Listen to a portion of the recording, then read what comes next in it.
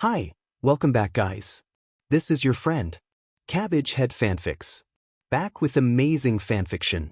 This is the series of What If Overpowered Deku Becomes Jinchuriki? Now before starting, please give this video a like and subscribe to the channel if you want more videos like this. Now let's get into the fanfic. Izuku Atsutsuki Midoriya. Abilities: Chakra Manipulation, Tailed Beast Chakra Mode, Tailed Beast Manipulation, Tailed Beast Transformation, Jutsu, Hirashin, Raisin Shuriken, Rasengan, Kikiai Genkai of Tailed Beasts. Parents: Inko Midoriya, Hisashi Atsutsuki. Likes: All Tailed Beasts, Hagoromo. Parents: Momo, Training, Spending Time with Tailed Beasts. Dislikes: Villains, Criminals, Bullies. Hero Costume: Obito's Akatsuki Costume.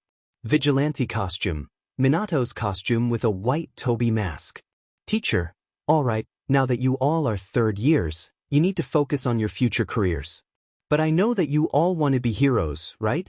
Class erupts into using quirks. Bakugo: Don't lump me in with these rejects, teach. I'm going to be the richest and most powerful hero. These rejects will most likely be sidekicks to some low-class heroes. Student 1: Hey, watch your mouth, Bakugo. Student 2: Yeah, don't act like some hotshot. Teacher: Oh, Bakugo, you wanted to go to UA, right? Class whispers to each other. Student 3: Really? UA? That's impossible. Student 4: Yeah, they have like a 2% acceptance rate. Bakugo, you extras, I aced all the mock tests. I'm the only one in this school capable of joining UA. And when I graduate, I'll be the new #1 hero, better than All Might. Teacher: Oh, Midoriya, you wanted to go to UA too, right? The class looks towards the back and starts laughing. Student 1: Midoriya? Ah, really? You're quirkless and you want to go to UA? Izuku: I mean, yeah, it's always been my dream, and they said quirkless people can go to UA now. Bakugo comes up to Izuku's desk and slams it. Bakugo: Why do you think you can go to UA, huh? Izuku: WEUC, KK Kaken, it's been my dream to be a hero. Bakugo: Really? A quirkless human like you, a hero? Huh. Don't make me laugh, Deku. Time skipped to the end of class. Izuku was packing his things when Bakugo swiped his hero analysis book. Bakugo: What's this, hero analysis number 13? I thought I told you to just give up, Udem Deku. Izuku: But I wanna try to be a H-hero. Bakugo: You a hero? Huh. Don't make me laugh. You can never be a hero, you stupid useless Deku. But there is one way to get a quirk. Izuku: Really? Bakugo: Take a swan dive off the roof and hope for a quirk in your next life. As Bakugo said that last sentence, Izuku felt depressed. On his way home, he encountered a sludge villain that was about to take his body. Sludge villain: a medium meat shield. This should do. The villain latched onto Izuku. Izuku: help me. When all hope seemed lost, someone came to Izuku's aid. I am here. Fear not, citizen, for I am here. Jakarta smash. As All Might punched the villain, it splattered everywhere. He then took a plastic bottle and collected the remains of the sludge villain. All Might slaps the boy. Hey.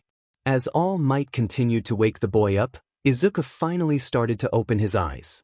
All Might: Good. Are you okay, young? Izuku, shocked at Midoriya. All Might: Young Midoriya, I am glad you are safe. However, it is my time to go now. Just as All Might was about to take off, Midoriya asked him a question. Izuku: All Might, can I ask why you a quick question? All Might: Sure, but be quick. Izuku: Is it possible to become a HH hero without a Q quirk? All Might: Oh, I'm sorry. I don't think that is possible. Hero work is dangerous. It means giving your life to be a hero. People with quirks have already fallen. I couldn't imagine what would happen to a quirkless person. Izuku: Well, if All Might said it, I guess Kaken was right. Oh, okay, thank you for your time. All Might: Very well, see you around, young Midoriya. As Izuku walked home, devastated that even his idol said he couldn't be a hero, an explosion occurred in the city. He rushed to check it out and saw a sludge villain wreaking havoc. To his surprise, the villain had taken a hostage, his bully, Bakugo Katsuki. As he observed that Bakugo was about to suffocate, he was going to intervene. But just then, All Might appeared and punched the villain into oblivion, changing the weather in the process. All Might, ha! I am here. Civilian 1. Look, it's All Might. Civilian 2, he changed the weather. Civilian 3, he's so amazing. As the chaos ended, everyone headed home. For Izuku, it felt like a lost hope. As he walked home, he overheard All Might and Bakugo talking. Bakugo, All Might? All Might, yes, young one, I am here. Bakugo, what are you doing here? All Might, I have seen your quirk during the villain attack, and I must say you have a very powerful quirk. Bakugo, oh, thanks. As Izuku listened to All Might compliment Bakugo, he couldn't help but feel a pang of jealousy. I mean, who wouldn't want to be the #1 hero? As he continues to eavesdrop, he can't help but feel sad. By the way, what is your name, young one? Bakugo, smirks, I am Bakugo Katsuki, and I am going to be the future #1 hero. I think I hit the jackpot. Good enthusiasm, I like it. Anyway, that is not what I am here for. Bakugo, then what are you here for? Time skip to after All Might explains about One for All. So, do you accept, young Bakugo? Bakugo, heck yeah, I accept. I just got a new quirk to challenge that Deku, but All Might can't find out. As Izuku hears that, he can't help but feel even more depressed. Wouldn't you be? The #1 hero gave his quirk to your bully. If only All Might knew what Bakugo really was. Time skip to Izuku arriving home. Izuku, Mom, I'm home. Inko, oh Izuku, you're back? Well, take a shower, dinner will be ready in about 10 minutes. Izuku, actually Mom, I'm tired. I think I'm just going to go to sleep. Inko, oh okay. As Izuku falls asleep, exhausted from the day's events, he thinks of ways to become a hero. Moments later, he wakes up in a sewer-like place, surrounded by 9 large creatures with multiple tails. In front of him stands a very old man with black orbs and a staff on his back. He looks back at the beasts, which appear enormous. He observes a tanuki, a fox, a squid, a horse with a dolphin head, and others he can't quite identify. Izuku, where am I? You are in the plane of the tailed beasts, Izuku. Izuku, how do you know my name, and who are you? Hagoromo, I am Hagoromo Atsutsuki, the sage of the 6 paths, and all these beasts are called the tailed beasts. To answer your question, I know your father. Izuku, wait, you know my father? Hagoromo, yes, we were very good friends until he passed away. Izuku, oh, then why are you here? Hagoromo, I am here to grant your father's dying wish. Izuku, and that is? Hagoromo, to make you a hero. Izuku, but I'm quirkless, how can I be a hero? Hagoromo, you see my boy, quirks are not what you think they are. Long ago, there lived an era of shinobi. Shinobi were people with special skills similar to quirks, but not quite the same. Before quirks existed, there was chakra. My mother, Kagaya Atsutsuki, came down to this world and consumed the fruit of a tree known as the Shinju tree. When she ate that fruit, chakra came to be. Chakra is the ability to manipulate energy for everyday uses and combat. However, when quirks started to appear, chakra was forgotten, and its abilities were lost. Your father was my good friend and could also use chakra. Izuku, wow, I never knew something like that existed in this world. But how are you going to make me a hero? Hagoromo, I will train you to use and manipulate chakra with the help of the tailed beasts. Speaking of tailed beasts, why don't you introduce yourselves to Izuku? Do we have to? Of course. He's going to be our new Jinchuriki. Fine, whatever you say. Shikaku, hey, the name's Shikaku, and I'm the one-tailed beast. Matatabi, hey, I'm Matatabi and I'm the 2 tails. Isabu, yo, I'm Isabu and I'm the 3 tails. Son Goku, I'm Son Goku, the 4 tails. Kokuo, I'm Kokuo, the 5 tails. Guess I'm going to be your big sister. Saiken, I am Saiken, the 6 tails. Chomei, the name's Chomei, but you can call me Lucky, the 7 tails. Gyuki, hey there, Gyuki here, the 8 tails. Kurama, hey, says in a scary tone. Izuku, H hello Mr. Fox. W what's your name? Kurama, I am the 9 tails, not some fox. Matatabi, but you are a fox, you know, Kurama. Izuku, Kurama, is that your name? Kurama, yeah, anyway, I'm going to sleep. Don't disturb me or you're in trouble. Izuku, is he always this scary? Gyuki, yeah, but don't worry, inside he's as soft as a fur ball. Izuku, oh, that kind of reminds me of Kaken. I hope he doesn't turn out like him. Hagoromo, now that you all are acquainted with one another, let's get down to business. The tailed beasts and I are going to train you and make you their new Jinchuriki. Izuku, if you don't mind me asking, what's a Jinchuriki? Hagoromo, a Jinchuriki is a vessel for the tailed beast. Usually, a person can only hold one tailed beast, but since you have Atsutsuki blood in you, you can hold all 9 of them. Izuku, oh that makes sense. How long are you going to train me for? Hagoromo, 8 years. Izuku, nanny. The years? I'll be like 22 by then. Hagoromo, 8 years here is just 8 hours in the real world, so when we finish training you'll be awake.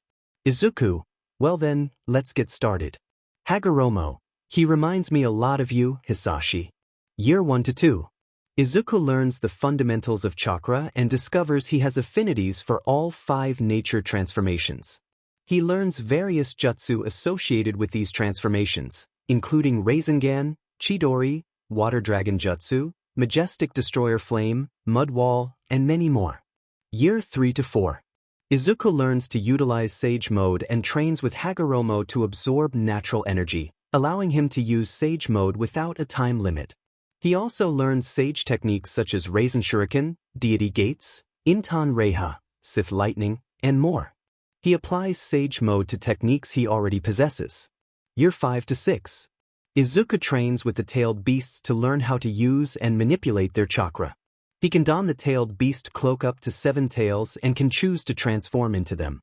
He also learns their respective Kekkei Genkai, Shikaku, Magnet Release, Saiken, Acid Release, Kokuo, Boil Release, Sun, Lava Release, etc.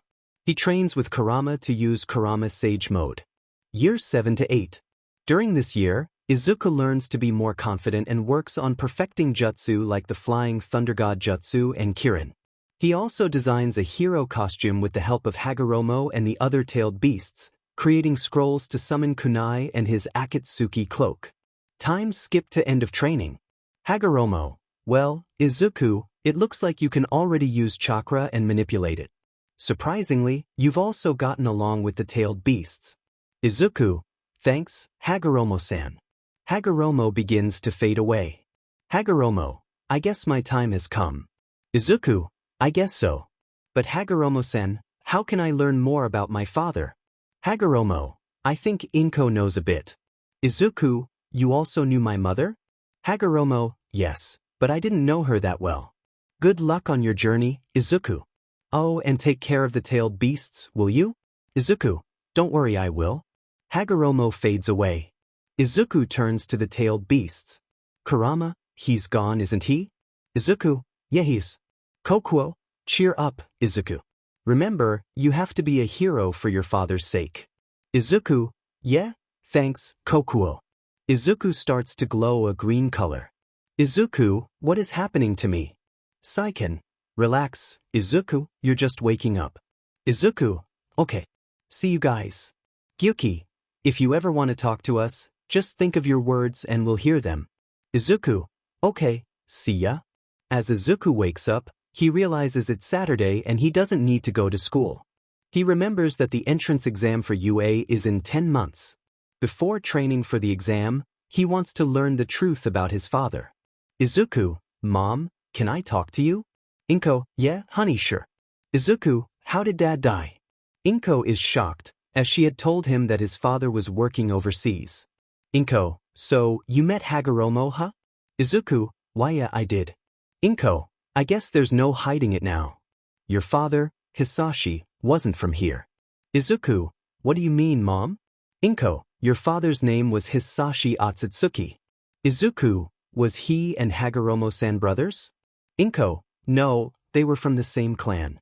He was tasked to come to Earth for a mission, but once he completed it, your father and I met. Honestly, for me, it was love at first sight. Izuku, Mom, that's so corny. Inko blushes. Your father and I started talking, and before we knew it, we were dating. Fast forward a few months, and I was PR'd in tea with you. But when you were about 2 years old, he had to leave to take care of some things. Days turned to weeks, and weeks turned to months. Before I knew it, Hagoromo came and said that your father passed from a sickness. I was devastated by your father's death, but I knew I had to stay strong for you, Izuku. As Inko finishes the story, both she and Izuku start to tear up. Izuku doesn't have any memories of his father. The tailed beasts listen and feel sad for Izuku, knowing what it's like to feel lost without a father figure. Izuku, wow, I never knew about that. So, Inko, don't be Izuku. You deserve to know one way or another. Izuku, I hope you're watching over me, Dad. Time skipped 10 months. It was a day before the entrance exams. Izuku was going for an afternoon jog to freshen up after training. In the past 10 months, Izuku had polished his jutsu arsenal and was now as skilled as Naruto was during the Fourth Great Ninja War. While jogging, he caught sight of a black-haired girl with onyx-colored eyes and a ponytail. He saw her in an alley, in distress. Hey there, sweetheart, how about we have some fun? One thug taunted. And no, please let me go, she pleaded. Don't be like that, come on, we'll give you a great time, another thug chimed in. Somebody, please help me, she cried out.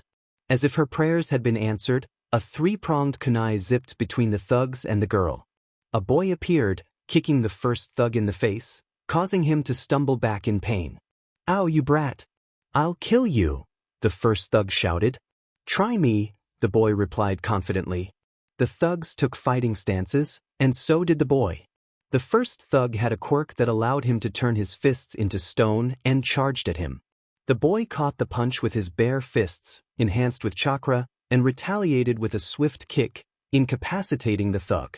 The second thug attempted to use weak telekinesis, throwing a trash can lid at the boy, but he caught it and hurled it back, hitting the thug in the head. The third thug, looking scared, tried to flee, but the boy appeared in front of him and slammed a powerful attack into his chest. Rasengan, he shouted as the thug went flying into a wall, cracking it. Turning his attention to the girl, he asked, Hey, are you okay? Yeah, I'm fine, she replied, visibly shaken. Oh, good news, he said, flashing a bright smile. She blushed slightly.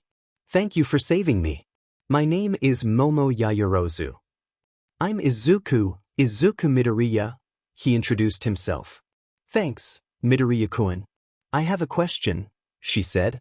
Sure, what is it? He responded. Are you going to UA by any chance? Why yeah, are you too?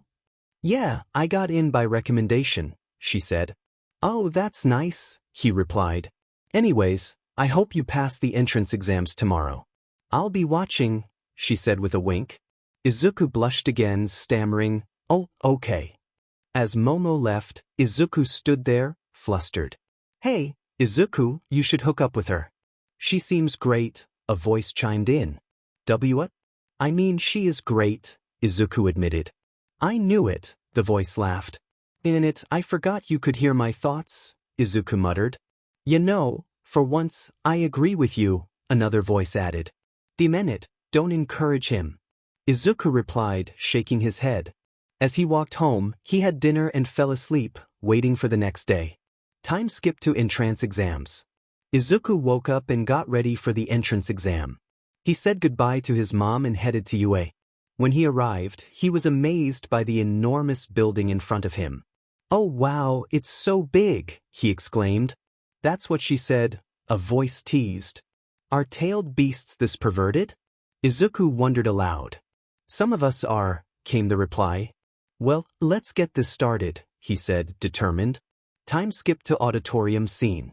Present Mike was explaining the exam when a student interrupted.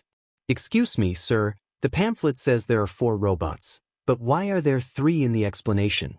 This should be ashamed to make a mistake this small, he said, pointing at Izuku. You have the same disinterested look. If you aren't interested, you might as well leave. Oh, what's your name? Izuku asked. My name is Tenya Ida from Semi-Private Academy, the boy replied. Oh, Ida, who shoved a stick up your back? Izuku quipped, causing laughter to erupt in the auditorium, even from Present Mike. Good one, kid, a voice said. Thanks, guys. Present Mike was about to explain about the faux villain, Izuku added. Correct, little listener. The 4th and final villain is a foe designed to help your combat abilities, but by destroying it, you do not gain any points, Present Mike clarified. Time skipped to exam. Izuku was getting his stuff ready when someone tapped him on the back. Hey, weapons aren't allowed. I ask you to leave them out of the exam, Ida said. I swear this guy doesn't give us a break, a voice complained. Actually, I had permission to use this because it utilizes my quirk, Izuku explained. Oh, okay, very well, Ida conceded. As the doors opened, Izuku rushed in, quickly destroying robots left and right, leaving the other contestants in awe. What are you doing? There aren't real countdowns in real life, get going. Present Mike urged. The students rushed in, battling the robots. One had a quirk that shot lasers, another acted like a frog, and one could harden his body. As Izuku was taking down robots, he spotted a group of 3-pointers and rushed in with a smirk. Son, lend me some of your chakra, will you? He asked. With pleasure, came the reply. Sage Art, Lava Rasen Shuriken. Izuku shouted as he unleashed the attack, creating a massive explosion that took out the robots and some surrounding area. In the spectator booth. We have a very interesting batch this year, don't we, Nizu? One observer remarked. Indeed we do, Nizu replied. Endeavor was present, as Shoto was one of the recommended students. Look at that blonde kid with explosions. The screen zooms in on Bakugo using his explosions on the robots while also punching with one for all. That kid has got a very powerful quirk, one observer comments. Indeed he does. Let's take a look at the other students, Nizu replies. The screen then shows Izuku running up a building to the top. The teachers are beyond shocked, but a certain ponytailed girl smirks. What is that kid's quirk? Another observer asks. I don't know, Snipe, but I think it's gravity manipulation. You're wrong, Midnight, Nizu interjects. What do you mean, Nizu? Midnight asks. Izuku Midoriya's quirk is unknown. He has shown many different types of skills, like when he created a ball of magma. If I had to guess, it would be some type of energy manipulation. As the judges observe Izuku climbing the building, he finally reaches the top and takes a nap. The judges sweat drop at the sight until Nizu, the principal, gets an idea. This ought to wake him up, Nizu says as he presses a big red button. Izuku is abruptly interrupted from his beauty sleep. Who woke me up? Izuku exclaims, seeing a giant 0-pointer coming down the street. Oh, I've been wanting to try this move. Are you seriously going to use that? It could be dangerous, Kokuo warns. Relax, Kokuo. Danger's my middle name. Izuku replies confidently. I thought your middle name was Atsutsuki. Chome chimes in. Then in it, you guys are killing the mood. Izuku retorts. As if duty calls, he sees a girl trapped under the rubble. Noticing that no one is helping her makes him angry. Talk about heroes in training, he mutters. Izuku runs to the girl, lifts the rubble, and saves her just before the robot's foot stomps down. Take care of her, she might have some injuries, he instructs the other examinees. Where are you going? Someone asks. Destroying the villain. Izuku declares.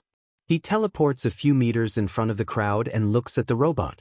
That kid is crazy to think he can do that, one observer comments. Yeah, I know, another agrees. What are you planning, you'd met Deku? Bakugo growls. As Izuku walks closer, he smirks and prepares his move. Begone with the thunderclap. Kirin. A lightning dragon drops from the sky and obliterates the giant robot. The other examinees are shocked by the power of this kid. How did he do that? One asks. He's so powerful, another exclaims. I wonder if he's single. The teachers are equally shocked. Nizu drops his tea, Endeavor's flames burn out, and Aizawa even smiles. Aizawa, put him in my class? Nizu suggests. Taking an interest, I see, Aizawa replies. Yeah, whatever, Present Mike adds. And that includes the entrance exams. I hope you all get the best results. See you later, little listeners. The results will be posted next week. Well, now's the waiting game, Izuku says. As Izuku jogs home, his mother rushes at him at incredible speed. Izuku, the letter is here. Inko exclaims. Diamen, I just got back. Okay, I'll open it in my room, he replies. As Inko hands him the letter, he heads to his room to open it. Meanwhile, the tailed beasts have a quick chat. Do you think he'll pass? Izuku asks. Of course he will. He got so many points in the test, Sun and Kokuo respond. You do realize there was also a writing part, right? Yuki points out. Yeah, but I think he will, Kurama assures them. Oh, you seem to have a lot of faith, Kurama, Matatabi remarks. Yeah, so what? I was the one who gave him the answers, Kurama admits. The tailed beasts gasp in unison. What? How did we not notice? Koko asks. I don't know, maybe Kurama has telepathy or something, Saiken suggests. We all have telepathy, you damn slug, Shikaku retorts. Oh, Saiken replies. I think we failed him, Chomei says. Yup, poor Hisashi, his wish is thrown out the window, Yuki adds. We'll see, Kurama says as Izuku opens the letter. A bear mouse figure appears. Hello. Mr. Midoriya. You might be wondering who or what I am. Am I a mouse, am I a bear? The fact is, I am Nizu, the principal, he announces with a maniacal laugh. I don't know who's scarier, him or Bakugo, Izuku thinks. Well, let's see, Mr. Midoriya. You did not only pass the practical exam, but you got the highest score. However, I couldn't say the same for the writing part, Nizu continues. And no, he's gonna fail. Kokuo exclaims. Just kidding. You should have seen the look on your face, Mr. Midoriya. In fact, you also got the highest mark with 100 out of 100. The tailed beasts, except Kurama, are shocked. What? Thanks a lot, Kurama, Izuku says. No problem, kid, Kurama replies. I can't wait to see you in action, Mr. Midoriya, Nizu adds. After that, Izuku tells his mother that he passed with the highest marks. She tears up, nearly flooding the apartment. As Izuku prepares for bed, he has something to say first. Hey guys, you still awake? We never sleep, Izuku, Matatabi replies. What about Kurama? Izuku asks. He just sleeps because he admires humans, Saiken jokes.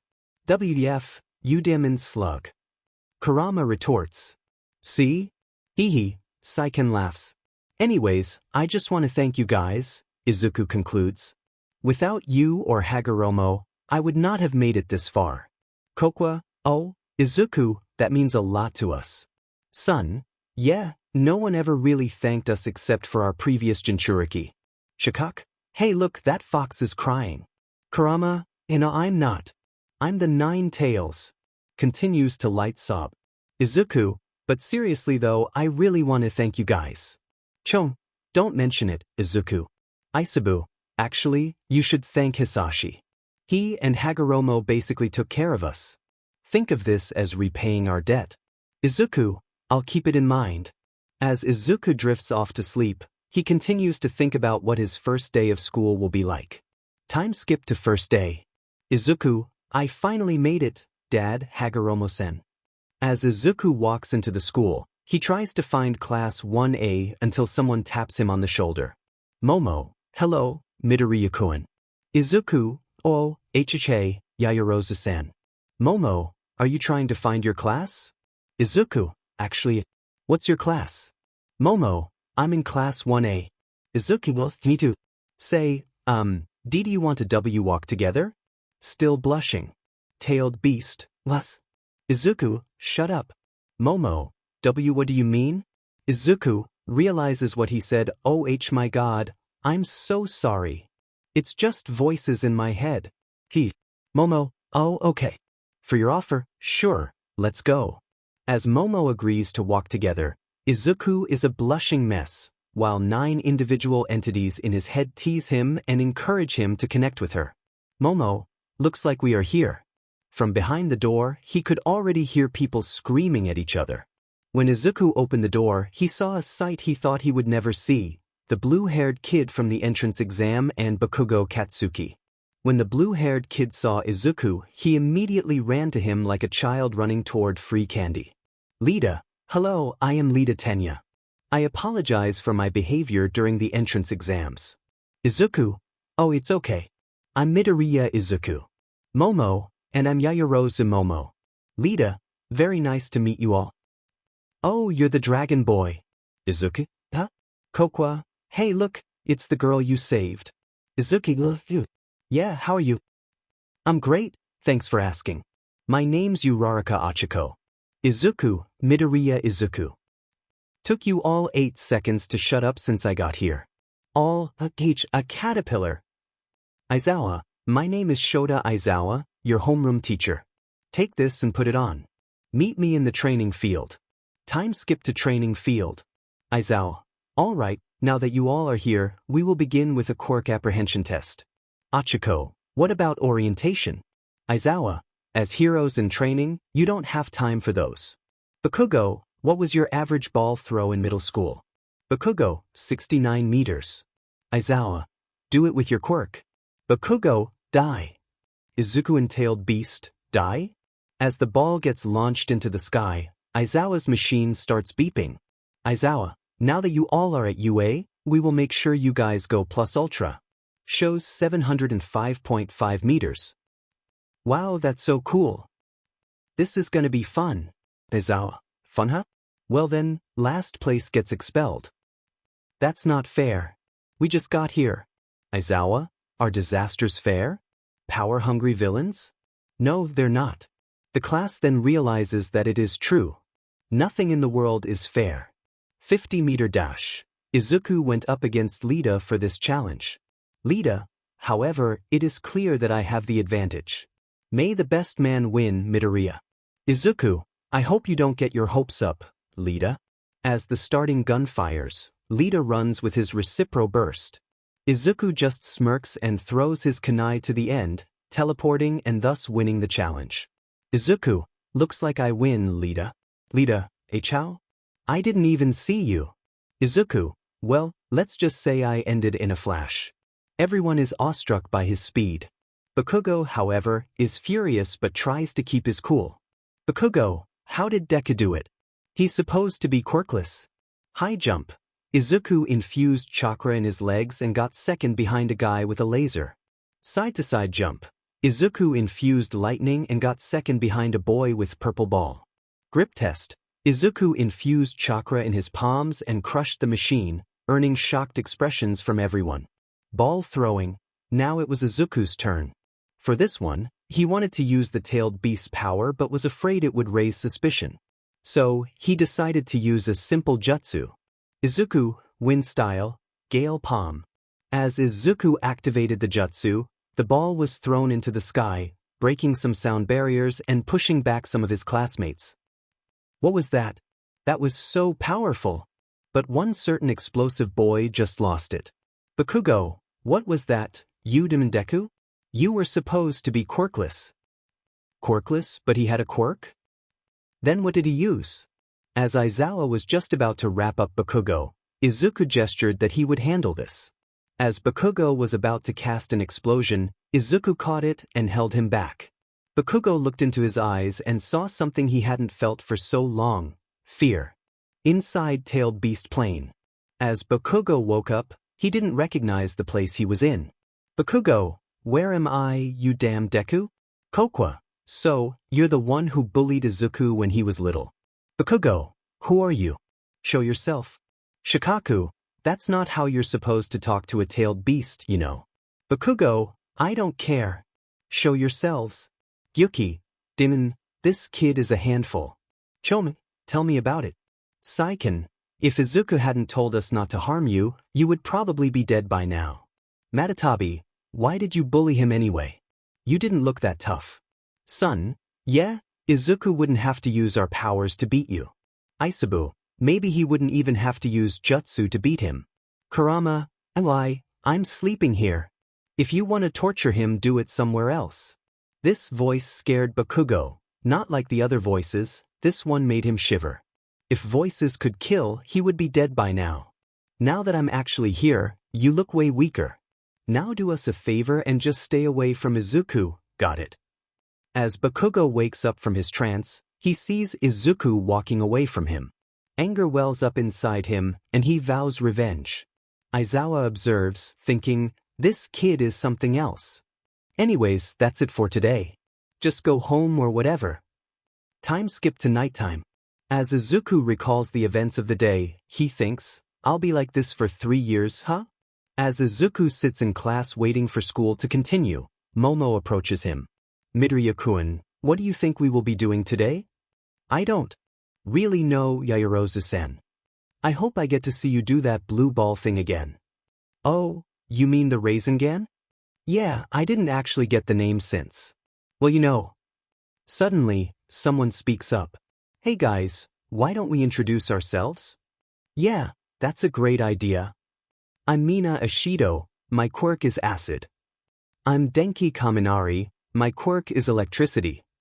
I'm Kyukajiro, my quirk is earphone jack. Skipping to Izuku. Hey, I'm Izuku Midoriya, and my quirk is. Guys, what do I say for my quirk? I know. Say something like animal manipulation. That doesn't make any sense at all. Well, we can't say chakra because they would make us suspicious. Just say tailed beast. Wait, really?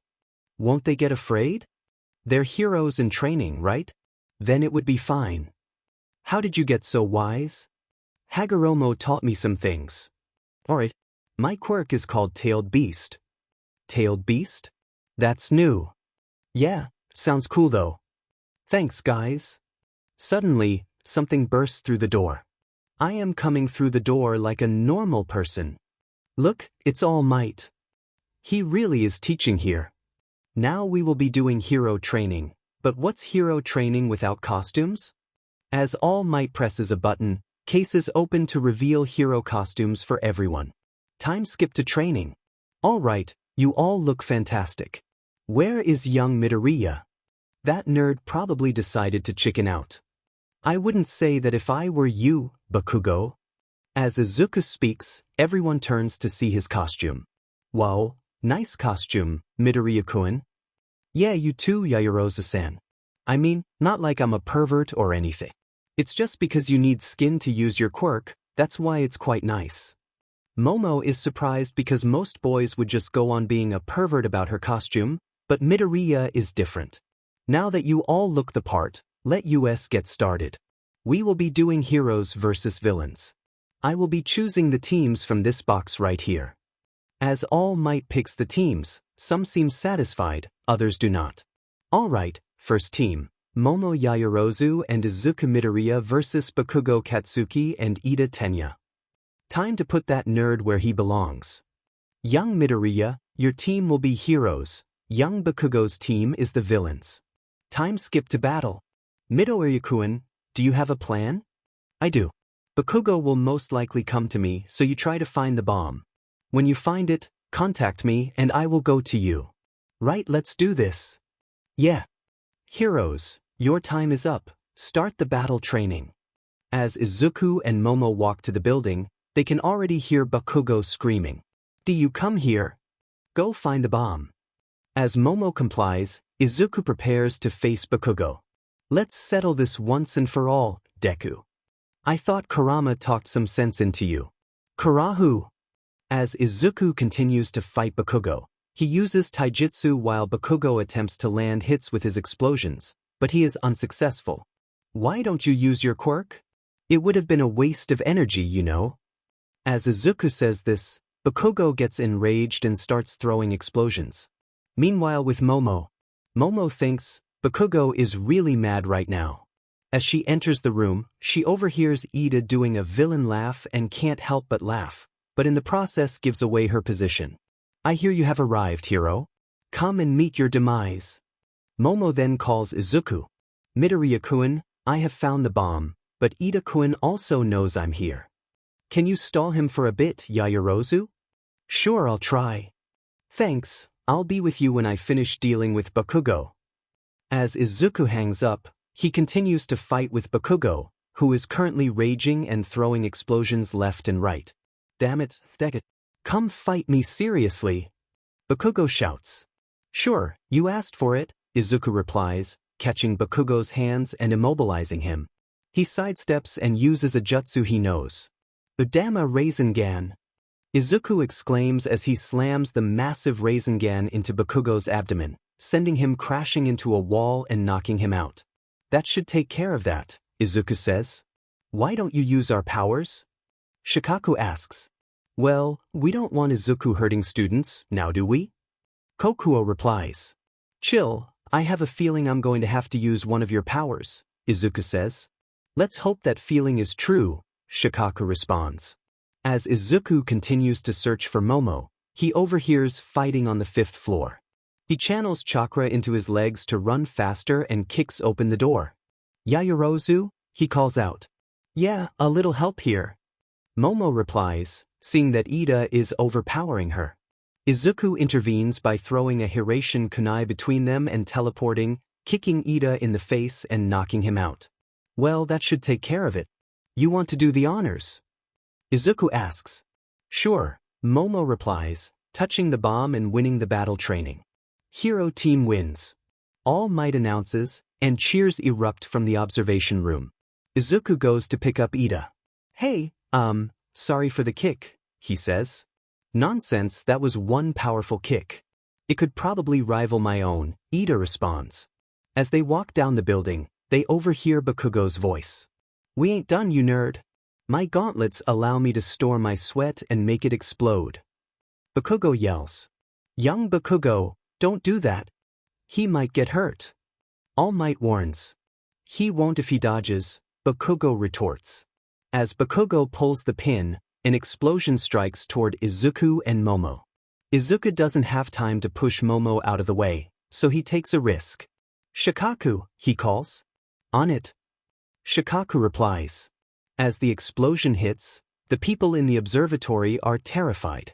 All Might is about to rush to the venue but stops when he sees something, a monster. Momo, seeing this, feels both scared and relieved. And Midoriya? Are you okay? Izuku asks.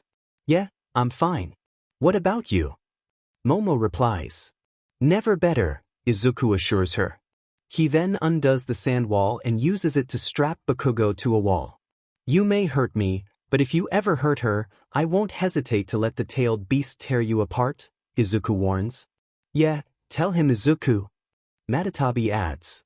As Izuku walks toward Bakugo, who is strapped to the wall, Bakugo can't help but feel scared. What are you? Bakugo stammers. Izuku leans in close and whispers something that sends shivers down Bakugo's spine. Your worst nightmare.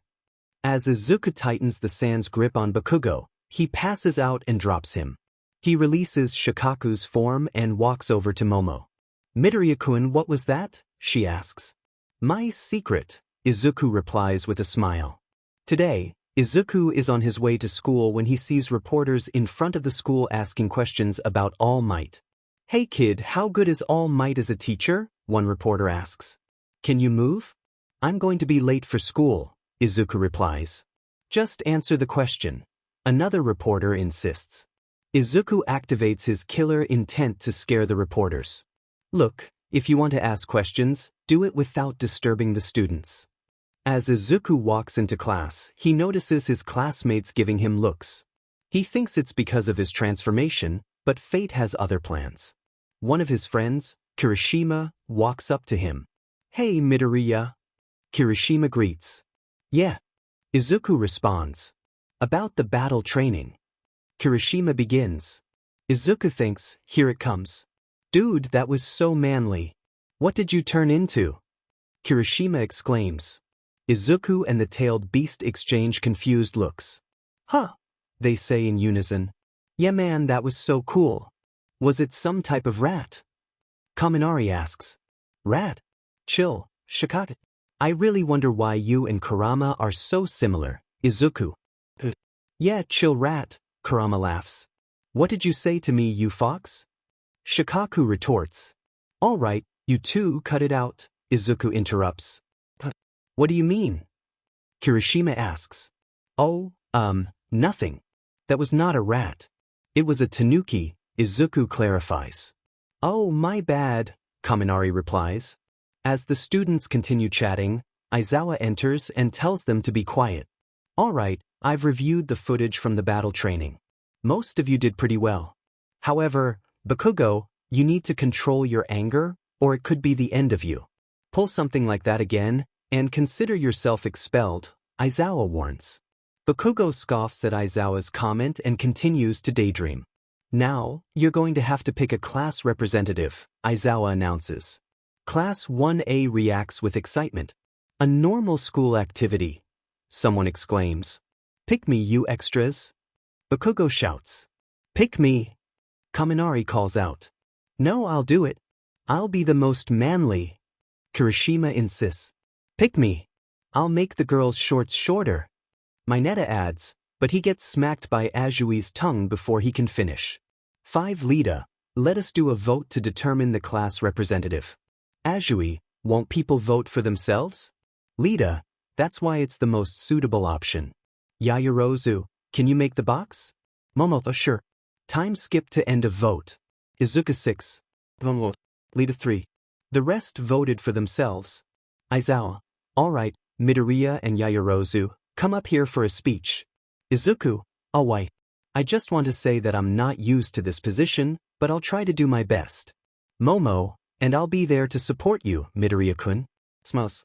Izuku, blushes. Oh, thank you very much, Yaoyorozu-san. Time skip to lunch. Izuku, hey, Yaoyorozu, is this seat free? Momo, yeah, it is. Izuku. Lita, mind if I sit with you guys? Izuku and Momo, not at all. Lita, anyway, how is being class rep treating you, Midoriya? Izuku, oh, it's just fine, to be honest. I just never expected to be picked, that's all. Lita, yes, well, I and Yaoyorozu-san will always sup. Warning level 3 security breach. As Izuku and his friends hear that noise, they get confused about what is causing all the racket. Lita, excuse me, what is happening? Random extra. It means that someone has made it into UA without authorization. As Izuku hears that, he gets trampled by other students. Momo, Izuku. Izuku, thinking did she just call me Izuku? Kurama, she did.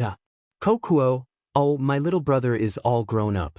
As Izuku thinks of a plan to quiet down the crowd, he overhears the press breaking in for an interview. Izuku, darned press. Hey, Kurama, can you help me with this? Kurama, yeah, sure. Izuku then throws a Hiraishin kunai to the wall and teleports to it, gaining everyone's attention and releasing some of Kurama's presence. Izuku, quiet down. You're supposed to be heroes in training, not babies crying. If you look in the window, it's just the press. As everyone realizes what Izuku said was true, they all get back to doing their activities. Lita, that was nice going, Midoriya. Izuku, thanks, Lita. Momo, yeah, Izuku, it looks like you've been doing this for so long. Izuku, thinking sure, I've got 9 creature-like entities in myself that I have to manage.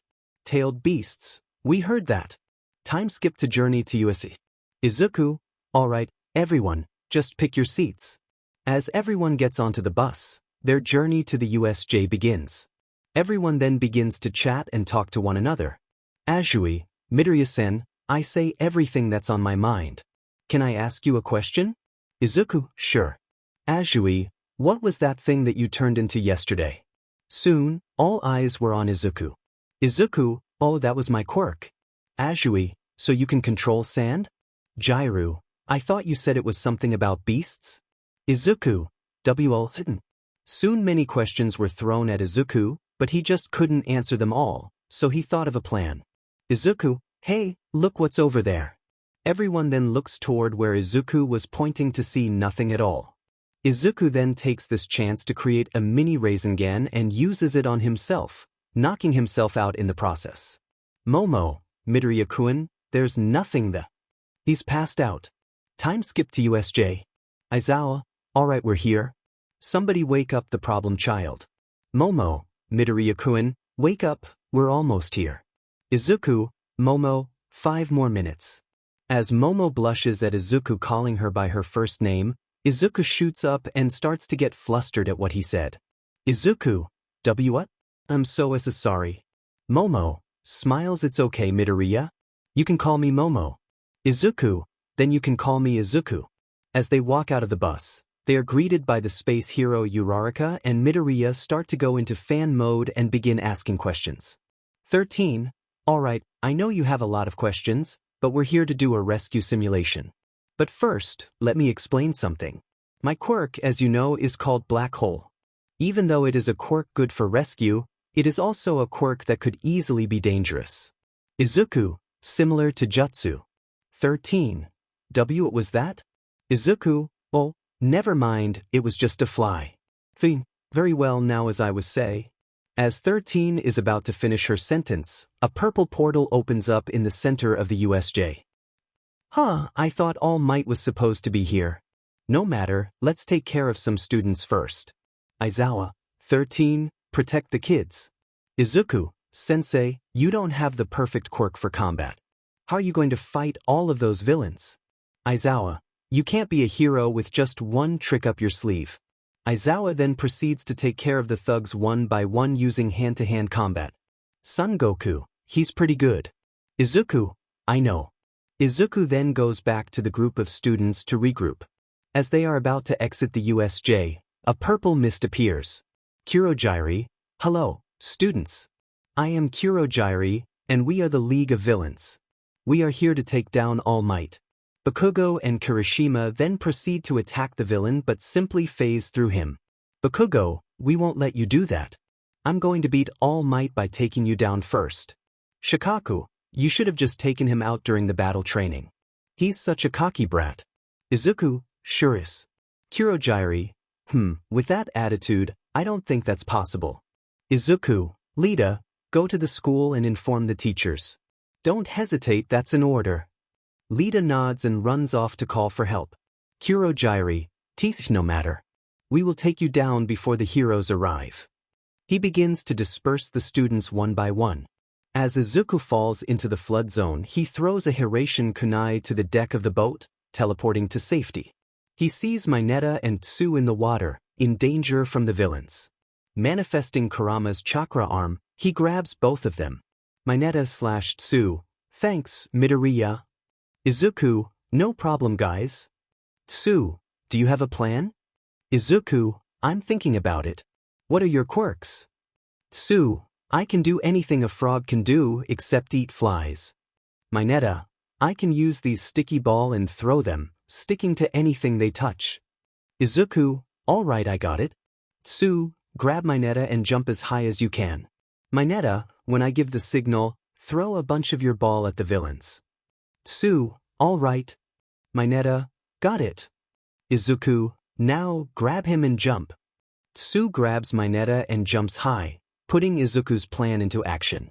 Izuku, water style, shark bomb jutsu. As Izuku casts his jutsu, sharks attack the villains from all directions. Tsu and Mineta watch in awe at Izuku's display of power. Izuku, Mineta, now. Mineta throws as many balls as he can at the villains, sticking them together while being attacked by the sharks. The villains are knocked out with several bruises. Izuku, nice job you guys. Tsu, you too Izuku. As they compliment each other, they wonder what to do next.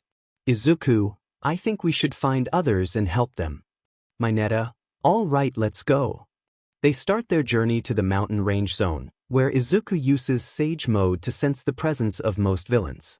Upon arriving, they see Kaminari is incapacitated and Yaoyorozu and Jairu are cornered by 5 villains. Thinking quickly, Izuku applies lightning to 5 Hirashin kunais, throwing them at the villains while passing Momo and Jairu. Momo, thinking, this kunai. Izuku, flying Raijin, level 3 dance of the lightning god. As Momo hears Izuku's voice, she knows she is in good hands. A flash appears, requiring her to shield her eyes. When the flash dies down, she sees Izuku in his signature cloak standing above the now knocked out villains. Momo, Izuku? Izuku, yeah, you alright? Jiru, hey Momo, your top is ripped. Izuku catches a glimpse and can't help but blush. Kurama, looks like the kid got an early birthday present. Yuki, how big was she? Izuku, so big. As Izuku regains consciousness, he sees Momo's top is now covered, and most of his classmates are fine. Izuku, alright, let's get to the center plaza. I can sense Aizawa-sensei is in danger, and our classmates are already there. Jiru, how do you know? Izuku, with this. Shows Sage Mode activated. Momo, what's that? Your eyes changed. Izuku, it's called Sage Mode. I don't have time to explain, but we have to get there fast. Aizawa-sensei's life force is draining. Grab onto me. I'm going to teleport us there. Momo, I still don't get what your quirk is. As they grab onto Izuku, he throws a kunai to the center of the USJ and teleports them there. Izuku, alright, we're here. Go to the top with 13. Momo, what about you, Izuku? Izuku, I'll be fine, Momo. Besides, I'm never alone. As the group walks up the stairs to regroup with the others, Izuku rushes to the center plaza to see the villain, now identified as Shigaraki, about to attack Todoroki. He realizes Todoroki has no time to dodge. Izuku, wind style, wind scythe jutsu. Two wind-like scythes approach Shigaraki, and just as his arms are about to reach Todoroki, Shigaraki's arm is cleanly severed. Todoroki sees Izuku and assumes he did this. Shigaraki, WWHO did this? Izuku, oh, it was me. I thought you were heavy carrying all those hands, so I did you a favor and cut off your arm. Shigaraki, why you will pay. You, get him. As the creature identified as the Nomu charges at Izuku, he dodges its punches with ease. Izuku thinking, this thing is fast, but I'm faster. Izuku does a backflip, kicking the Nomu and creating some distance. Izuku, fire style, fire dragon bullet. Two flaming dragons erupt, engulfing the Nomu.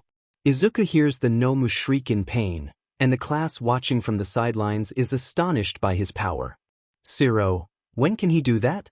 Uraraka, I don't know. I thought he could only control sand. Bakugo, thinking, how did that demon Deku do that?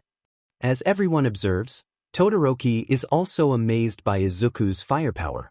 Todoroki thinking, such firepower. Izuku, Todoroki, take Aizawa-sensei and get out of here. Todoroki, are you crazy? I couldn't even beat that thing. What makes you think you can? Izuku, because I haven't even gotten serious. Smirks, just get out of here. Todoroki complies and takes Aizawa, running up the stairs. Their classmates saw Todoroki coming up the stairs and questioned why Izuku wasn't with him. Momo, Todoroki, why isn't Izuku with you? Todoroki, he said to go first, he's going to take care of the villain. Bakugo, Tisich, that Deku is crazy if he thinks he can handle the villain. He's just a Deku.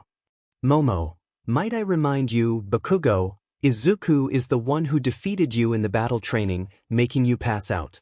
I think it's safe to say that he's not just a Deku. Mina, I didn't know you were on a first-name basis with Midoriya. Momo, W just started. Todoroki noticed this and felt a pang of jealousy. He knew they were close, but he couldn't understand why he felt this way. Back to Izuku. Izuku thought, so, he's already up top, huh? Good. He then saw the Nomu regenerating its lost limbs. Izuku, not enough. Kurojiiri, I think it's best we leave, Shigaraki Tamura. We need to stop that injury of yours. Shigaraki, no, I want to see the boy suffer by my hand. Nomu, kill him. The Nomu advanced toward Izuku, but he simply smirked. Shigaraki, why are you smiling, you brat? Izuku, I just want to say thanks for the warm-up. Shigaraki, huh? Izuku, Matatabi, let's do this. Matatabi, yeah, let's go. Izuku was engulfed by blue flames with black markings, and the pressure from his power affected everyone watching. Shigaraki thought, "What is this pressure?" The Nomu stopped in its tracks, seemingly scared.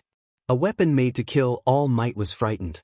The Nomu was pushed back by the sudden pressure as the blue flames died down, revealing a blue silhouette of a figure. "Izuku, now let's dance."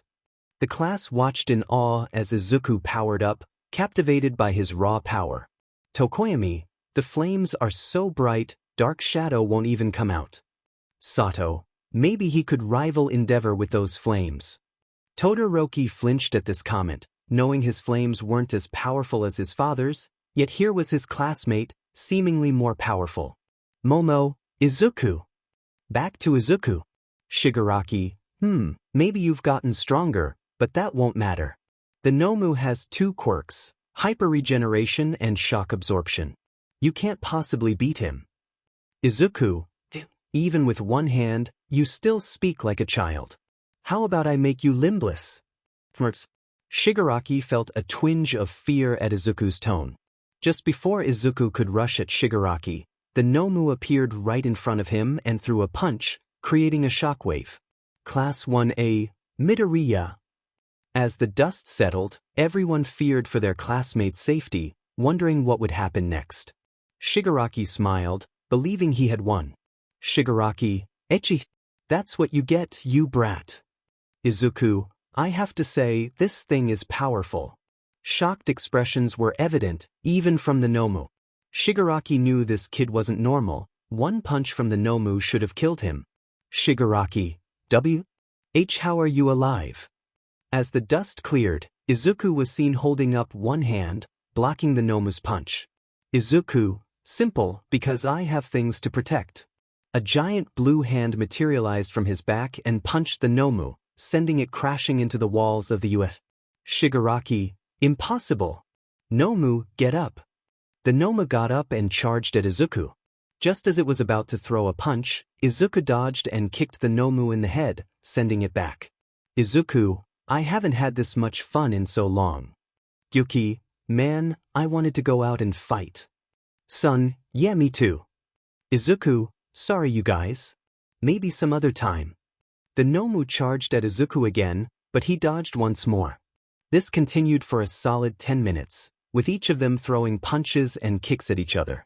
Uraraka, "Whoa, Dekukuin is so powerful."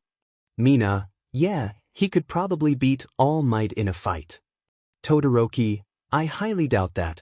"Sure, he could beat Bakugo, but we haven't seen the end of this match." Momo, "Izuku will win." Mina, "You sure have a lot of confidence in him, Yamamo?" Momo, "You weren't there during the battle training. I saw firsthand what he was capable of. I think he isn't even serious right now." To Izuku, "Izuku, I'm not even serious right now." Shigaraki, "That thing is supposed to kill All Might. How are you holding up against him?" Izuku, "Simple, I'm stronger than All Might." Izuku then backflipped, creating some distance to prepare his jutsu. Izuku, "Purple Chidori." The sound of birds chirping was heard as Izuku rushed at the Nomu, slamming his Chidori into its brain and killing it instantly. Izuku, "That's that. You're next." Points his Chidori at Shigaraki and Kurogiri. As Izuku threw a kunai at Shigaraki, he teleported to it. Just before he could land a hit on Shigaraki, a purple mass covered both Shigaraki and Izuku. Before anything could go wrong, he teleported to a kunai he had placed near the center plaza. "All Might, not to worry, I am here." Class 1A, "You're late." All Might saw that every student was safe but couldn't find Izuku. "All Might, where is young Midoriya?" Momo, "He fought the villains down there." M sees Izuku over a creature with a bird head and also notices a bloody arm on the side. M, "Young Midoriya did this?" They all nod, knowing it was true. Then Ida came in with all of the UA staff. Ida, "Don't worry, I have brought help." M, "You're late." Ida, still. Nizu, "Well, looks like everyone is okay, but I don't see Mr. Midoriya with any of you." M, "He was down in the plaza taking care of what looks like a monster with a bird head." Izuku then teleports to where everyone else is, startling them. He was still in his TBCM, Tailed Beast Chakra mode. Why young Midoriya, what is that? Izuku, oh this? It's a part of my quirk, you could say. Ida, All Might, Aizawa-sensei, and 13 are in bad condition. I don't think they'll make it. Everyone then starts to panic about what to do. Recovery Girl couldn't use her quirk due to the lack of energy they both have. Izuku, wait. Izuku then walks to Aizawa and 13 and puts each of his hands above them. Kirishima, Midori bro, what are you doing? Kirishima was cut off due to a green light appearing on Izuku's palm. Nizu, if I may ask Mr. Midoriya, what are you doing? Izuku, I'm healing them. 1A, since when can you heal people? Izuku, since 10 months ago. Chome, good thing we taught you medical ninjutsu. Saiken, yeah, if not, who knows what would happen to those two. Aizawa and 13 start to wake up. Aizawa, grunts P problem child? Izuku, don't move, I'm still healing you. Aizawa, thanks a lot. 20 extra points on your next exam. 1A, so not fair. Aizawa, it's not every day you meet a kid who can fight and heal at the same time, now is it? As they get patched up by either the medics, Recovery Girl, or even Midoriya, everyone seemed to be in tip-top shape. Izuku, Kaken, do you want me to heal you? Bakugo, tee, get away from me, nerd. Izuku, thinking he didn't call me Deku? Kokuo, not after that, no. Izuku then deactivates his TBCM. He walks to Yaoyorozu to ask if she is okay, but someone beats him to it. Todoroki, Yaoyorozu, are you okay? Momo, I'm okay, Todoroki-san. Momo runs over to Midoriya to thank him for protecting her. Momo, hey Izuku, thanks for protecting me back there. I couldn't think of what would happen to me if you didn't show up. Izuku, no problem, Momo. I'm always happy to help. Smiles. Momo, blushes thanks, Izuku. Todoroki watches this and can't help but feel jealous. He has had a crush on Yaoyorozu for some time now. He can't help but feel jealous whenever Midoriya and Yaoyorozu talk, especially when he hears they are on a first-name basis. He thinks of a plan to get together with Yaoyorozu but struggles to come up with a great idea until a light bulb clicks in his head. He picks up his phone and dials a number. Ringing. Hello? Todoroki, I'm gonna make this quick. I need your help. You need my help? I'm finding that hard to believe. And what if I refuse? Todoroki, I'll tell the world who you really are. What do you need help with, son? Time skipped to the next day. People were chattering while waiting for school to start. Toru, hey, who do you think is gonna teach us today?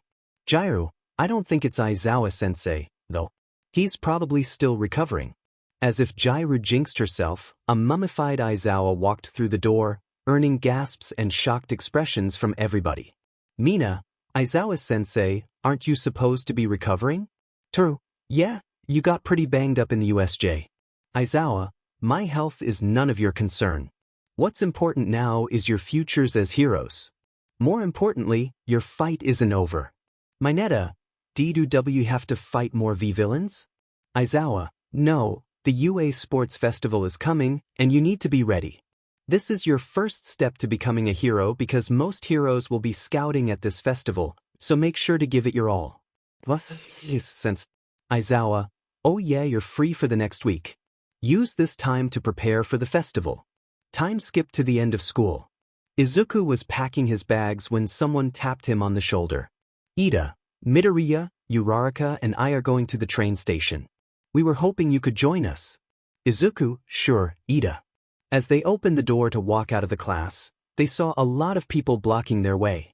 Izuku, can you please move out of the way? So, this is 1A? I expected more, to be honest.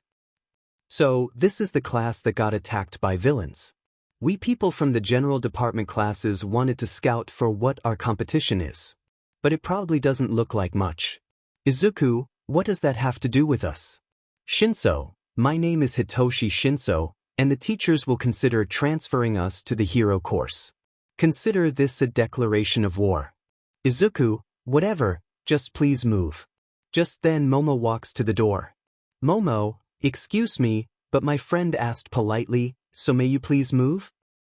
Huh, don't act so high and mighty just because you survived some villain attack. Momo, excuse me? Monoma, I'm Nito Monoma from 1B, and I came to see my classmates. You can't even hold yourselves during a villain attack. How weak can you be? The class looks down in defeat, knowing he has a point. They were aware of their shortcomings, with the exception of Midoriya, who had faced the villains head-on. Izuku, that's not true. Sure, maybe we were weak during the villain attacks, but that doesn't mean we can't get stronger.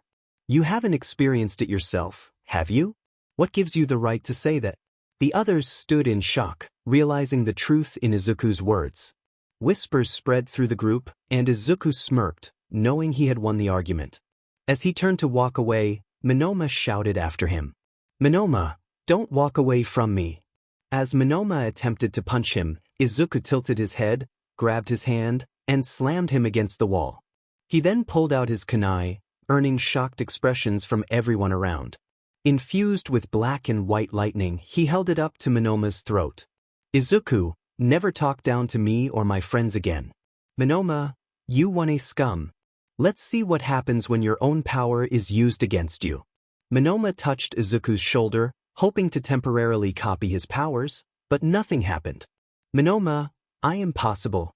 Why can't I copy your quirk? Izuku, simple. It isn't a quirk. Monoma looked into Izuku's eyes and saw 9 entity-like creatures staring back at him. Monoma, what were those tea things? Izuku, my family. Just as Izuku was about to strike Monoma with his kunai, someone screamed, causing them to stop. Momo, Izuku. Izuku turned to see Momo grabbing his arm and pulling him toward the school entrance. Momo, what were you thinking? Izuku, sorry, I just got emotional. Momo, it's okay, he started it. But Monoma said something that intrigued me. He mentioned things, and your family. Isabu, DMN, she's smart. Kokuo, Izuku, just tell her about us being your quirk, but don't share more. I trust her. Izuku, thinking right, got it. Izuku, those things were my quirk, and I consider them family. Momo's curiosity grew, realizing this was connected to his quirk. Izuku, well, it isn't entirely my quirk but more of an ability. The things Monoma referred to are the tailed beasts I spoke of, and they are sealed within me. Momo was fascinated, noting that his quirk was a living entity, much like Tokoyami's. Izuku, so, yeah, they are considered living things, which is why I consider them family. Momo, oh, that's an interesting quirk. But you said they were sealed inside you. How can it be a quirk like that? Izuku suddenly realized he had misspoken. Izuku, I gotta go. See ya. With that, Izuku teleported home, flustered. He knew he was going to get an earful from the tailed beasts. Back with Momo. Momo, thinking you're really interesting, you know that, Izuku? Momo blushed at her own thoughts as she headed home. Time skipped to home. Momo, mother, father, I'm home. Kana, welcome home, sweetheart. How was school? Momo, it was fine, although something interesting did happen. Kana, what was it? Just as Momo was about to answer, her father walked in. Haruki, hello Momo. How was school? Momo, hello father. It was fine, thanks. I was just about to tell mother about it. Haruki, oh, me. Ring ring. He was interrupted by his phone ringing. Haruki, oh, I just need to answer this call first, then I'll be with you. With that, Mr. Yaoyorozu left the 2 women to answer his call. He saw the caller ID and was shocked. Haruki, hello, what do I owe the pleasure? Mr. Yaoyorozu, I have an offer for you that you will likely find intriguing. Haruki, although I doubt that, I'm still interested. What do you want, Endeavor? It had been a week since the USJ incident, and many things had changed.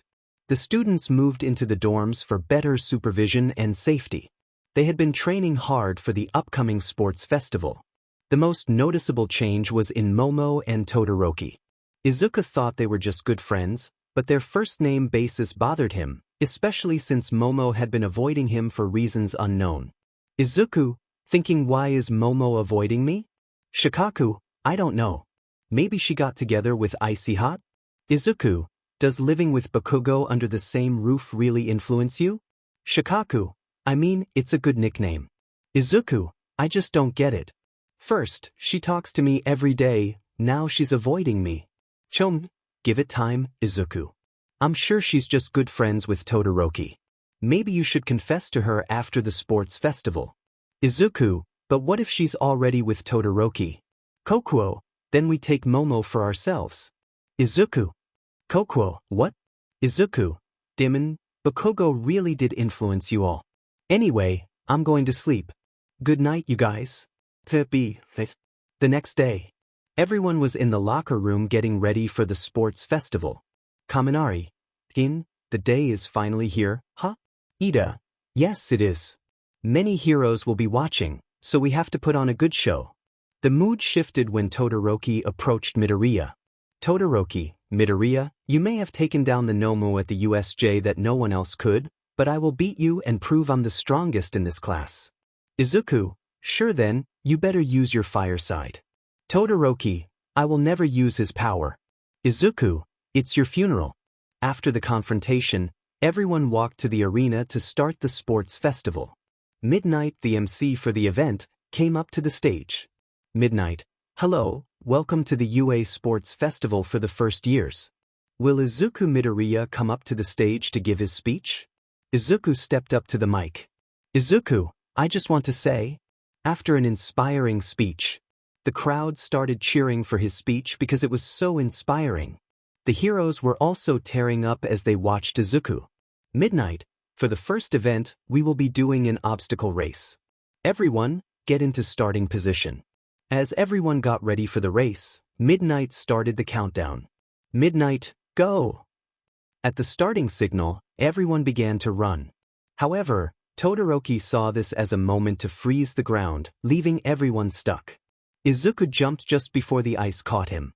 Todoroki scoffed and started to skate on the ice. Izuku followed, running quickly. Bakugo propelled himself into the sky using his explosions. Time skipped to the first obstacle. Mineta tried to cling onto Todoroki but was smacked away by the zero-pointer. Todoroki froze the robot, and everyone started following him, but the robot fell on them. Fortunately, no one was injured. Bakugo flew up to avoid the danger. Izuku jumped high, creating a powerful attack. Izuku tailed Beast Bomb. He slammed it into the zero-pointer, destroying it and causing a shockwave. The spectators were awed by the power displayed by Izuku. Mike, wow, Aizawa, your students are on a roll. Aizawa, whatever. Mike, the students start to advance. But look here, Todoroki, Bakugo, and Midoriya are almost at the second obstacle. What are they going to do next? Izuku saw Todoroki creating ice paths and decided to run the old-fashioned way. He reached the rope and jumped on it, running with impressive balance and precision. Bakugo attempted to mess with him but was met with a punch in the face. As Bakugo fell, he propelled himself back up. Izuku was about to finish when Saiken warned him. Saiken, Izuku, look behind you. Izuku turned to see Momo slipping and falling. He mentally cursed himself and ran back to save her. Mike, wow, Midoriya is running back to save Yaoyorozu. What a gentleman. Izuku jumped, and as he fell, a pair of wings sprouted from his back. Mike, look at that. Izuku Midoriya can actually fly. Aizawa, what do you think? Aizawa, honestly I don't know. That kid beat a monster that should have killed All Might at the USJ. I'd say he's stronger than All Might himself. Mike, you heard it here first, folks. Izuku Midoriya is stronger than the symbol of peace himself. Back to Izuku. Momo, you can fly now? Izuku, yep, wanna ride? Momo, no need, just drop me off here. Izuku, sure. Izuku dropped Momo off and started to fly over everyone, reaching the last obstacle, a minefield, effortlessly. Mike, and here comes Izuku Midoriya for first place. Skipping the cavalry battle. Midnight, now for the last event, it will be a battle royale. Here are the list of people that have passed the cavalry battle. Izuku Midoriya, Hitoshi Shinso, Kaminari Denki, Dasuka Kendo, Nito Minoma, Katsuki Bakugo, Shoto Todoroki, Momo Yaoyorozu. Tenya Ida, Mina Ishido, Ejiro Kirishima, Achiko Uraraka, Hanta Siro, Ibara Shiozaki, Tetsu, and Fumikage Tokoyami were all relieved to have passed, but many felt apprehensive about facing Izuku. However, two were eager for the challenge. Todoroki thought, I'll finally prove to him that I'm stronger, while Bakugo thought, I'll finally be able to beat the nerd. As everyone entered the arena for the battle royale, they began making plans and forming alliances. Midnight announced, "Let the battle royale begin." It marked the start of the final event of the sports festival, with everyone scrambling for an advantage. Izuku pondered his strategy, and Kurama advised, "You should just go for it, they'll be afraid of you." Matatabi added, "That's true, but you never know when someone might sneak attack." Just then, Izuku was interrupted as a giant hand flew toward him. He dodged at the last second. "Demon, he dodged." Tetsu exclaimed. "Chill, stick to the plan," Kendo replied. Izuku realized, "So 1B is teaming up on me, huh?" Monoma chimed in, "You 1A trash, will show that 1B is better than all of you." "Sure, buddy," Izuku retorted, but before he could move, vines wrapped around his abdomen. "I got him," Ibara shouted. "I don't think so," Izuku countered, unleashing a powerful attack. Ibara screamed in pain as she was shocked by the Chidori stream. "One down, 3 to go," Izuku declared, activating Sage Mode for an edge. "What's with his eyes?" Tetsu wondered. "No matter, just take him down," Kendo urged. Monoma, having copied Bakugo's quirk, prepared to use it against Izuku. "You copied his quirk, huh?" Izuku remarked. "So what?" Monoma shot back. The three of them attacked Izuku, but with the advantage of Sage Mode and Chakra, he faced them effortlessly, even landing a punch on Tetsu, who was in metal form. "How is he not tired?" Monoma asked. "I don't know, he can even withstand Tetsu's punches," Kendo replied. "Dim, you all are weak," Izuku taunted. "Don't underestimate us," Tetsu shouted, throwing a punch that Izuku easily sidestepped, sending him crashing into a wall. Kendo attempted to retreat, but a kunai flashed past her, and before she knew it, Izuku was behind her. "Rasengan," he yelled. Monoma froze in fear. I have to go to the bathroom," he stammered, running out of the arena in a panic. "Look at that. Midoriya just beat 4 of 1B students," Mike announced. "Don't interrupt my beauty sleep," Aizawa replied. Meanwhile, Izuku walked through the arena, surprised by its size. "Pest, Izuku," Gyuki whispered. "Yeah, Gyuki?" Izuku responded. "I have a plan if you get captured," Gyuki said. "I doubt it, but I'm all ears," Izuku replied. After some planning, Mike announced, Hitoshi Shinso was eliminated by Katsuki Bakugo. Izuku thought so, he made his move, huh? Just then, a glacier of ice charged at him. "Fire style, majestic destroyer flame." Izuku countered, destroying the glacier. "Look at that. The glacier was obliterated by that massive flame," Mike exclaimed. Todoroki scoffed, continuing to throw ice attacks, only for them to be countered by Izuku's fire. "Use your fire, you can't win against me with ice and you know it," Izuku challenged. "Shut up. I can win against you, and I'll prove it without using his power," Shoto retorted. "Are you sure it's his power? You were born with it, weren't you?" Izuku pressed. "Yeah, of course," Shoto replied. "Then it's your power," Izuku insisted. Shoto was hit with a flashback of his past and his mother, igniting his flames and earning a smirk from Izuku. "Why are you smiling?" Shoto asked. "Because I get to fight you fair and square now," Izuku answered. "Shoto, that's it. Use your flames and surpass all might," Endeavor urged. Frustrated, Izuku threw a kunai at Endeavor, nicking him in the cheek. "Wow." Midoriya just threw a kunai at Endeavor. Mike shouted. "Why, you little..." Endeavor began, but Izuku released some of his killer intent, intimidating him. "Now let's dance, shall we?" Izuku challenged. "Oh," Mike interrupted. Katsuki Bakugo was eliminated by the 1A students. "Looks like they formed some sort of truce." Meanwhile, Mina said, "Great plan on teaming up, Yamamoto." Tokoyami agreed, "Yes, because of this, we were able to beat Bakugo.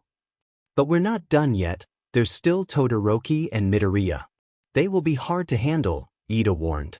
"Couldn't we just rush in? I understand Todoroki can freeze us, but what about Midoriya?" Denki asked. "Izuku may look like he can't handle all of us, but there's something he's hiding that could lead us to our downfall," Momo explained.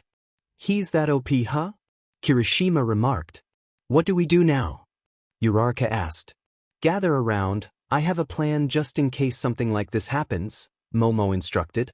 Back in the fight, Shikaku commented, "Looks like Explosion Boy is out." "That just makes it easier for us," Izuku said, preparing for the next challenge. "Here it comes, Midoriya," Shoto shouted. Izuku smirks as Shoto launches an attack filled with ice and fire. Izuku stands firm, his kunai ready. Todoroki, initially confused, shrugs it off, thinking it will make things easier for him. Their attacks clash, creating an explosion that reverberates through the arena. Kirishima exclaims, "Whoa, what was that?" As the dust settles, they see Todoroki but no sign of Izuku. Confident he has won, Todoroki prepares to move when he suddenly feels something grab his arm and another thing at his throat. The spectators gasp as Izuku appears behind Todoroki, kunai poised at his throat. Shoto stammers, "How did you get there?" Izuku replies, "Look at your arm." Todoroki glances down and sees kanji written on his arm. What is that?" "A seal," Izuku explains. "It allows me to teleport to whoever has it." "How did it get on my arm?" Shoto asks, bewildered. "It requires physical contact to apply," Izuku responds. "But I never saw you touch me," Todoroki protests. "You were sleeping," Izuku reveals. "That's when I took the chance to put the seal on your arm." Realizing he has lost, Shoto's hope fades. Mike announces, Shoto Todoroki has been eliminated. But just before he finishes, an RPG flies toward them. Instinctively, Izuku lets go and teleports to a kunai, while Todoroki is ensnared by tape. Izuku thinks, tape? Must be Siro's, and the RPG has to be Momo's doing. "Izuku, look out!" Saiken warns. Izuku ducks under Ida's kick and counters with a kick to his face. They must be teaming up, he realizes, and Todoroki seems to be part of the plan. He dodges rocks and acid thrown from different directions. So, there are 6 of them, including Mina and Uraraka. There must be 2 more. Just then, a barrage of electricity bolts rushes at him, which he counters with his purple lightning. Sage Mode. Izuku activates Sage Mode to gain better control of the battlefield. He spots Kirishima and Dark Shadow rushing him from the same direction. Creating a shadow clone, he moves to another spot. Both students hit the clone, momentarily boosting their confidence. Kirishima cheers, "We got him." "No, you don't," Izuku retorts. "Wah!" Kirishima starts, but Izuku interrupts, "Wind style, towering tornado." Both of them are launched into the air and crash to the ground, creating a massive crater. Momo calls out, "Are you all okay?" "Yeah, I'm fine," Kirishima replies. "Impressive planning. I'm guessing Momo did it," Izuku says. Mina asks, "Why do you think she did it?" "Do you think I'd believe you if you said you did it, Mina?" "Fair point," she concedes. Momo asserts, "Give up, Izuku, you're surrounded." Realizing he is indeed surrounded, Izuku responds, "Yeah, no, even if you gang up on me." He ties a headband over his head, confusing the others. "I still have friends that will help me win," he declares, striking a pose with his kunai. Just as he prepares to dash, he feels ice encasing his feet. He struggles to break free, but it quickly covers everything except his face. Momo creates chains and hands them to the others to hold Izuku down. "Yes, we did it," Mina exclaims. "Yammo, your plan worked." Denki adds.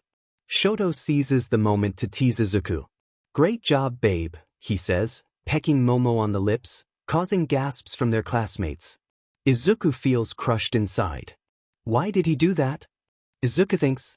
While Kurama comments, "DMN that popsicle brat," He did it on purpose. Momo, flustered, seems uncomfortable. Why thanks, she stammers. Mina exclaims, Yamamoto, you didn't tell us you were dating Todoroki. Yeah, that's so manly, Kirishima adds, looking at Todoroki. Where are your friends now, Midoriya? Shoto taunts. Mike announces, well, that is some However, due to the match, Midoriya Izuku has been eliminated. Izuku laughs, surprising everyone. This was part of his plan. Flashback. Izuku had said, so, you want me to summon you? Gyuki replied, yeah, and maybe threaten them a little to make them concede. Izuku thought, that's actually not bad. Present. Shoto questions, why are you laughing? You just lost. Izuku grins, no, I didn't. Present. Mike hasn't announced it yet. Suddenly, the ice on one of his arms begins to crack, and the chains start to dissolve. Hey guys, are we supposed to worry about that? Uraraka asks. Momo realizes the danger and shouts, Present. Mike, end the match. But it's too late. His arm breaks free and he begins to cast his jutsu. Summoning jutsu. A smoke screen envelopes the area, and a tentacle swings down, knocking Ida, Uraraka, and Kaminari out, slamming them against the wall. They look injured and bruised. Somebody call recovery girl. Tokoyami starts, but he too is slammed by another tentacle. As the smoke clears, a terrifying silhouette emerges, a massive ox squid hybrid with 8 tails. The sight horrifies everyone watching the event. Hero 1. What is that? Hero 2. I don't know, but should we stop it? Hero 3. This thing is massive. Gyuki then roared, silencing everyone who was shaken with fear. Gyuki, man, it feels good to be out. Thanks, by the way, Izuku. Izuku, no problem. Everyone, IT can talk. Monoma saw this and became frightened, recalling the 9-tailed beast he had encountered before. Monoma, it's Echim. Kendo, what do you mean? Monoma, it's the thing I saw when we fought in the corridor. There were 9 of them and this was one of them. People were terrified. The heroes got into a protective stance in case it ran wild. Izuku, you don't need to be scared. He's my friend. He won't hurt any of you unless I tell him to. Random hero, how do we know you're telling the truth? Izuku, did you not hear me? He's my friend. Gyuki looked at the hero, intimidating him. Izuku, Momo, Todoroki, Ida, Uraraka, Shiro, you all are the ones left. Surrender, you can't win against me now. Shoto, like hell we will. He then sent the biggest glacier he could create toward the 8 tails. Izuku, Gyuki. Gyuki, on it. Gyuki roared, breaking the glacier like it was nothing, earning shocked expressions from everyone watching. Izuku, surrender now. Momo, thinking what has gotten into him? Uraraka, Yamamoto, what do we do now? Back to Izuku. Gyuki, they're not surrendering. Izuku, move on to phase 2. Gyuki, got it. Gyuki proceeded to create what looked like a purple ball growing in size as time passed. Shiro, guys, are we supposed to be concerned about that? Points to tailed beast bomb. Izuku prepared the attack, causing heroes and civilians to feel uneasy. Cement us. Midnight, should we stop him? Midnight, even if we tried, we couldn't. Izuku, surrender. My attack will destroy everything in a 7 kilometers radius. Momo, scared you wouldn't do that, would you? Izuku, surrender. Shiro, what do we do, you guys? Ida, I don't know, but maybe we should surrender. Shoto, no, we can't. He wouldn't do that, right? Izuku, after I launch the attack, you have 5 seconds to surrender. Momo, wait, Izuku. As Momo was about to talk some sense into him, Izuku launched the attack. Izuku, tailed beast ball. Everyone run. People started running out of the building. Izuku was smiling. Momo was terrified. We surrender. Just before the attack hit the ground, it disappeared. People who were running suddenly stopped. Izuku glanced at present Mike, signaling him to end it.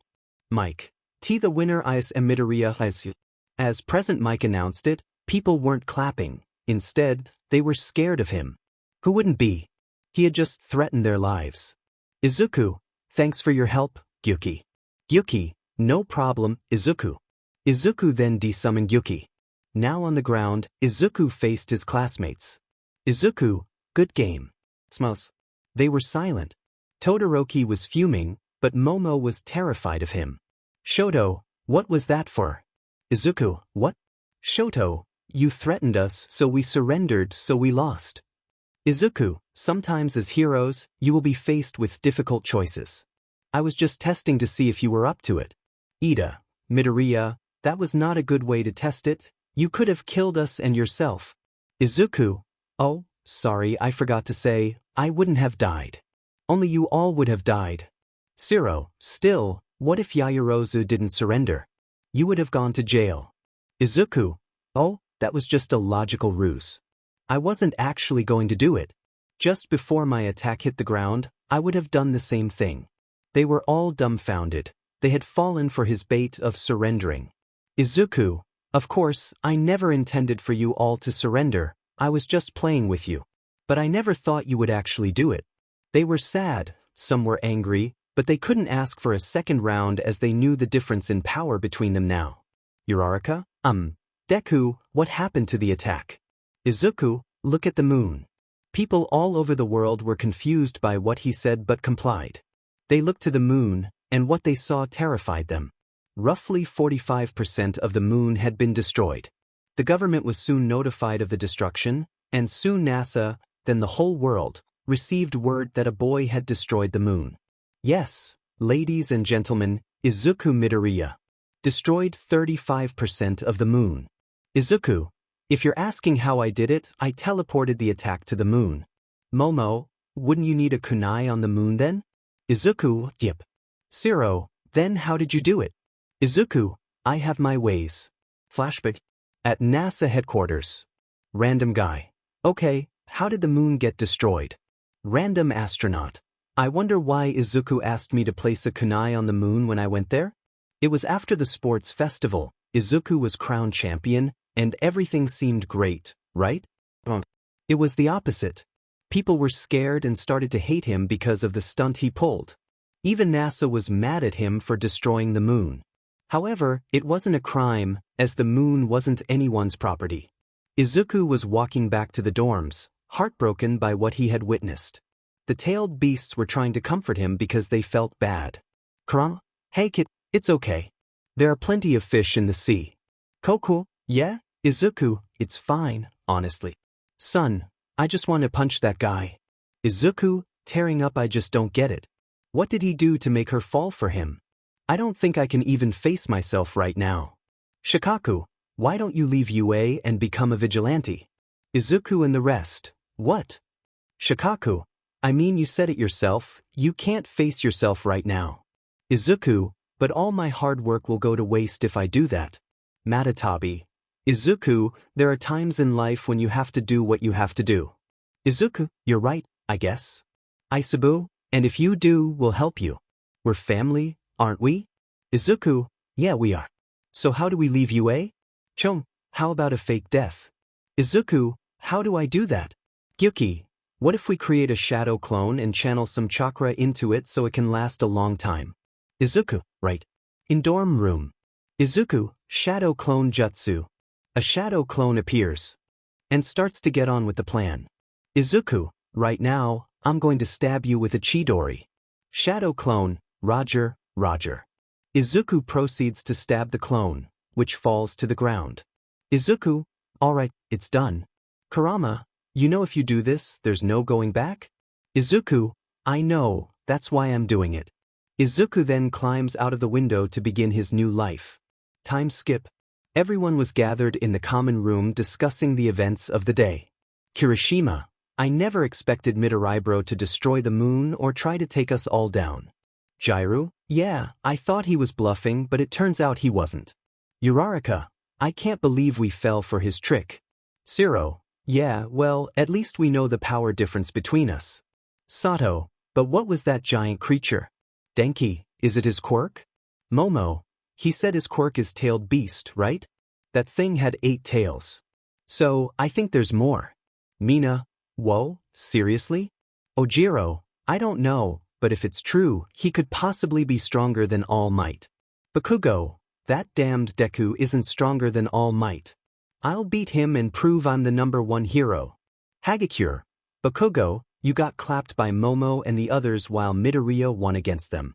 It shows that you're weaker than him. Bakugo gets angry and storms out, with the Baku squad following him. Mina, anyway, Momo, how come you didn't tell us you were dating Todoroki? Momo, I wanted to tell you guys after the sports festival. Jiraiya, I thought you and Midoriya would get together. Guess my ship didn't sail. Hagakure, anyway, how did you two get together? Momo, it was. Creates a story of how they got together. Mina, oh my god, that's so cute.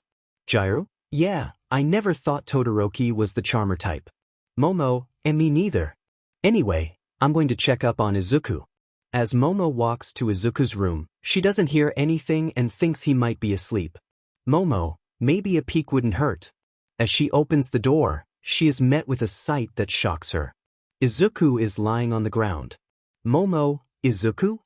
Izuku was walking through the streets, now technically homeless. He could go back home, but that would cause a big stir. Izuku, do you think I made the right choice? Kokuo, I think you did. It doesn't matter. Anyway, what do we do now? Izuku, I guess we just try to find some shelter and maybe some food.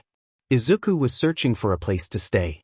He had some money that would last about a month, but he didn't want to waste it on a cheap hotel. Eventually, he found an abandoned apartment.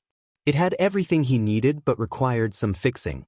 The generator was out, but he could fix that with a bit of lightning. Izuku, alright, this will do.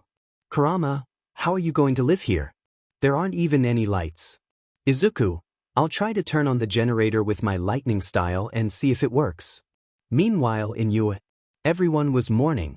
Inko Midoriya stood out among them, devastated by the news of her son's death. Yue's staff were under pressure from the media due to the incident. It was ironic. Yue built the dorms to keep students safe, yet the winner of the sports festival was found dead in his room. Nizu, angry, how did this happen? Midnight, I don't know, sir. We were still at the end of the sports festival. I don't know how it happened. Present Mike, me neither, but I still don't get it.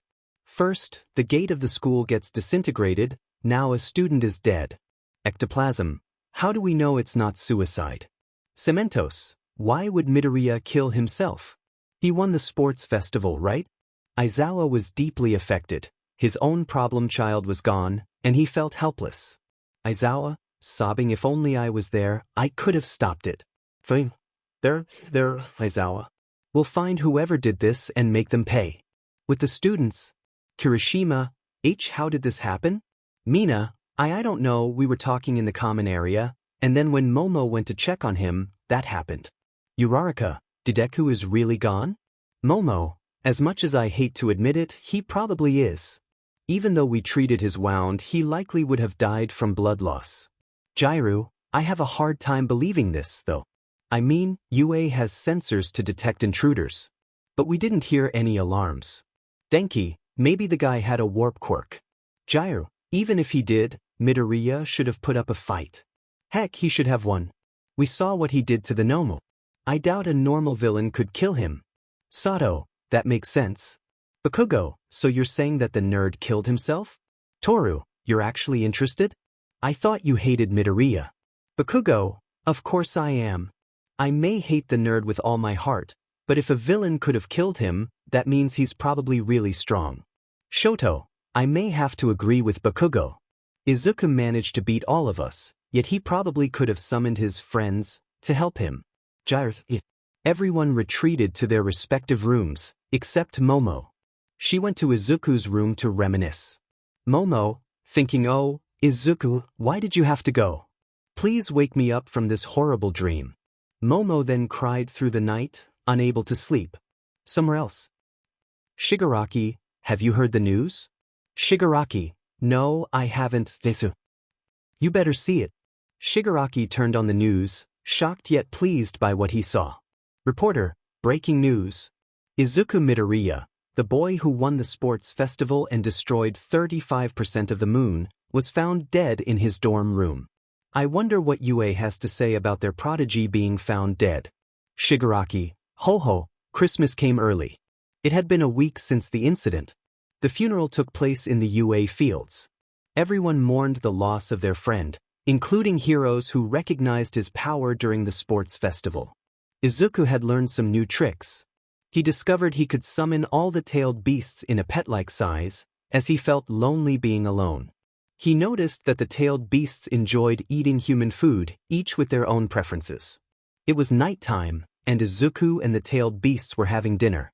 Izuku, man, this fried chicken is good. Matatabi, yeah, this is some finger-lickin' chicken. Izuku, how about you guys?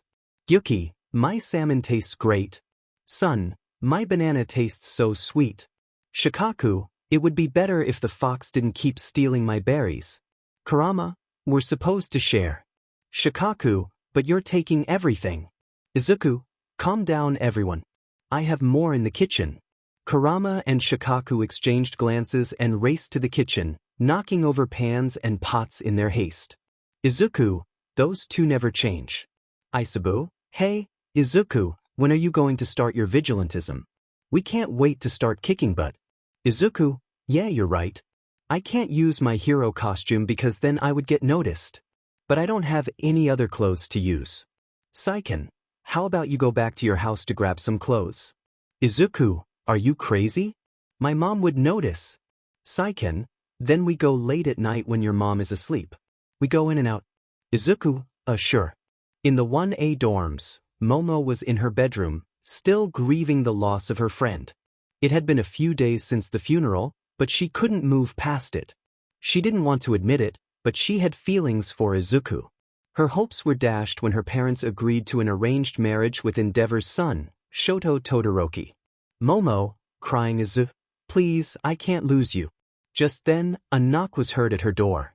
She opened it to see Shoto standing there. Shoto, hey Momo. Momo, hey, Todoroki. What do you want? Shoto, I was wondering if I could come in and talk for a while. Momo nodded and let him inside. They sat on the bed, discussing memories from the past. Shoto, so, it's been different without him. Momo, yeah, it feels really different. He'd usually help me train my quirk. Shoto felt a pang of jealousy knowing that Izuku had helped her, but he brushed it off, reminding himself that he was gone. Then an idea struck him. He leaned in and kissed Momo. She was taken by surprise and didn't kiss back, still consumed by her grief. Shoto realized something was wrong and tried to pull her closer, but she resisted. Momo, Shoto, I didn't give you consent to do that. Why did you do it anyway? Shoto, why can't I? You're mine, aren't you? Momo, I'm not an object. Just get out. Shoto stepped outside to reflect on his actions, shrugging it off, thinking she wasn't in a good mood. Momo was left inside, crying and sobbing, unable to cope with her relationship with Shoto. Back to Izuku, the clock struck midnight as he jumped from building to building, making his way home to grab a few clothes for his vigilante outfit and some food. Almost there, he thought. You know you could have just flown there, right? Chomei pointed out. Yeah, but if I fly, people would notice me. I also wanted to practice some parkour since I'll probably be doing this more, Izuku replied. Can't argue with that, Chomei said. Izuku reached his apartment and carefully opened the window to his room. Thinking, alright, just a few clothes, nothing else? As he searched for something suitable, he realized he couldn't find anything that would work as a vigilante costume. He decided to hide a kunai in case something went wrong. Damn it, there's nothing I can use. Maybe I should just go to the store, he muttered. What about that old All Might onesie you had? Kurama suggested. I'm going to pretend you didn't say that, Izuku replied as he lifted the window. Suddenly, he heard his bedroom door open and mentally cursed himself. The tailed beasts were also shocked and anxious about what was coming next. This is your fault, Saiken, they all thought. A glass dropped to the floor, shattering, and he heard a woman sobbing. Inko, he called out, slowly turning to face his crying mother. Hey, Mom, lovely night, isn't it? He said with a nervous chuckle. Inko wasted no time running up to him and hugging him tightly. I thought you died. How is this possible? This is a dream, isn't it? She exclaimed. Yes, this is just a dream. You will wake up in 5.4.3.2. Yeah, no, this is real, Izuku reassured her. Inko started sobbing uncontrollably. How are you alive? I saw your body. Don't tell me. You were pulling a prank on me, weren't you? No, Mom, I wasn't. Let me tell you the story.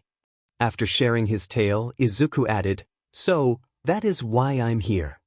Oh, that's so sad to hear, Inko said. Yeah, I know. I was just going to take some clothes for my vigilante work. Inko suddenly had an idea. Wait here, I might have something. Izuku was left dumbfounded, thinking, please tell me it's not another jumpsuit. A small time skip later, Inko returned with a crate that had a familiar logo on it. Izuku felt confused. He had seen this logo somewhere but couldn't remember. The tailed beasts, however, were shocked. Is that what I think it is? Koko asked. Yeah, it is, Gyuki confirmed. What is it? Izuku inquired. It's the Atsutsuki clan symbol, the clan your father was in, Kurama explained. Izuku knew about the Atsutsuki and that his father was one. He was surprised to find a box with that logo. Inko broke the silence. It was your father's. He wanted you to open it since you were the only one who could. Izuku sensed that it could be opened with chakra. There's a seal on the box. If I can unseal it, I can open it. He performed a series of hand signs, and the box flung open, revealing a cloak, a green vest, a pair of sandals, and a mask. What is this? Izuku asked, astonished. They were your father's, Inko replied. Really? But why did he have this? Would you be surprised if I said your father was a vigilante? Inko revealed. Wait, really? Yes. He was known as the Ocular Vigilante, Atsutsuki. Your father didn't have a quirk, he had what you have, chakra. He had 2 eyes, red and purple, known as the Sharingan and the Rinnegan. He became a vigilante right after we started dating. He wasn't very popular, but some heroes recognized him. He captured villains and thugs all over Japan. The villains only saw a white mask with red and purple colors peeking through the holes. Even heroes were scared of him. But your father never hated heroes. He admired them and always wanted to be one, but he couldn't reveal the origins of his power. He even fought heroes sometimes, including All Might. Wait, really? Izuku asked, surprised. Yes, and after their fight, believe it or not, your father won. All Might acknowledged him as a hero in disguise. They sometimes worked together and became really close friends. Wow, I never knew Dad knew All Might and was even friends with him, Izuku said, amazed. Yes, your father kept us a secret because he didn't want people to know about us. Although that changed when he caught his illness. He told me to keep this box and give it to you when I think you are ready. And I think that time is now. Izuku, you're not angry that I faked my death and left you to become a vigilante? Inko, of course not, I support every choice you make. I mean, your father was a vigilante and he did good, I believe you could too. Izuku started tearing up at his mom's words. He vowed that even though he was a vigilante, he would become a hero to those who didn't have one. Inko, well, you should try it on and see if it fits. Izuku then tried on his new costume, and to his surprise, it fit perfectly. Izuku, wow, this is great. I feel really protected and cool too. Inko, you sure do. Izuku, well, I better get going. Thanks. Izuku hugged Inko, and she hugged back. Her son who she thought was dead was alive and well, continuing his father's legacy. Inko, goodbye, Izuku, and remember to brush your teeth and eat healthy. Izuku, I sure will. Izuku then leapt out of the window into the city. He was jumping off a building when he heard screaming. Yuki, hey Izuku, I think I heard screaming. Izuku, yeah, me too. Small time skip. Thug, give me your money. Woman, no, please let me go. Thug, don't make me hurt you. Please no. As the thug was about to hit the woman, a thud was heard in the alley. The thug looked in the direction and all he saw was a white mask. Thug, who are you, some kind of new hero? Izuku, no, I'm no hero. The thug started to worry and launched a fireball at Izuku, but Izuku merely caught it. Izuku, that's it? Thug, don't underestimate me. The thug started throwing punches at Izuku, but Izuku just caught them and blocked them with his hands. Izuku was getting tired, so he kicked the man in the gut, sending him into a wall. The thug was now terrified of Izuku. Thug. Who are you?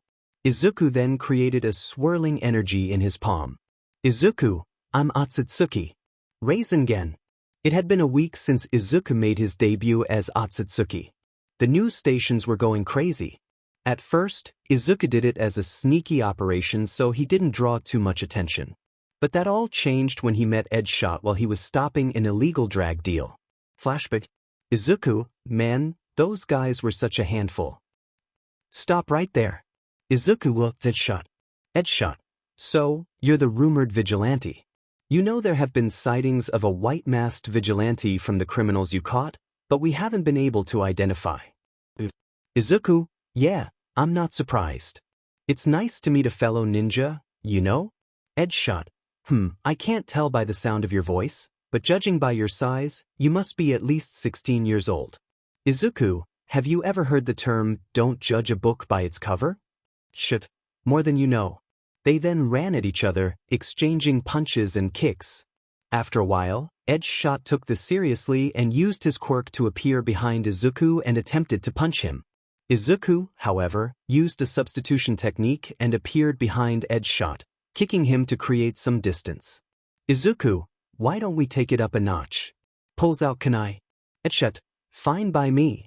Takes out a tanto. They clashed their weapons, sometimes taking it to the walls where Izuku just stood on. They started clashing some more until something happened. Edgeshot couldn't move. Edgeshot. What is this? Izuku showed that there was a thin string attached to his kunai. Edgeshot was surprised that someone like him could pull a technique like this. He tried to use his quirk but felt the string pull tighter and started to cut him. Izuku, just try to use your quirk, unless you want cuts, that is. Edgeshot. Who are you? Izuku. Fine, as a reward for going checks his watch 11 minutes with me, my name is Atsutsuki, like the name on my cloak, see? Edgeshot. What kind of vigilante are you? Izuku. I don't know. I was bored, to be honest. Footsteps were heard as they got closer. Izuku knew he couldn't handle multiple people, so he started to dash. Izuku. Anyway, I gotta go. Please don't tell the other heroes about me. Fire style, hiding in ash jutsu. Izuku then got on top of rooftops and finally teleported back to his apartment. Izuku, summoning jutsu. The tailed beasts started appearing one by one. They were getting used to being summoned by Izuku just so they could get out of his head. Literally. Once they were all summoned, they started to go on with their lives. Flashback and at UA. Everyone was talking about the new vigilante and how he somehow beat Edgeshot, the number 5 hero, in a fight. Hagakure, hey, have you heard about the new vigilante? Echo, yeah, I have. I think his name was Atsutsuki. Mina, the news said he fought Edgeshot and won. He must be really powerful. Aizawa then walked in, and everyone went to their seats and quieted down. Aizawa, good, you're learning. Anyway, as you know, the pro heroes have scouted you, and you guys have offers. After that, you need to choose your hero names.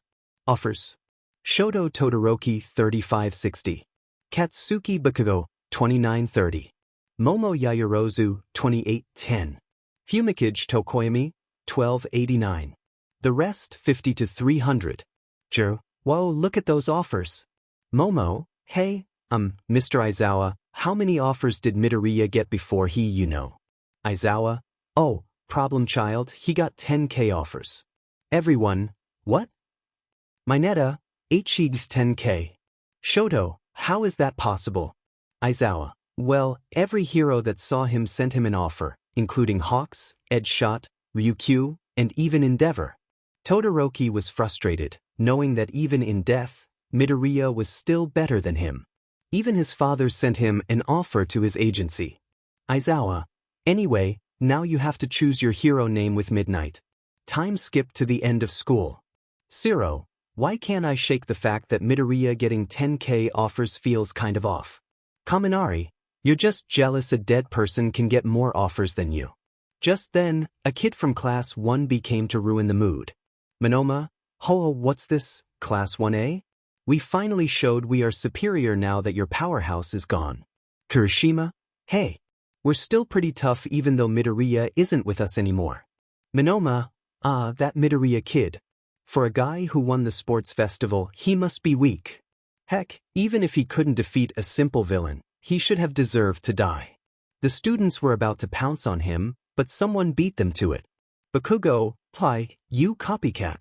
You don't ever talk about Izuku like that. We don't even know how he died. You better remember what happened at the sports festival, otherwise I'll make you. Bakugo then released his grip on Monoma, making the students' jaws drop. Kaminari, hey, did Bakugo just Kirishima care and defend for Midoriya? He did. Skip. News reporter, breaking news here at downtown Mizudafu, the Vigilante Atsutsuki strikes again. Right now, we are unable to identify his quirk, but some people think he has more than one. We were able to get a photo of him after stopping criminal activity. How, you may ask? Well, we may or may not have had to bribe him. We will update you as soon as possible. Tune in again to channel Nizu. Why am I getting a feeling of déjà vu? Just then All Might walked in. All Might, hello, Nizu, you wanted to talk to me? Nizu, yes, All Might, have a seat. Would you like some tea? All Might, yeah sure. Nizu, say, have you heard about the new Vigilante on the rise? All Might, no I haven't. I wouldn't bother to give my time to some criminals. Nizu, well, you might want to, because that's what we're going to talk about. All Might, what? It's just some vigilante. If it's the hero killer, then I have heard of him. Nizu, no it isn't. It's someone more dangerous. This piqued All Might's interest. He knew that Nizu wouldn't call him here to talk about some random vigilante. All Might, hey, who is it then? Nizu, does the name Atsutsuki ring a bell?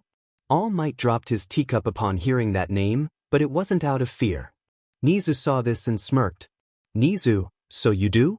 All Might, No, I just dropped it by accident. I'll clean it up later. Nizu, Tashinori, I know when someone is lying, so you might as well come clean. Nizu then handed him a photo of Atsutsuki. All Might didn't notice this but started shedding a few tears. Nizu, All Might, are you okay? All Might, tearing up, yes, I'm fine. I guess I can't get past that brain of yours, can I? Nizu, nobody can. All Might, he was an old friend of mine. Nizu, the famous All Might was friends with a vigilante? All Might, he had his reasons to become one. He didn't do it out of bad intentions. He told me he couldn't become a hero because of some things. Nizu, very well, this matter seems to be a bit personal, so you may leave. All Might, thanks, Nizu. Can I keep the photo? Nizu, sure. All Might then stepped out of Nizu's office and looked out of the window in the corridor. All Might, where have you been all this time? Old friend? At the Yaoyorozu estate. Momo, I'm home. Kana, welcome home, dear. Momo, hey Mom, has Dad come home from his safari trip yet? Kana, he hasn't yet, although he was supposed to arrive. Kana was cut off when someone burst through the door. Haruki, I'm back. Momo/Kana, Dad/dear. Haruki, hey, guys, I'm back. The safari was awesome. How was school treating you? Momo, it hasn't been great to be honest. Haruki, oh yeah, I heard about your classmate on the way back from the safari. I am really sorry. Mom, no, Dad, it's okay. Kana, anyway, I'm going to go do some work. Momo, I'm just going to go to my room. Kana, honey, there is some food on the table, eat what the chef whipped up. Haruki, okay. Haruki then started eating his food. Feeling bored, he turned on the TV, realizing that during his safari he couldn't get any signal and was behind on recent events. Kana, oh yeah, there's that new vigilante that beat Edshot in a fight. Haruki, really? Wow, he must be good. Haruki then turned to the news channel. Reporter, we have some reports on the new vigilante and have been sent photos from our trusted sources. Shows picture of Atsutsuki. The new vigilante Atsutsuki has been on a roll. Just now, he stopped a villain robbery at a bank and defeated them in a span of 5 minutes. I'm just so confused as to why Atsutsuki wouldn't consider being a hero. Haruki dropped his plate, startling his wife. Why did you drop the plate? Kana asked. Sorry, my finger slipped, Haruki replied. Okay, let me get one of the chefs to cook for you. It's okay, I'm not hungry anymore. I'm going to my office. Sure, Kana said. Haruki hurried to his office, eager to learn more about the vigilante who had been occupying his thoughts due to a past event. Once inside, he sat down and searched for more information. Is that really Hisashi-san? He wondered. That night, the vigilante looked down upon the city. Man, this sure is peaceful, Izuku said. Ever since Atsutsuki appeared, crime rates had dropped significantly. Izuku had gained a following, with supporters from all over Japan forming a fan club called the NONP, which stood for No Atsutsuki No Peace. They frequently appeared on TV to advocate for the vigilante, asserting that he wasn't a criminal. Their social media page had quickly amassed 4.7 million followers. Well, there hasn't been much crime lately, Isabu noted. Yeah, you're right. It kind of feels nice, you know? Izuku replied. How so? Matatabi asked. Back in UA, all we did was hero training, and it was getting boring, Izuku said. You've only been in UA for 3 weeks, Kurama reminded him. Oh right. Anyway, let's just go. Suddenly, a white scarf flew at him. Izuku managed to cut it with his kunai. No one has been able to cut my capture gear, Atsutsuki, Aizawa said. So you've heard of me? Izuku asked. Who wouldn't? Your social media page is filled with posts from NONP, and I had to create a new account just to avoid seeing that nonsense. Oh, I'm sorry, Izuku stammered. That kunai. Wait, doesn't that belong to Izuku? Where did you get it? Aizawa inquired. Walmart, Izuku joked. Huh. Just kidding. Why should I tell you anyway? That kunai belonged to someone special to me, Aizawa said. Did Aizawa really say that? Shikaku asked. He did, Izuku confirmed. But he was kind of a problem child, Aizawa added. Izuku then dodged Aizawa's attacks, using his kunai to fend off the capture gear. He kicked Aizawa, who blocked it, and then threw his kunai, nicking Aizawa's cheek before teleporting to it and kicking him into a wall. That was fun. See you around, Eraserhead, Izuku said before fleeing to his apartment. Meanwhile, Aizawa was having second thoughts. Did he just call me Aizawa? I need to report this to Nizu. The next day at UA, Nizu called an emergency meeting. Aizawa, you called this meeting. Why? Nizu asked. I'm going to keep it plain and simple. I think Midoriya and Atsutsuki are related, Aizawa stated. Related how? Like brothers? Midnight asked. No, related as in they know each other, Aizawa clarified. But how? Snipe questioned. I encountered him last night, Aizawa explained. You fought Hisashi, I mean Atsutsuki? All Might asked, surprised. Did you win? Cementos added. Yes, I did, no, of course not, Aizawa replied. Alright, Aizawa, explain your theory, Nizu prompted. When I encountered him, I saw him with Midoriya's kunai. It had the same kanji and everything. Their fighting styles were really similar too, Aizawa continued. But if that's the case, that wouldn't be enough, All Might said. I was just getting to that. When he was about to leave, he said my name, Aizawa revealed, shocking everyone present. So, what I'm saying is that I think Izuku and Atsutsuki, Aizawa trailed off, are the same person, Nizu concluded. But he's dead, we all saw the body, Midnight protested. But don't you see? Izuku died, and then a week later, a new vigilante appears out of nowhere. Doesn't that seem suspicious? Aizawa argued. You're right, Vlad admitted. What do you think, All Might? Nizu asked. That's not possible, All Might replied. Why? Midnight pressed. Because. All Might began, revealing the truth about Hisashi. You didn't tell any of us about this? Aizawa exclaimed. I was told to keep it a secret. Midnight, so, let me get this straight. You had a friend who was a vigilante, lost a fight while going all out with him, became friends, and then he just disappeared and reappeared? 5 a.m. Yeah. Nizu, anyway, we should continue this later. Eraserhead, your class has internships, remember? Aizawa, yeah, see you guys later. Time skip to station. Aizawa, alright, everyone, sorry I'm late. We had an emergency meeting about Atsutsuki, so I had to attend. Mina, did you find any info on him? Aizawa, we did, but that is not for you to know.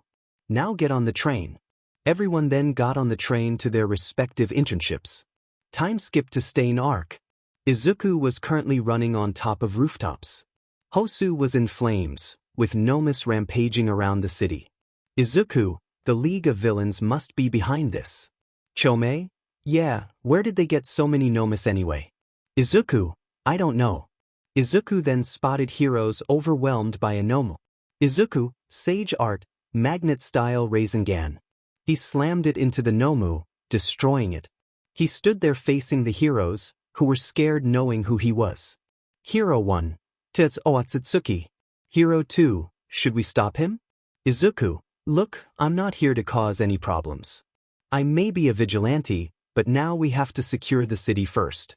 Find any survivors and eliminate all the Nomus on sight. He then threw his kunai, disappearing from the hero's sight. Izuku was running on top of buildings when he saw Stain with 2 other people immobilized. Stain was about to stab what Izuku could see was Ida.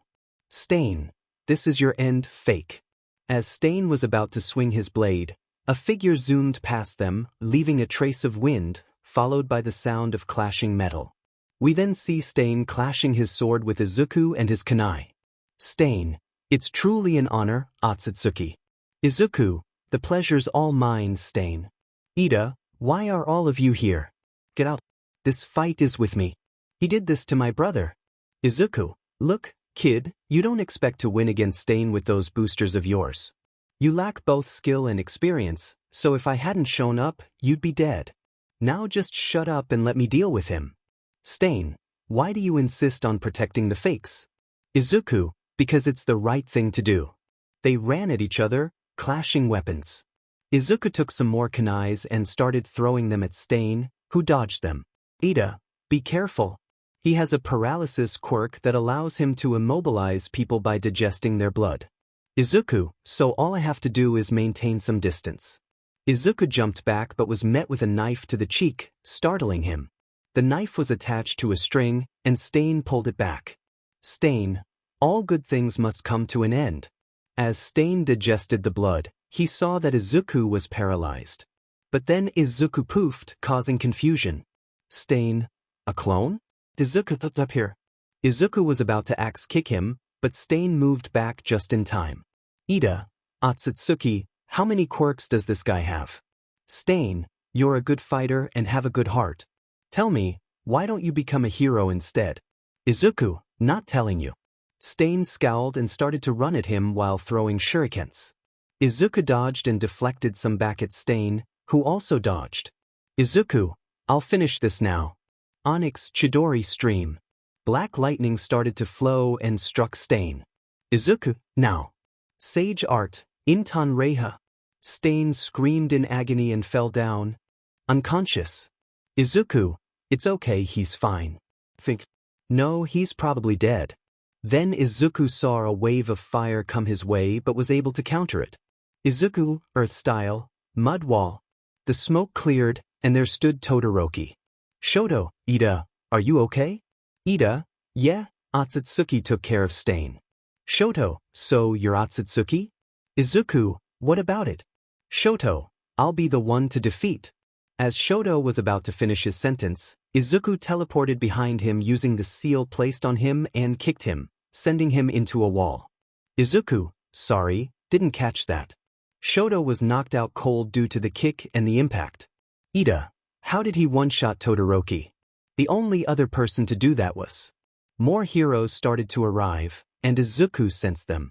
He used a medical ninjutsu on Native and Ida, healing them of their injuries. Izuku was about to leave when Ida called out to him. Ida, wait. Izuku, what? Ida, who are you? You seem to have more than one quirk, able to heal me and Native and also defeat Stain? Izuku, unless you want 2 broken legs this time, I suggest you back off. Ida's sweat dropped. Izuku, but for real, I'm Atsutsuki. Chapter end. The fight with the hero killer ended with many questions to be asked. Heroes and villains started to fear Atsutsuki more because of the display of power when he fought the hero killer, Stain. At UA. Aizawa.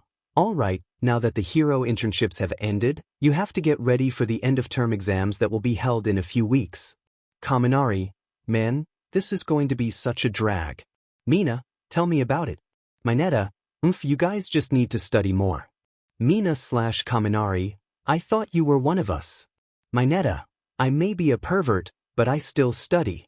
Momo. Maybe I can help you guys. Mina/Kaminari.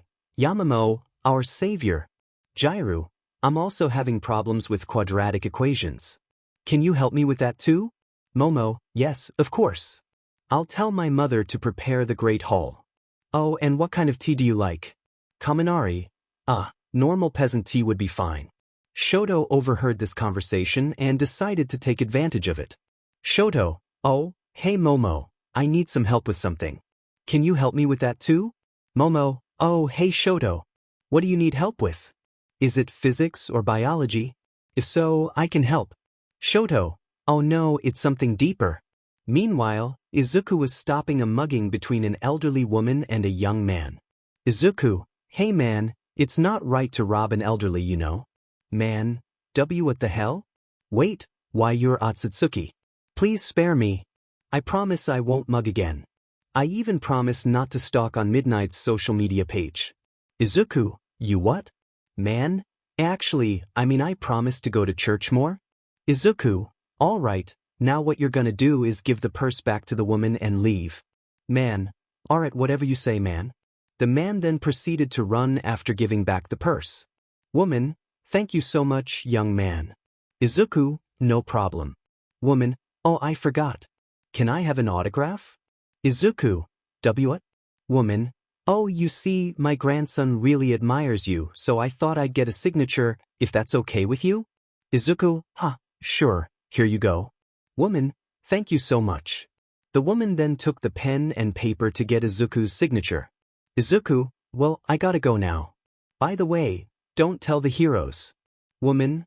Oh, of course I won't. Izuku then teleported away to his apartment, leaving the woman alone.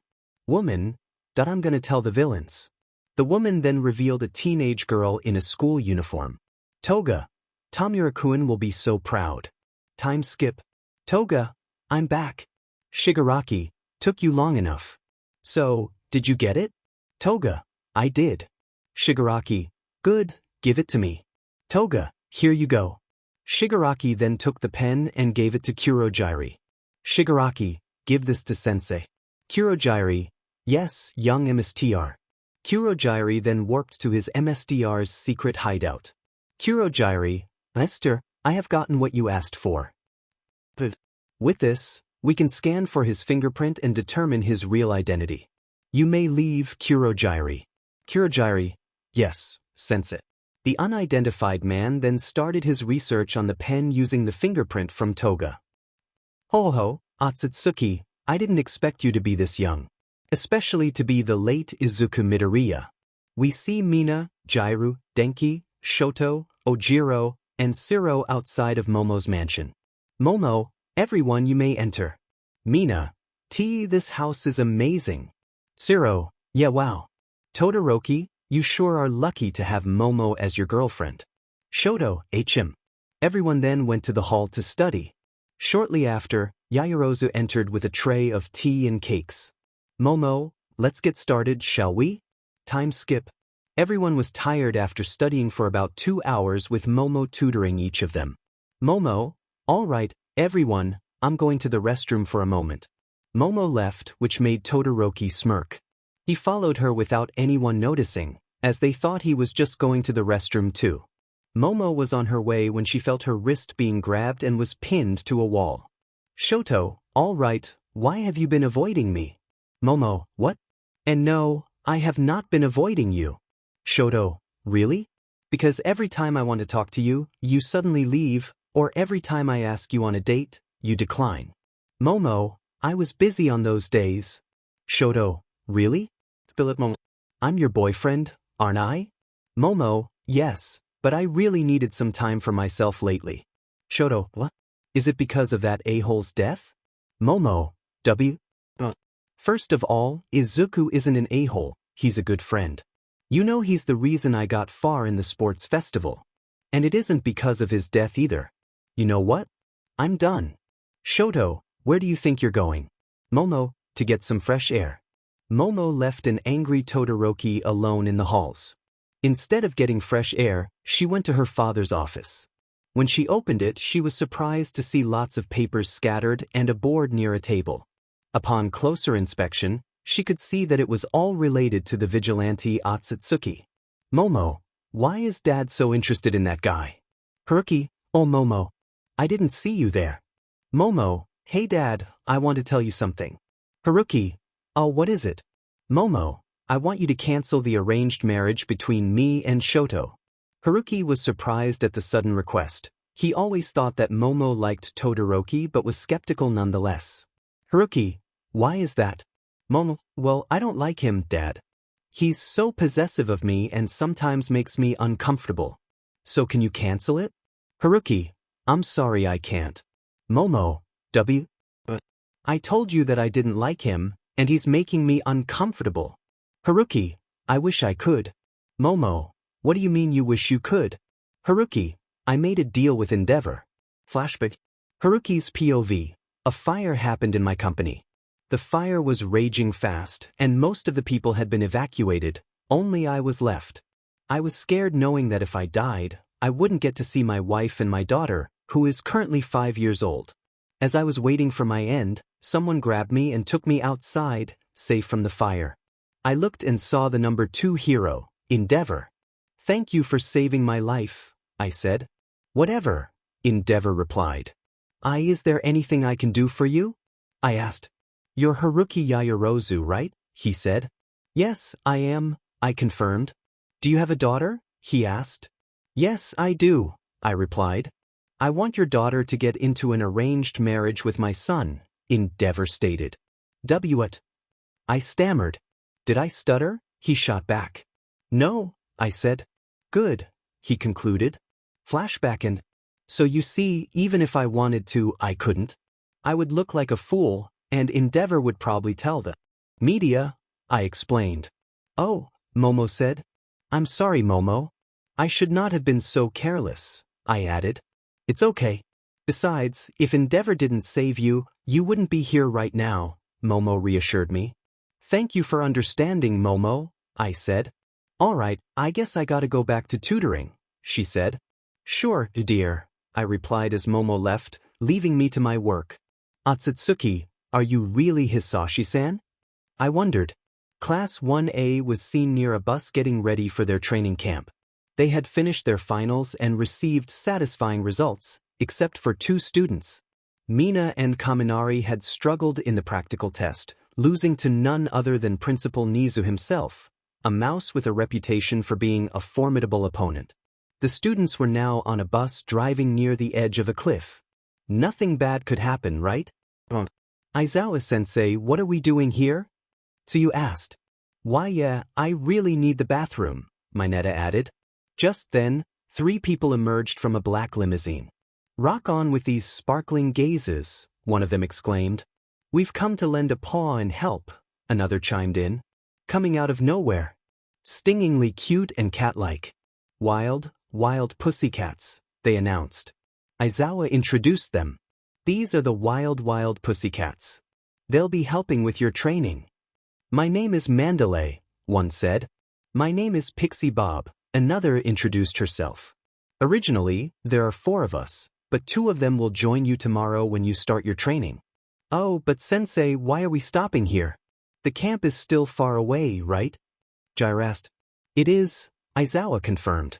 So what are we doing right now? Tokoyami inquired. Don't tell me, Kirishima started. Everybody back to the bus.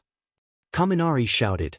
As soon as he said that, Pixie Bob used her quirk to create an erosion, and everyone slipped down the cliff. Meanwhile, Izuku was watching Titanic with Matatabi and Kokuo, as they were the only ones willing to watch it. And no, Jack, don't do it. Izuku cried. No, Rose, you should have helped him. Matatabi sobbed. I don't know which one is sadder, Obito dying to save the world or Jack dying for being a simp, Kokuo added. You're ruining the mood. Izuku and Matatabi exclaimed together. The other tailed beasts watched them, bewildered. Are they crying over a simp? Yuki asked. Yes they are, Isabu confirmed. As they finished the movie, Izuku was eating dinner when Shikaka brought something up. Hey, Izuku, isn't 1A on a training camp right now? Shikaku asked. Yeah, I think they are. They're probably struggling right now knowing Aizawa is the one training them, Izuku replied. Back to 1A. 1A was indeed struggling. They had just emerged from a forest after fighting earth monsters 3 times their size. Mineta, on the other hand, was being carried by Shoji because he had been beaten half to death for accidentally urinating on one of them. Flashback. Jigata PPP.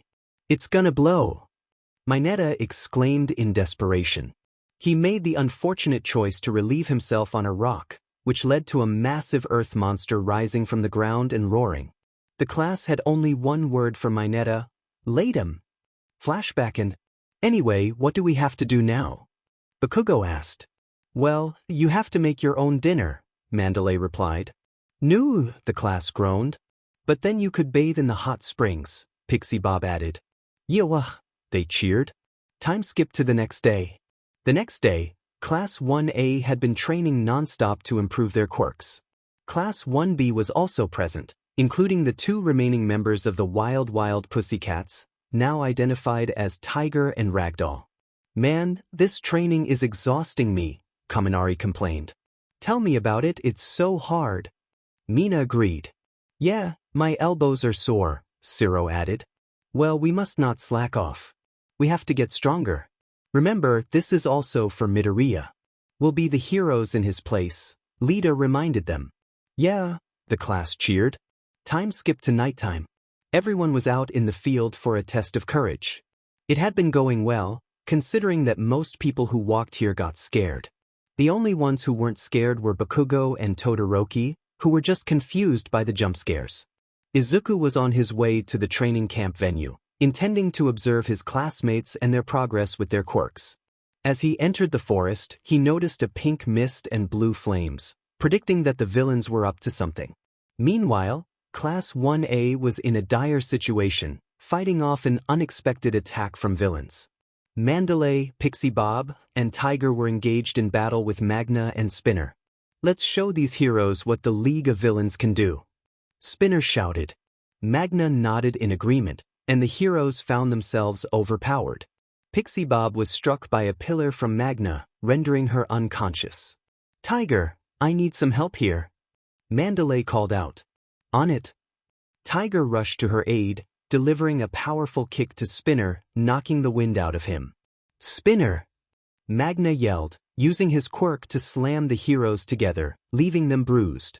Mandalay suddenly realized something important. Koda! She exclaimed, using her telepathic abilities to reach out. Koda, where are you?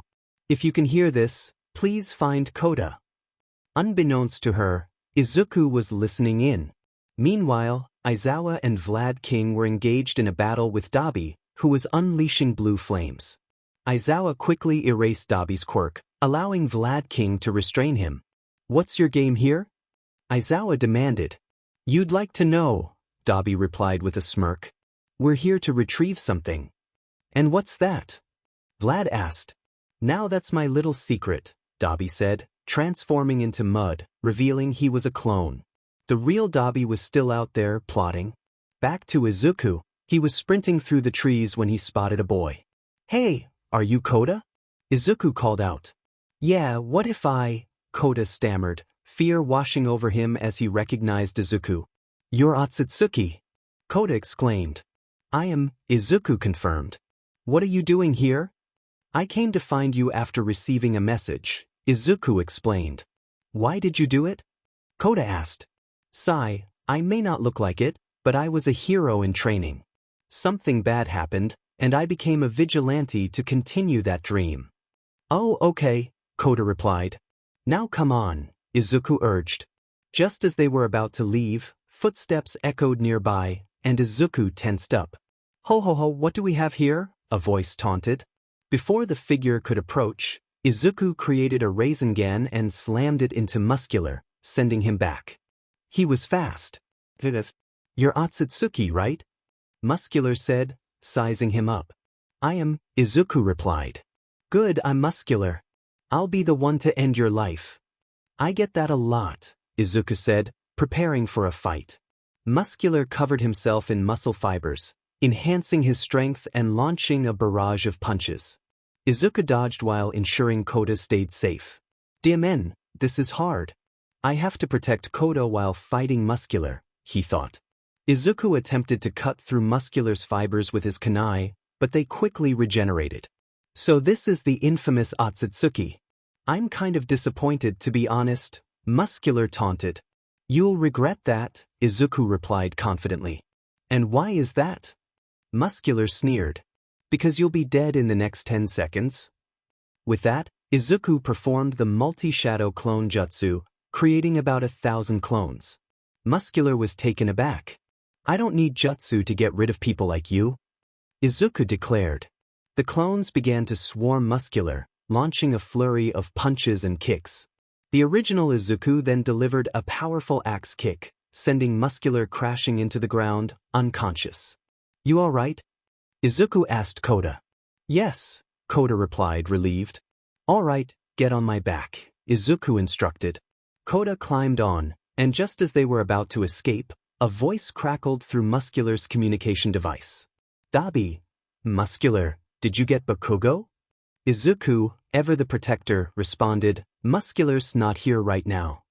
Dabi's voice trembled on the other end, realizing who he was speaking to. Oh, Atsutsuki, was it? Dabi asked nervously.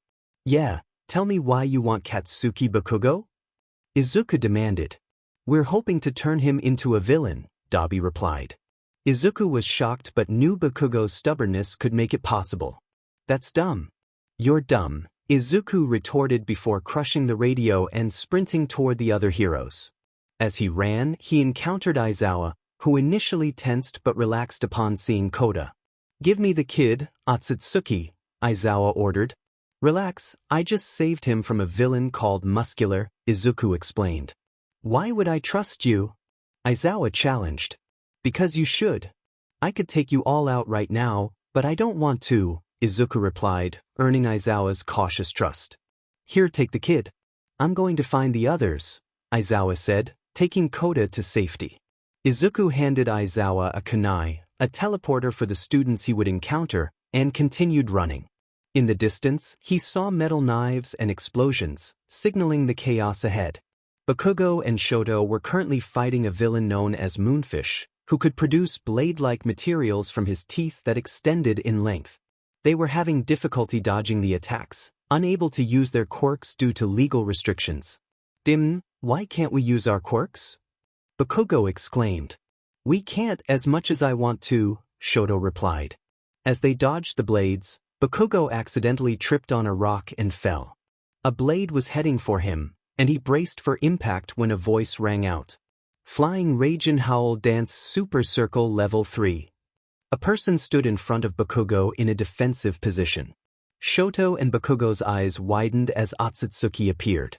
Yo, Izuku said. Why you? Shoto stammered. Yeah, I know. I need your help to restrain this guy, Izuku said. We can't use our quirks. We're not criminals like you, Shoto retorted.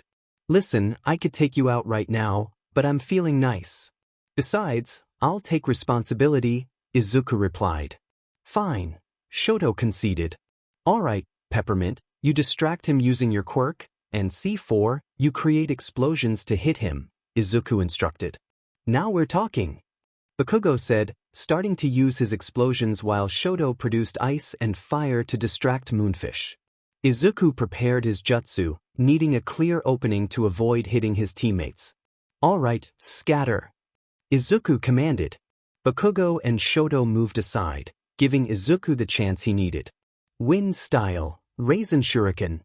The shuriken-like attack flew toward Moonfish, destroying the blades and hitting him, creating a large crater that was felt by the other students. What's that? Chaco asked. I don't know, Tsuyu replied. Back with Izuku, he stood atop the crater when trees began to be destroyed by an uncontrolled dark shadow. Shoji appeared, looking concerned.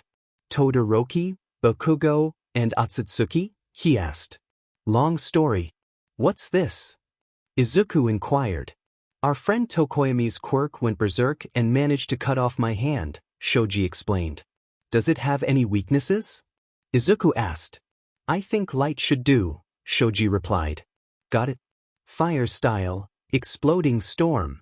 A spiral of flame appeared, weakening the dark shadow and leaving Tokoyami exhausted. Thank you, Tokoyami said. Yeah. Anyway, got any injuries? Izuku asked. Yeah, my hand is chopped, Shoji replied. Atsutsuki then used medical ninjutsu to stop the bleeding, and Shoji's arm was restored. Wait, what? Shoji exclaimed. Thank me later, Izuku said. Shoto, however, was frustrated that a vigilante had saved him, but he couldn't shake the feeling that Atsutsuki's quirk looked familiar. When he saw Atsutsuki healing Shoji, he was shocked. The only one that can heal like that was. But he's dead, right? Shoto thought. Alright, now I'm going to teleport you to your teacher. Grab on, Izuku said. The others held on to Atsutsuki, and in an instant, they were in front of Aizawa. Thank God you guys are safe. But I can't believe I'm saying this. Thanks, Atsutsuki, Aizawa said. Yeah, anyway, I need to tell you something, Izuku said. What is it? Aizawa asked. Someone named Bakugo is their target, Izuku explained. Bakugo? But he's here, right? Aizawa replied. Yeah, he's right. When they turned, they realized Bakugo and Tokoyami were missing. You looking for your friends? A voice called out. Who are you? Izuku asked. My name is Mr. Compress, and I have your friends right here in a ball. My quirk allows me to compress matter and uncompress it. See ya. Mr. Compress began to run and leap into the trees. You guys regroup with the others. I'm going to chase him, Izuku instructed. How do you do that? Shoji asked. With this, Izuku said, taking out a kunai and throwing it. Shoji recognized it. Izuku threw the kunai in the air, almost hitting Mr. Compress, but he teleported to it and tackled him to the ground. Give me the students, Izuku demanded. You thought it was Hisashi, but it was me, Izuku, he added. Everyone was bewildered that their presumed dead friend was alive. How are you still alive? Kirishima asked. I faked my death, Izuku replied. Why did you do it though? You won the sports festival. People were basically wishing to be you, Siro said. That I am not allowed to say, Izuku answered, preparing to leave when All Might suddenly spoke. Wait, young Midoriya, you still haven't answered my question, All Might said. I'm not going to answer that. You'll find out eventually, Izuku replied. All Might was about to ask again but chose not to, not wanting to create tension. Now I must go, Izuku said, transforming into Chome, shocking everyone. He flew upward when suddenly a dragon tackled him to the ground. Izuku was held down by the dragon hero Ryukyu, who was trying to immobilize him. Stop squirming, Ryukyu commanded. Izuku changed back into human form and created distance, surprising Ryukyu. Hey, isn't that the winner of the sports festival? Ryukyu asked. Yeah, All Might confirmed. So, you're the masked vigilante Atsutsuki? Ryukyu said. Yeah, I am. So what? Izuku replied. You're under arrest for the illegal usage of quirks, Ryukyu stated. Does it count if it isn't a quirk? Besides, you don't want to do this, Izuku warned. Yeah, we do, came a voice as other pro-heroes arrived, including Kamui Woods, Mount Lady, Midnight, Ectoplasm, and even Endeavor. Izuku, quite the entourage. Endeavor, so the winner of the sports festival is the infamous Vigilante. I knew you weren't worthy of winning it. Izuku, how's the scar I gave you? Endeavor, visibly angry, shoots flames, but Izuku counters with a water dragon jutsu. Kamui Woods. His control of his quirk is amazing, I gotta say. Ryukyu then transforms back into her dragon form. Ryukyu, let me handle him. The heroes reluctantly agree to let her take charge. Ryukyu, just give up, kid. You can't take us all on. Izuku, I think I can. Kokuo, finally. Izuku then releases a red substance with bubbles forming around him, growing tails and increasing in size, causing fear among the heroes. Monoma, another one? Itsuka. This is on a whole other level. The two charge at each other, battling in their massive forms. The other heroes evacuate the students to keep them safe from the crossfire. The fight escalates as Izuku uses his tails to fend off Ryukyu's claws. However, Ryukyu manages to temporarily blind Izuku with her fire breath, giving her an opening to attack. Anticipating this, Izuku counters with his head, which is strong enough to serve as a weapon. He continues to ram it against Ryukyu until she tires. Ryukyu, I underestimated you. I guess I should be more serious. Izuku, then I should too. Boiling release, full cover. Izuku starts to be enveloped in red steam, and the heat intensifies. Ryukyu feels the sudden increase in temperature. Ryukyu, this heat. It's probably as hot as Endeavor's. Endeavor also feels it and begins to sweat. Endeavor, this heat, it's as hot as my flames. Izuku, you wouldn't want to fight me anymore. My body is covered in heat. Ryukyu realizes she is outmatched but chooses to keep going. Izuku smirks, and while Ryukyu charges in, he uses his tails to grab her legs and slams her to the ground, rendering her unconscious and causing severe burns on her legs. The heroes are shocked at how easily Izuku defeated one of the top 10 heroes. However, one hero is too cocky, leading to his downfall. Shoto, Midoriya, I will beat you now and prove I am the strongest. All Might, no, young Todoroki, he's too powerful for you. Shoto charges in, throwing fire attacks, but they have no effect. Frustrated, he creates a glacier to match his height, which proves to be a fatal mistake. Izuku, weak. Izuku kicks the glacier, sending Shoto crashing into a tree, injuring him severely. The others are shocked by what he did to his former classmate. Kurama, okay, I think that's too much. Shikaku, your last Jinchuriki shattered his friend's arm, remember? Kurama, at least he was still alive. Saiken, touché. Back in the real world, Endeavor shouts, Endeavor, Shido, you will pay. He rushes at Izuku, but All Might intervenes, warning that Endeavor would likely end up like his son. Endeavor, though angry, knows it's true. Mount Lady steps into her giant form to confront Izuku. Mount Lady, alright, my turn. Taking you down would make me famous. Izuku, should have let Stain kill you. But if you insist, my other friend would like to play. Izuku transforms into a giant red-furred monkey with 4 tails. Aizawa, how many can he turn into? Momo, wait, sensei, look. This one has 4 tails. I think there's a connection.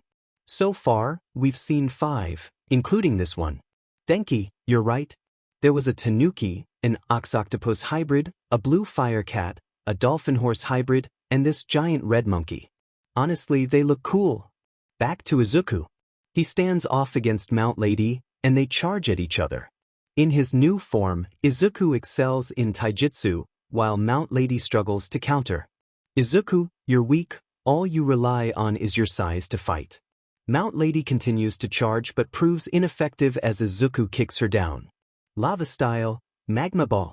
Magma Ball fly from his mouth, hitting the landscape and knocking Mount Lady down. Izuku delivers a final kick to knock her out. Izuku, 2 down, more to go. Who's next? For a moment, Izuku surveys the destruction he's caused, broken trees, injured people, and Shoto, who looks gravely injured without Momo's medical kit. Izuku questions himself, wondering if this was the right thing to do. He caused so much pain to others without realizing the extent of it. Turning to Aisabu, ready to leave through the ocean, he is stopped by Momo. Momo, Izuku, wait. Izuku, in Aisabu's form, looks back at Momo with one eye. Momo, I know why you left, it's because of that, isn't it? The others were confused about why he left so suddenly. Momo, I didn't want this, Izuku. I was forced into it. What I'm trying to say is that I love you, Izuku Midoriya. The others were shocked by Momo's sudden confession. Everyone, Nanny. Momo, I never wanted this quirk marriage, Izuku. I was forced into it because of a favor my father owed Endeavor. I'd pay any price to be with you, Izuku. I loved you from the moment you saved me from those villains at the USJ. So please, come back to me. Mina, wait, quirk marriage? Jiro, so all this time, You and Todoroki were not real lovers? Hagakure, yes. My ship sailed. The others were taken aback by the sudden revelation, but Momo was still looking for an answer from Izuku. However, Izuku only said one word. Izuku, I'm sorry. He then jumped and swam away. In a last-ditch effort, Momo threw a tracker onto Izuku to keep tabs on him. Meanwhile, Endeavor was furious. Not only had the arranged marriage fallen apart, but his son was severely injured because of Izuku. Endeavor took out a communication device. Endeavor, kill him, he's heading southwest on water. Yes, sir. A helicopter then flew over the water where Izuku was swimming and dropped a bomb, exploding much to the hero's shock. All Might, what is the meaning of this, Endeavor? Endeavor, this is payback for what he did to Shoto. Momo, no, it can't be. At that moment, Izuku Midoriya was declared dead for the second time. Or was he? It was the aftermath of the battle during the training camp. The injured were brought to the hospital, while Todoroki, who suffered both a serious physical injury and a broken heart, was taken to the ICU. The uninjured students were at home resting. UA faced immense pressure from the media regarding their inability to protect the students. Some knew that Atsutsuki had attacked the training camp, but that was all they were aware of. Momo was lying in a hospital bed. Her head was injured, but it wasn't fatal. She was about to rest when Detective Tsukachi and Aizawa walked in. Aizawa, sorry to interrupt. Momo, it's okay, Mr. Aizawa. Is there anything you need? Aizawa, actually I do. This is Detective Tsukachi. Is it okay if he asks you some questions? Momo, sure. Tsukachi, thanks. First of all, one of the students from 1B told me that you put a tracker on one of the Nomu. Is there any way to track them? Momo, yeah, I can make a device that will let you see the tracker. Tsukachi, can you make it now? Momo, sure. She makes the tracker and hands it to him. Tsukachi, thank you. One more thing. When Atsutsuki was revealed to be Izuku Midoriya, did you also put some kind of tracker on him? Momo hesitated but remembered that the detective had a lie detector quirk. It was pointless to lie. Momo, not anymore. Tsukachi, beg your pardon? Momo, I did have a tracker on Izuku, but when Endeavor dropped the explosives, it's as good as dust now. Tsukachi, I see. Thank you for your time. Aizawa, get some rest, Yaoyorozu. Momo, I will, Aizawa-sensei. With that, both of them left the room, and Momo could finally get some rest. Beep. A beep was heard. It wasn't her phone, as that wasn't her ringtone. She grabbed something from her bag and looked at it. The tracker she had put on Izuku was beeping, meaning he was still alive. But it showed he was on an island in the middle of the Indian Ocean. Somewhere near the Indian Ocean, a large three-tailed creature was swimming toward an island. It had severe burns but began to heal slowly. The creature then transformed into Izuku, who was lying on the sand. Izuku, DMN that Endeavor. Matatabi, at least you survived. Izuku, yeah. He then got up and started to explore the island. Izuku, where are we? Yuki, I don't know, to be honest. Izuku, alright, I think we should build shelter first, then find food. Tailed Beast Summoning Jutsu. The tailed beasts were summoned by Izuku. Izuku, alright, let's get to work. Tailed beasts, right? Time skip. After an hour of working, Izuku and the tailed beasts built a house for the 10 of them. The house was nothing too special. It was just a one-story building made of wood from the trees. You might be wondering how Izuku built a house in an hour. Well, he had some giant beasts helping him. The tailed beasts contributed in various ways. Isabu and Gyuki went to the ocean to find seafood, Chome checked for anyone following them, and the rest helped build the house. Meanwhile, Kurama and Shikaku were off searching for berries, their favorite snack. Izuku was enjoying a feast of seafood with the other tailed beasts. This is good. Where did you find cod in the middle of the Indian Ocean? Izuku asked. Oh, we didn't find it in the Indian Ocean, Isabu replied, prompting a flashback. Isabu and Gyuki were swimming in their normal forms, searching for food. They had ventured far and ended up at the Chinese peninsula. We swam all the way to the Chinese peninsula for what? Gyuki asked. I told you I wanted to eat some fresh cod. Izuku insisted. We already have salmon, shrimp, and some scallops. Why do we need cod? Gyuki questioned.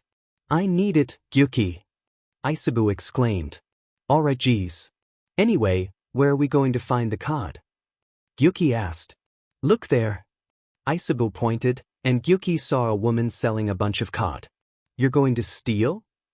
Gyuki exclaimed. No, I'm not. I am paying.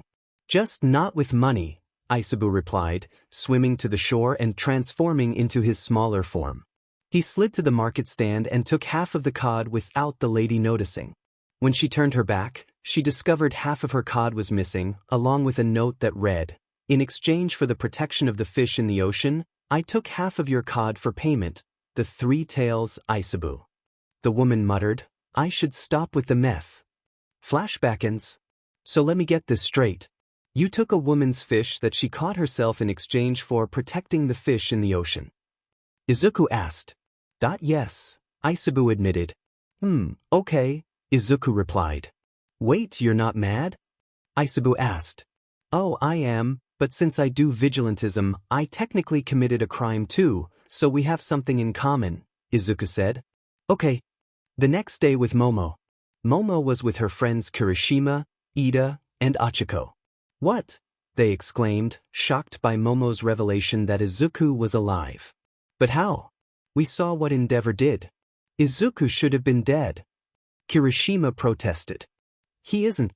His tracker was beeping, signaling that he's still alive, Momo explained. If he is alive, where is he now? Achiko asked. Somewhere near the Indian Ocean, Momo replied, leaving her friends stunned. I'm going to go get him later, Momo declared. How are you going to do that, Yayorozu? Ida asked. I can travel by boat, Momo said confidently. Where are you going to get a boat? Kirishima inquired. I'm rich, Momo replied with a smile. With that, Momo left her friends, who were left shocked and confused. In the Yayorozu household. Hey, Dad, can I borrow your boat? Momo asked. What for, dear? Haruki replied. Oh, nothing. I just need to find my friend who is currently in the middle of the Indian Ocean, Momo explained. Sure, Haruki said. Thanks. Momo exclaimed as she headed to the docks. Hey, I heard Momo called you. What did she need? Kana asked Haruki. Oh, nothing. She said she needed to find her friend who is currently in the middle of the Indian Ocean, Haruki replied. Oh, okay, wait, what? Kana responded, surprised. Long time skip. Momo was on a boat, carefully navigating while constantly checking the tracker to ensure she was heading in the right direction. The last thing she wanted was to be stranded in the Indian Ocean. After 30 minutes, she reached her destination, a tropical island. How did Izuku end up here? Momo wondered as she walked deeper into the island, hoping to find clues about Izuku's whereabouts. The tracker indicated he was somewhere in the middle of the island. As she continued, she noticed the trees swaying and crouched down to avoid being seen. When the movement stopped, she spotted 2 gigantic creatures, a giant slug-like creature with 6 tails and a giant tanuki made entirely of sand. Momo realized this was another manifestation of Izuku's quirk. Huh, why are we doing this again? Shikaku asked. Well, Izuku said he sensed a presence near the beach, so he sent us to find it, Saiken replied. I still don't get it. Why can't he do it himself? Shikaku questioned. Momo was intrigued by their conversation, unaware that Izuku's quirk was sentient. Just as she was about to move, she accidentally stepped on a twig, snapping it. The 2-tailed beasts turned to look in her direction. She froze, unsure of what to do. Small time skip. Momo slowly regained consciousness, hearing snippets of conversation around her. How did you guys find her? One voice asked. How did she even get here? Another responded. Thank God you didn't step on her. The last comment made Momo cringe a bit. As she opened her eyes, she saw Izuku standing there, surrounded by 9 mini creatures. Momo, Izuku? Izuku, yeah, it's me, Momo. Momo wasted no time running to him and engulfing him in a hug. Momo, why you idiot, why did you do that? Why did you leave U.A? Izuku, it's a long story. Momo, I have time. Time skip. Izuku told Momo why he left U.A and how he left because of the sudden relationship between her and Todoroki. He also shared his experiences as the Vigilante Atsutsuki, detailing how he faced off against Edgeshot and others. When Izuku finished telling the story, Momo burst into laughter. Momo, oh my god, you left because of the… Izuku, I told you it isn't funny. Kurama, it's pretty funny. Izuku, shut up. Momo, so, these things are your quirk? Izuku, Oh yeah, you could say that. Hey, introduce yourselves. Shikaku, I don't wanna. Izuku, Shikaku. Shikaku, fine. My name is Shikaku, the one-tailed beast. Matatabi, my name is Matatabi, the two tails. Isabu, my name is Isabu, the three tails. Sun, my name is Son Goku, the four tails. Kokuo, my name is Kokuo, the five tails. Saiken, my name is Saiken, the six tails. Chome, my name is Chome, the seven tails. Gyuki, my name is Gyuki, the eight tails. Kurama, sup, I'm Kurama. Izuku, yeah, so that's them. Momo, so they're all sentient? Izuku, yeah, they are. So what are you doing here? Actually, how did you find me? Momo pointed to Izuku's back, showing a beeping device. Izuku took it out and looked at it. Izuku, a tracking device, huh? Momo, yeah. Momo and Izuku stared at each other in silence. Izuku remembered what she had told him during the training camp. Izuku, what did you mean when you said what you said back at the training camp? Momo, it's exactly what I meant, Izuku. I love you. Momo then lunged at Izuku, capturing his lips with hers. Izuku's eyes widened, but he kissed back nonetheless. His arms wrapped around her waist while her arms encircled his head and neck. They pulled away for some air, both blushing madly. The silence was broken. Tailed beast. Izuku, shut up you guys. Momo chuckled but looked happy nonetheless. She had finally confessed to the person she truly loved, and nothing could possibly go wrong now. Izuku, Momo, I have to ask you something. Momo suddenly became serious. Momo? And that is? Izuku, why else did you come here? Momo gulped but answered. Momo, I need your help. Izuku, what? Momo, Bakugo was captured, you know that, right? Izuku knew, after all, it was because of him that Bakugo was captured. Izuku, Momo, some of us. Izuku, no. Momo, but you didn't let me finish. Izuku, I know what you were gonna ask, and I am not helping you with it. Momo, I not? Izuku, Momo, don't get me wrong, I want to rescue him too, but I just can't let you go in there. Momo, that's why I need your help, Izuku, Momo, as of right now, I am considered dead. If you were to go there, Aizawa would know, and you could be expelled. Momo knew he was right, but she had already risked so much to find him, she wasn't going to give up. Izuku then unexpectedly hugged her, and Momo hugged back. Izuku, I'm sorry Momo, I have to do this. Momo was suddenly teleported to her room in the dorms. Confused about how this happened, she noticed a kunai near her bed. She picked it up and held it close, releasing some tears. Momo, so he was always watching. With Izuku. Izuku was on the beach, staring into the ocean. The wind grew stronger, and dust began to swirl. A silhouette of a person appeared. Izuku, what do you need, Hagoromo? Chapter end. The next day. Momo was back at the hospital because all of her friends were there. She arrived and took the elevator to the room. Momo, hey guys, why are we here right now? Tsu, you want to tell her, Kirishima? Momo, tell me what? Kirishima, I want to save Bakugo. Momo was shocked. She had asked Izuku for help, but he declined, saying it was dangerous. Mo, how though? Kirishima, well, you said you had a tracker on the Nomu, right? Momo nodded. Kirishima, yeah, if we can track it, we can find Bakugo and save him. Uraraka, but how do we even do that? We're not even certain that Bakugo could be in the same place as the Nomu. And what do we even do if we get caught? Jiru, Uraraka has a point, Kirishima. Besides, we aren't that strong. Not as strong as Bakugo or even Todoroki, who is now in the ICU. Heck, we're not even close to how strong Izuku is. Kirishima, I know, but I feel like it was my fault that Bakugo got captured. If I was with him, we could have prevented that. Kaminari, no offense, but Izuku was with Bakugo, and he still got captured. And if you were with Bakugo, maybe you could have gotten captured too. 1A, Kaminari. Kirishima, I'm not asking for a fight, I just want to save him.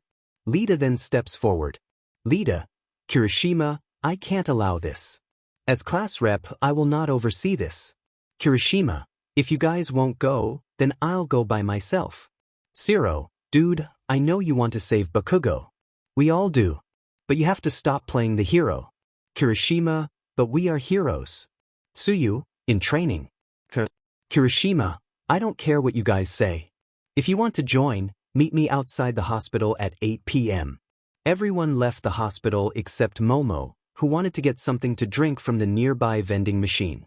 She thought about what Kirishima said.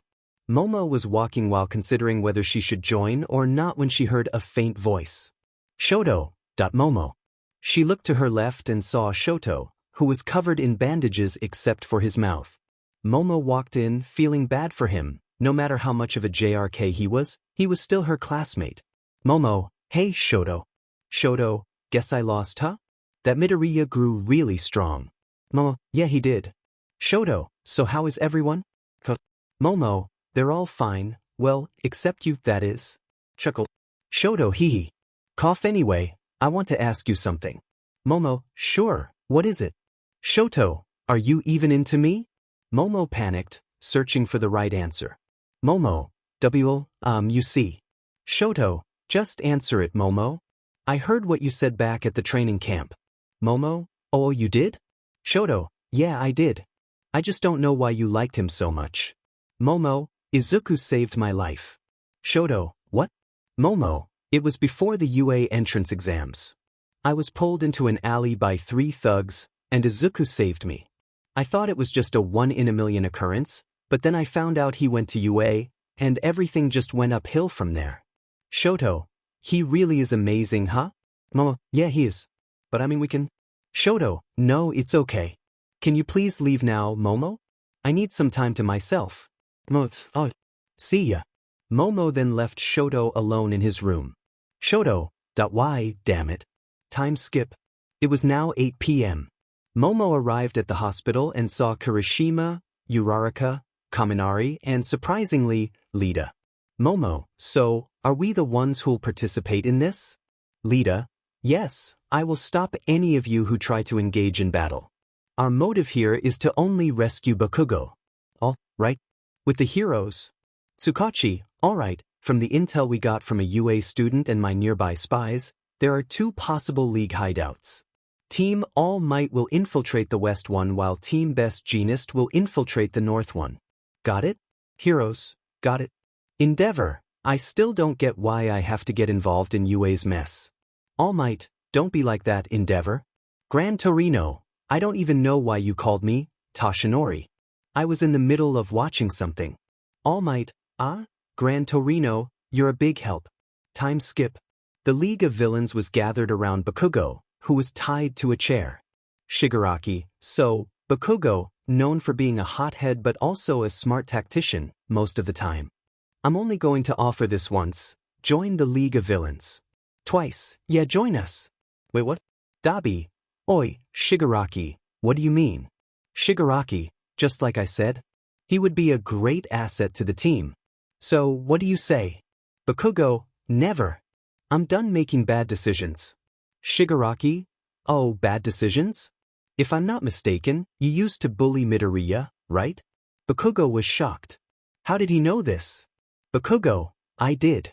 It was one of the many things I regretted doing. I always thought I was the best, knowing I'd be the next number 1. But then he suddenly grew strong and had a quirk. I was angry that someone below me could get so powerful. But then he taught me that he looked up to me, saying he worked hard to surpass me. I owe it to him that I was able to get this strong.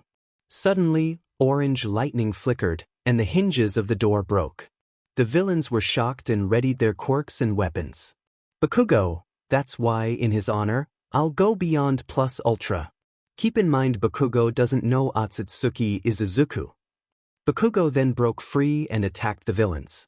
Most of them managed to dodge except Twice, who got hit. Bakugo created some distance and was about to attack again when a voice spoke. Pizza DLVRY for manchild. Shigaraki, what the?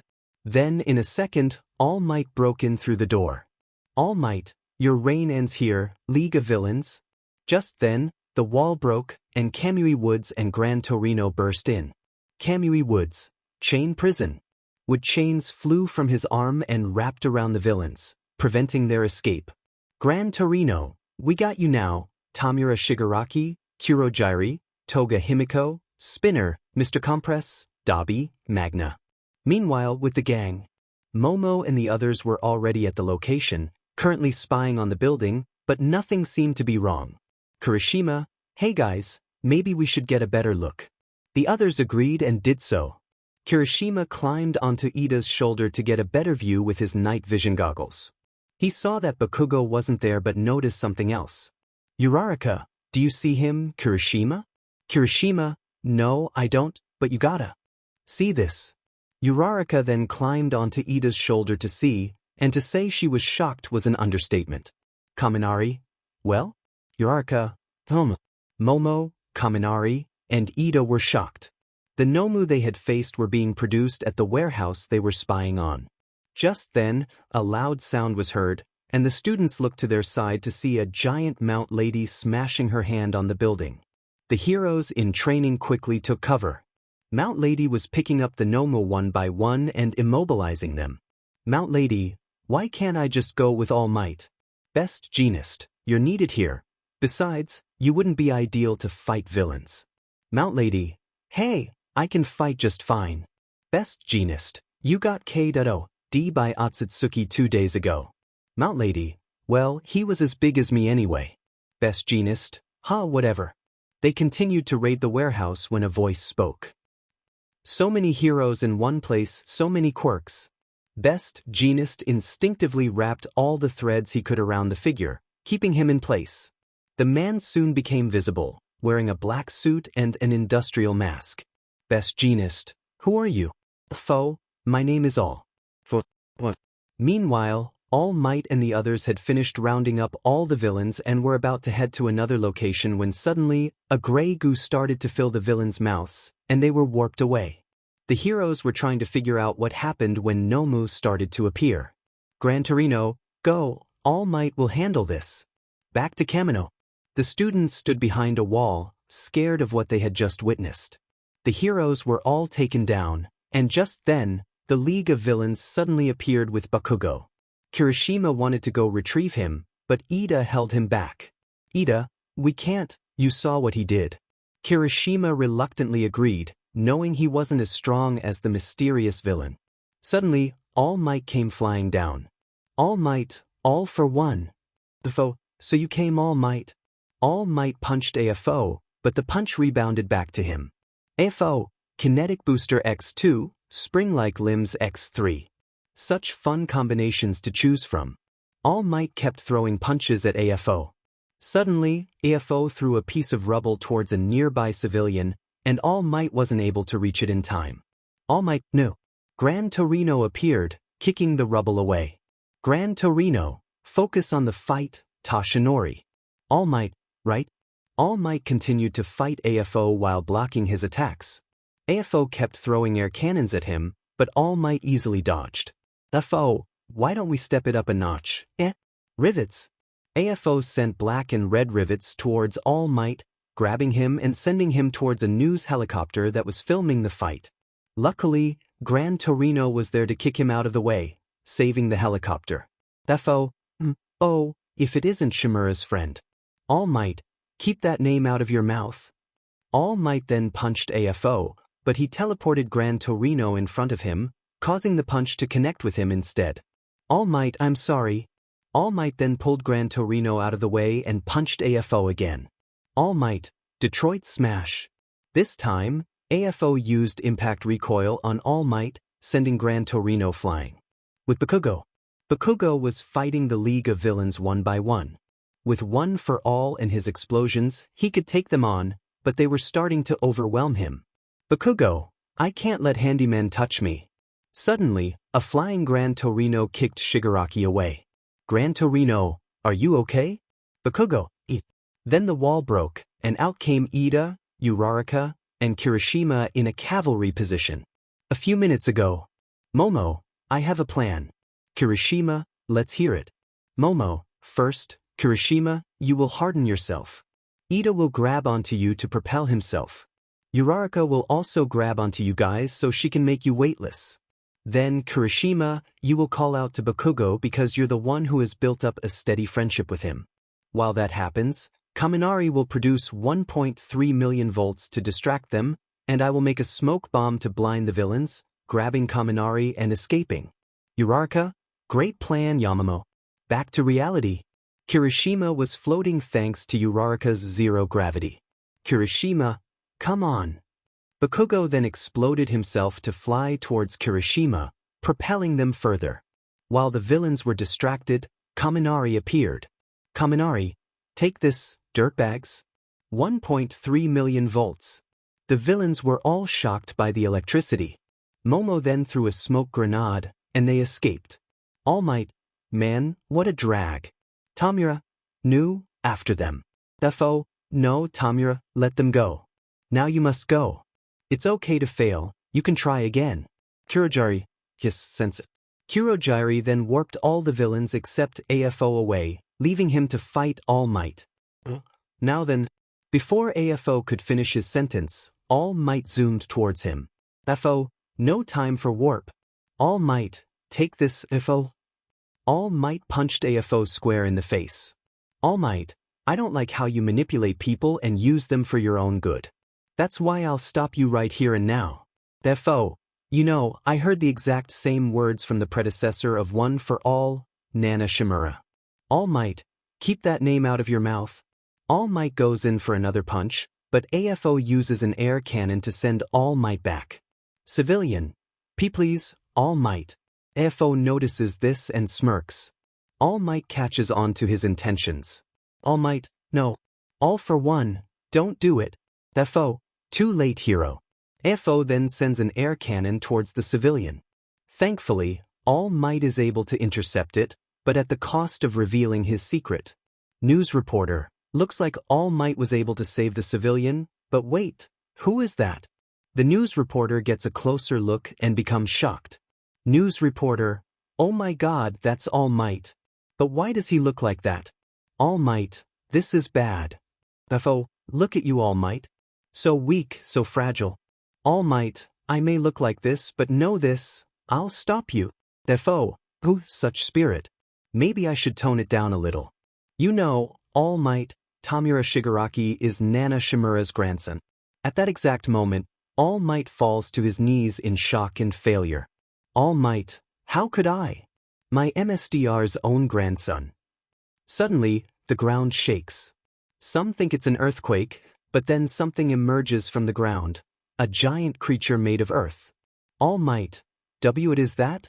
AFO, you like this, All Might? This is Gigantomachia, the ultimate weapon. Suddenly, more quakes occur, and 9 more Gigantomachias appear behind AFO. AFO, sorry, All Might, I meant Gigantomachias. I took this idea from your precious student, Midoriya Izuku. Originally, there was only one, but then I cloned him and gave him an extra set of quirks. People watching start to pray for a miracle.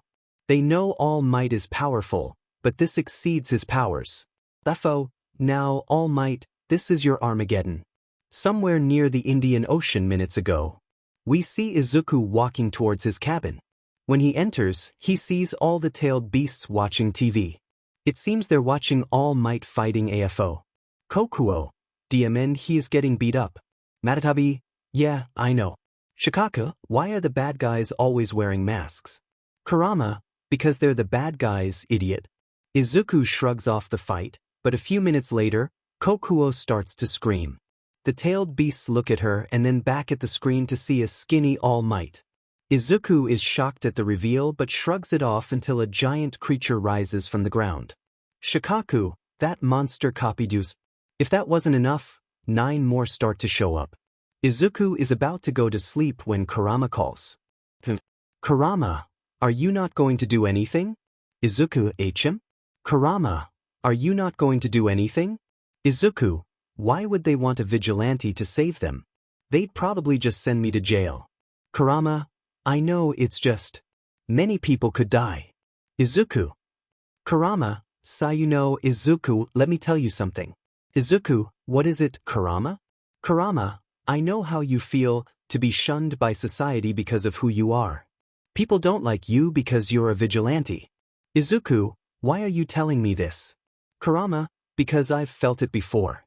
Izuku, Kurama, there was once a boy in a village who had a destructive power that could kill them all.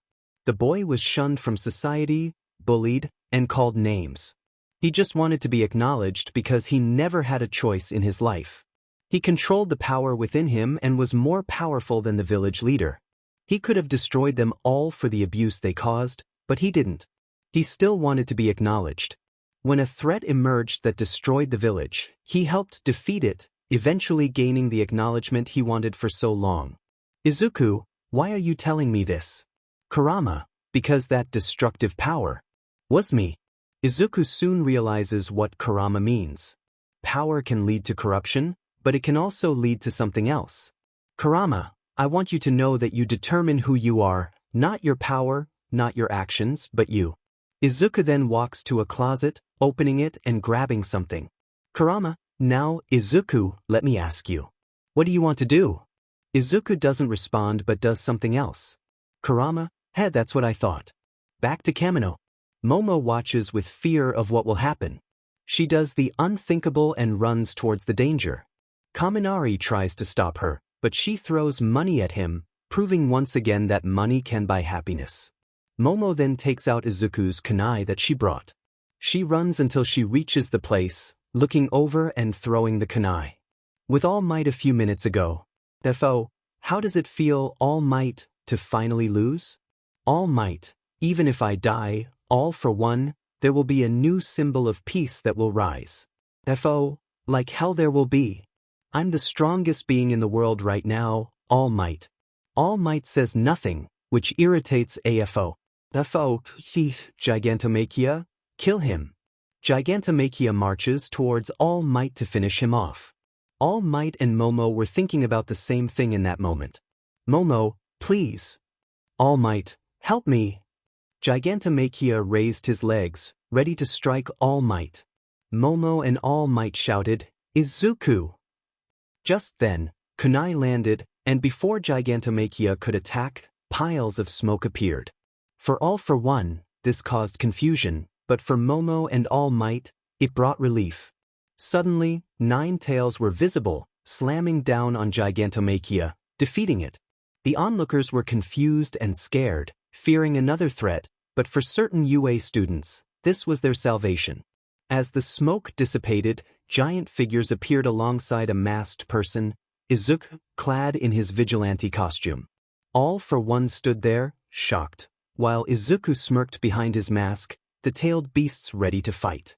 Izuku, you picked the wrong person to copy from. All for One. There stood All for One and Izuku, with the tailed beasts behind him, while Gigantomachia stood ready for a fight. Reporter, you see that? It's Atsutsuki. It appears he has 9 other giant beings behind him. Is this the full extent of his quirk? But look here, one of them looks similar to the one the late Izuku Midoriya summoned during the sports festival. Are they somehow connected? All for One. Atsutsuki, to what do I owe the pleasure? Izuku, trust me if this isn't pleasure. All for One, I see you have some backup as well. Can't say I didn't predict you'd be here. Step aside, Atsutsuki. Izuku, not gonna happen. All for One, you don't want this fight, boy. Izuku, I think I do.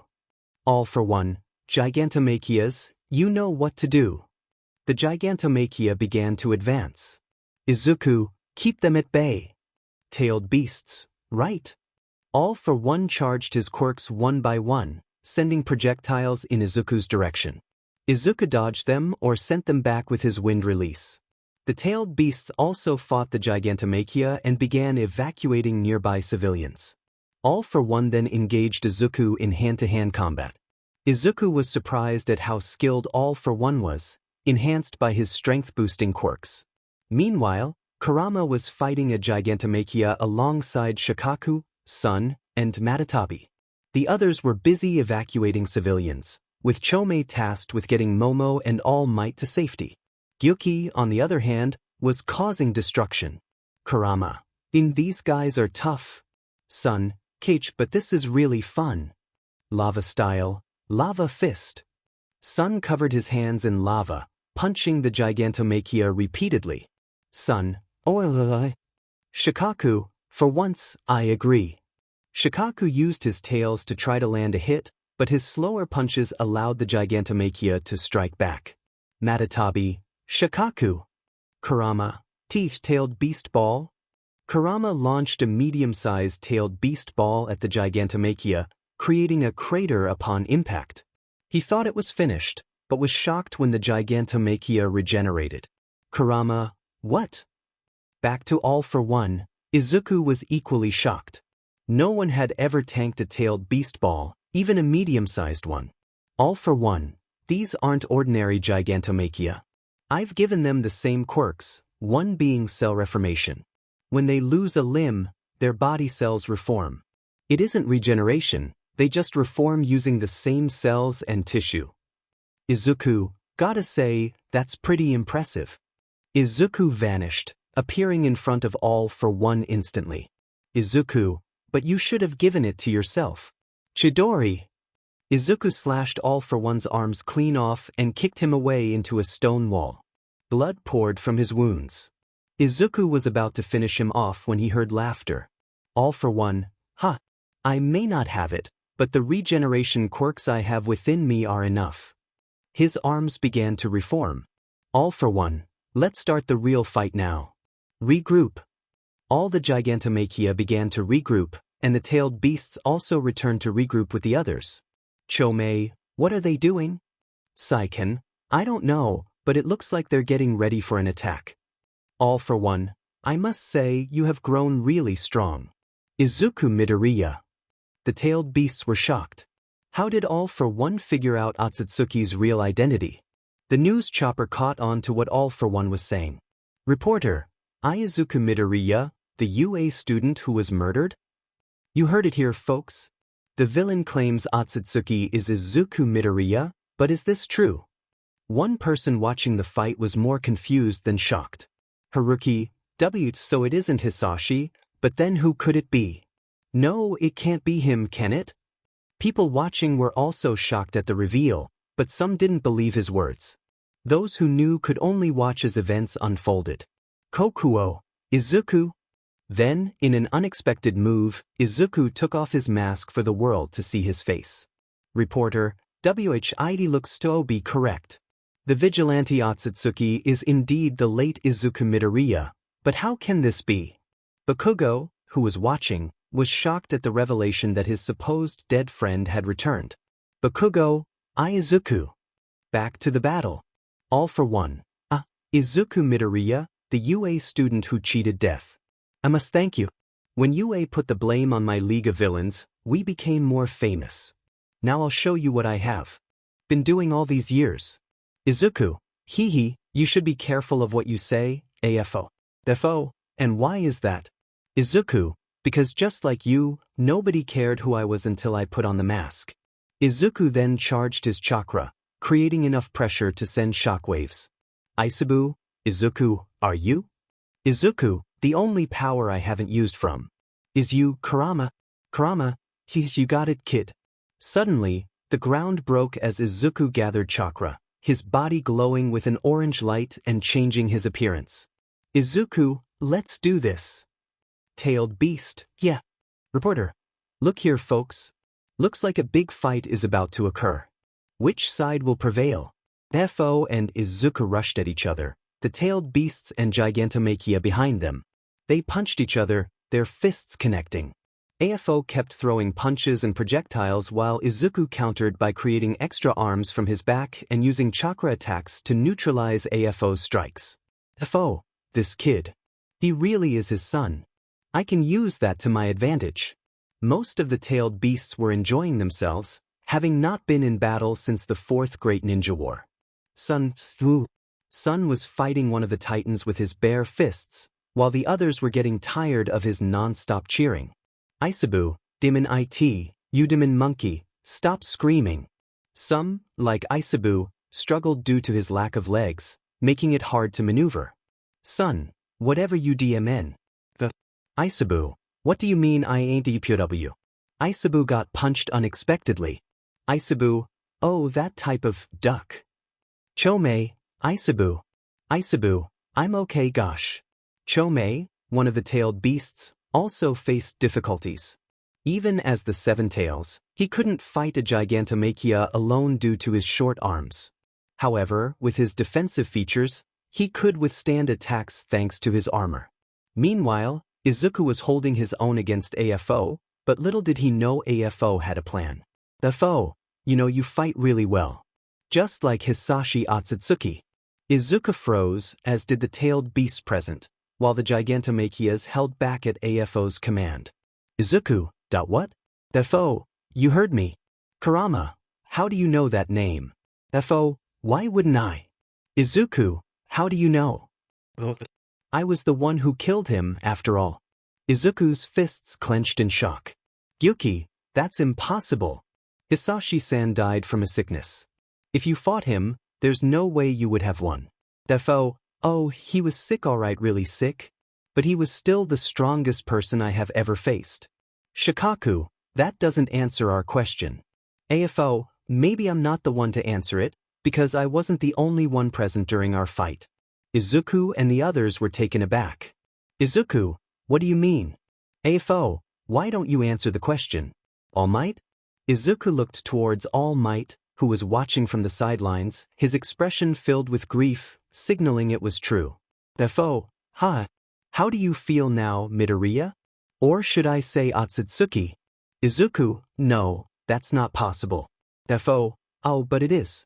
After all, you might know that the news stated All Might defeated me, but it was actually your father. Izuku felt more broken than ever. AFO, I'll show you. Flashback. It was nighttime, buildings were in ruins, fire everywhere. Two figures stood opposite a man in a black suit. AFO, I implore both of you for making it this far, even more for you, Hisashi, even with your illness. Hisashi fell, coughing blood despite having no visible injuries. All Might, Hisashi. And I told you not to come. Hisashi, yeah, and I'm an alien god. Hisashi and All Might were fighting AFO, landing some good hits, but then All Might took a devastating blow to his lower abdomen, injuring him for life. Hisashi, All Might. Hisashi flew to All Might's side. FO, it's over now. All Might cursed himself for being in this situation. All Might, Hisashi, get out of here. Hisashi, I'm not doing that, buddy. All Might, don't risk it, you have a son, remember? AFO interrupted. FO, oh, a son, huh? Maybe I'll go after him when I'm done. Hisashi, filled with rage, controlled himself to avoid losing control. Hisashi, take that back. Then he had an idea. Hisashi, All Might go. All Might, are you crazy? At least let's go together. Hisashi, no, I need to finish him now. All Might, no, I am not running away. Not this time. Hisashi, I wasn't asking. All Might, wait. All Might tried to negotiate, but it was too late. Hisashi, almighty push. All Might was pushed back by a strong gust of wind. All Might, no. Hisashi, take care of my son, All Might. That was the last thing All Might heard. Hisashi, it's just you and me, all for one. FO, no, it's just me, Hisashi. Hisashi, I'll finish you now. Sage Art, Great Deity Gates. Gates fell down on AFO, pinning him so he couldn't escape. FO, why can't I escape? Hisashi, not so strong are you, 0 for 1? Hisashi then coughed, blood staining the ground. FO sneered, you won't be able to kill me. Even though your power exceeds both mine and All Might's, your health prevents you from using it at full strength. Hisashi replied, you may be right, but you don't deserve to fight me at 100%. He declared, Jikogu da aimasho, all for one. Suddenly, a massive explosion occurred, taking both of them in an instant. All Might, watching from afar, cried out, knowing that his best friend had sacrificed himself for his life. He was then credited for the victory. FO taunted, how do you feel now? Not only could All Might have helped, but he left and got all the credit. Now you see how flawed this hero system is. Izuku stood silently, his eyes shadowed. Izuku. Matatabi called out. No, Izuku replied firmly. What? FO asked, confused. I don't feel malice towards the heroes. Sure, they have their flaws, but that's why my father came to this world as Hisashi Atsutsuki. When he died to save All Might, I felt even more honored. I am proud to be the son of a person who wouldn't hesitate to save a friend's life. It's because of him that the hero system is alive right now. And because of that, I'll defeat you and continue his legacy. All Might thought, young Atsutsuki? Momo said, Izuku. Back to Izuku growled, you really are his son. I'll kill you in his place. He grew his arm to match the size of his other, now possessing two massive arms that could rival All Might's strength. That's not all. Suddenly, all of Gigantomachia combined, forming a six-armed Azura, towering over the landscape. Those watching feared for their lives. Kurama remarked, Diamen, that's impressive. Saiken added, yeah, I know. I wish we could do that. FO challenged, what will you do now? Izuku responded, the same thing as you. Flashback to 2 chapters ago. Izuku asked, what do you want, Hagoromo? Hagoromo replied, I trust you know that a fight will occur soon? Yeah, Izuku confirmed. So, are you going to help? Hagoromo pressed. I don't know. I let Bakugo go, and now he could be dead. It's my fault, Izuku admitted. You won't know that yet, Hagoromo reassured him. I know, Izuku replied, frustrated.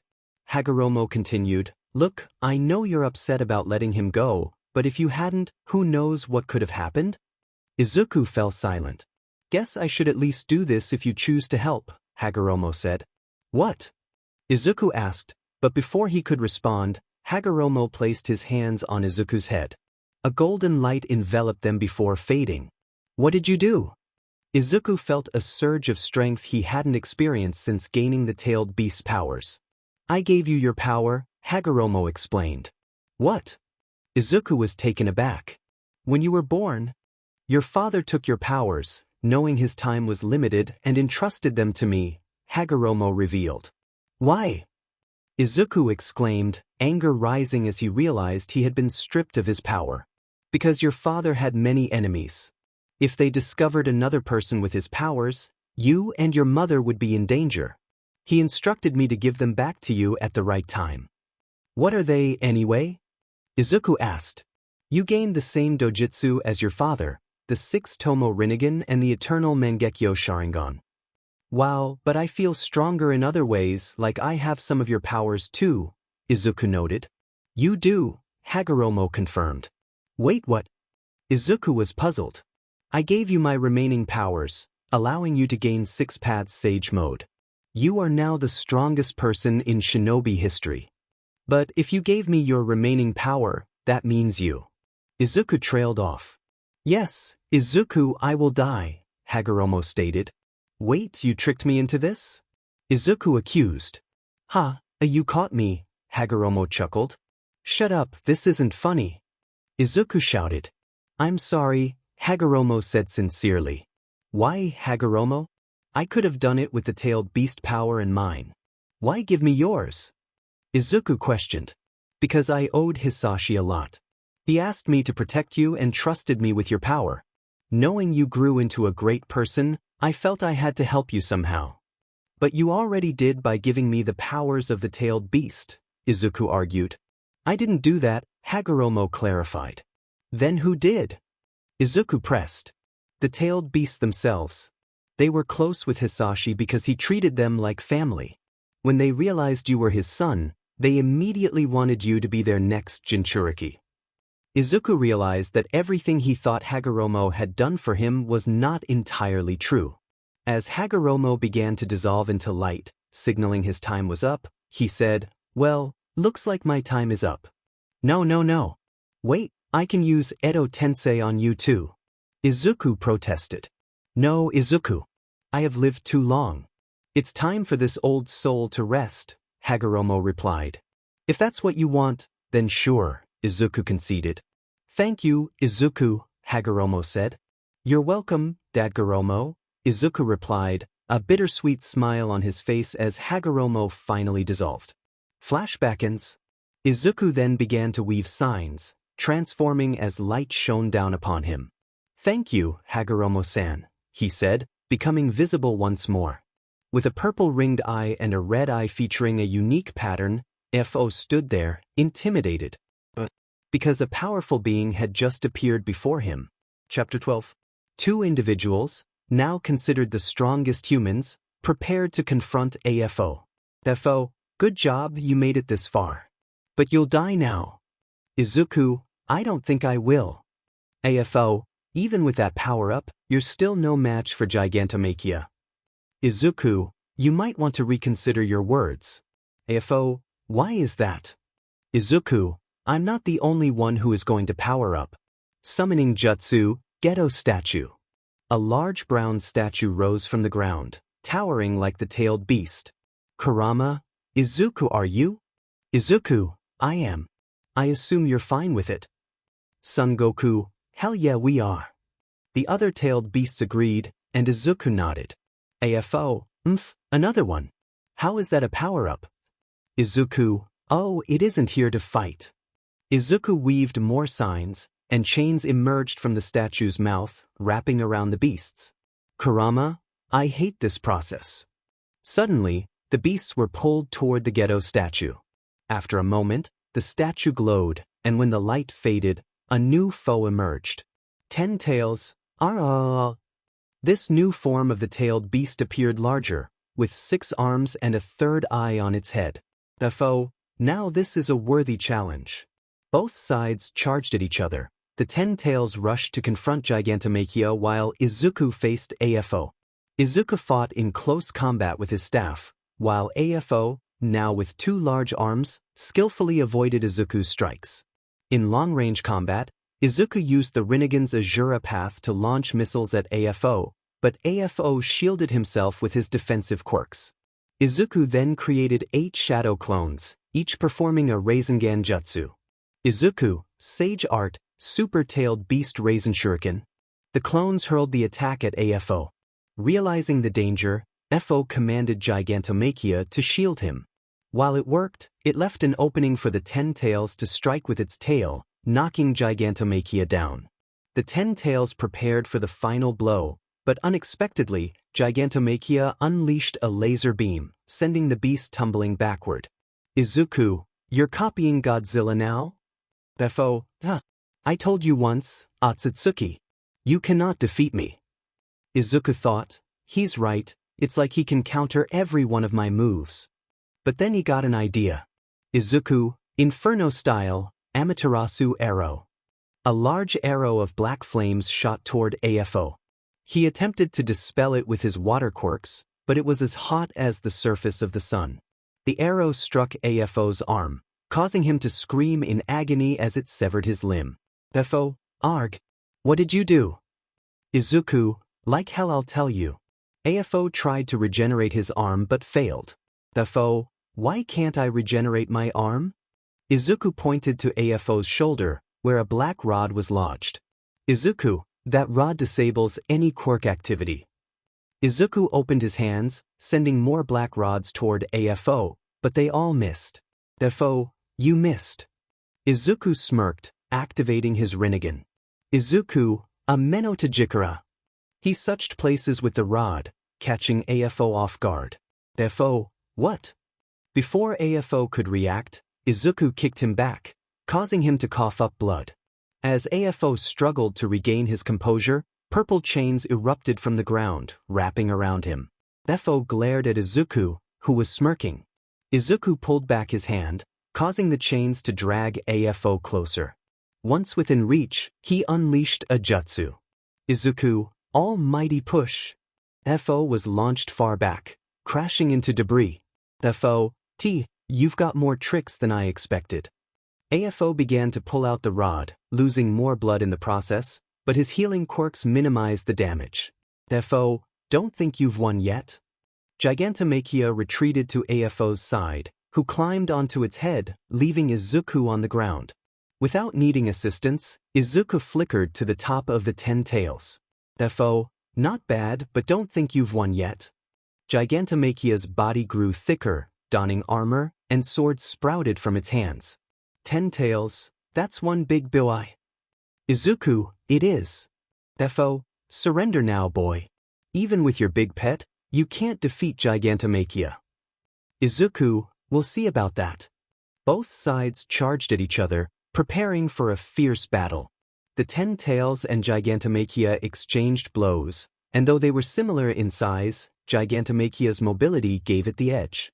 The 10 tails kept parrying the sword strikes that were lunged using its tails. It used its tails to strike but could only land a few hits because Gigantomachia kept avoiding them. Using 6 hands, the 10 tails created large-tailed beast bombs and raisingans. Some hit Gigantomachia, but it simply regenerated its lost limbs. Izuku and AFO also joined the battle, engaging in physical combat. Izuku used his Rinnegan's Azura path to attack AFO along with some of his personal jutsu. This continued until Gigantomachia landed a significant hit on the 10 tails. Cried the 10 tails. Sheet, Izuku muttered. Almighty push. He launched the strongest almighty push he could muster, sending Gigantomachia back along with some debris. Sage art, deity gates. The gates fell on Gigantomachia, restricting its movement. I hate this one, FO grumbled. While AFO struggled to free Gigantomachia, which seemed unlikely, Izuku rushed to the 10 tails to heal its wound. Geez, this is such a deep wound, Izuku said. I know, I don't think it can heal, the 10 tails replied. Izuku worked on healing the 10 tails, but it was clear it would take a long time. Suddenly, the gates broke and Gigantomachia was free. Izuku's confusion was evident. What? How did that happen? The gate was supposed to be unbreakable. Oh dear boy, you have so much to learn, FO taunted. As Gigantomachia began healing itself, preparing for another fight, Izuku contemplated his next move. This won't work, Izuku. We need to improve both our offense and defense, the 10 tails advised. Defense, how are we going to do both? Suddenly, Izuku had a brilliant idea, one that could save them. Haven't learned, have you?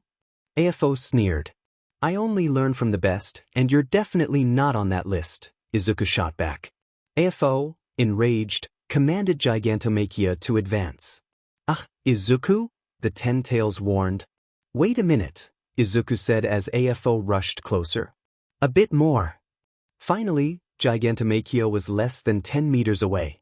Izuku, it's coming closer, the 10 tails shouted. Izuku activated his EMS, channeling his jutsu. Susanoo! A bright blue light erupted from the ground, engulfing the 10 tails and Izuku. Gigantomachia stepped back, sensing a much stronger aura. The blue light intensified until it finally dimmed, revealing a larger figure clad in blue armor and wielding blue swords. In the aftermath of the battle, Izuku descended from the sky to the ground where everyone was gathered. The first to run toward him was Momo, who enveloped him in a hug. You idiot, I was so worried, she exclaimed. Hey, I'm alive, you know, Izuku replied. I know. I'm just glad.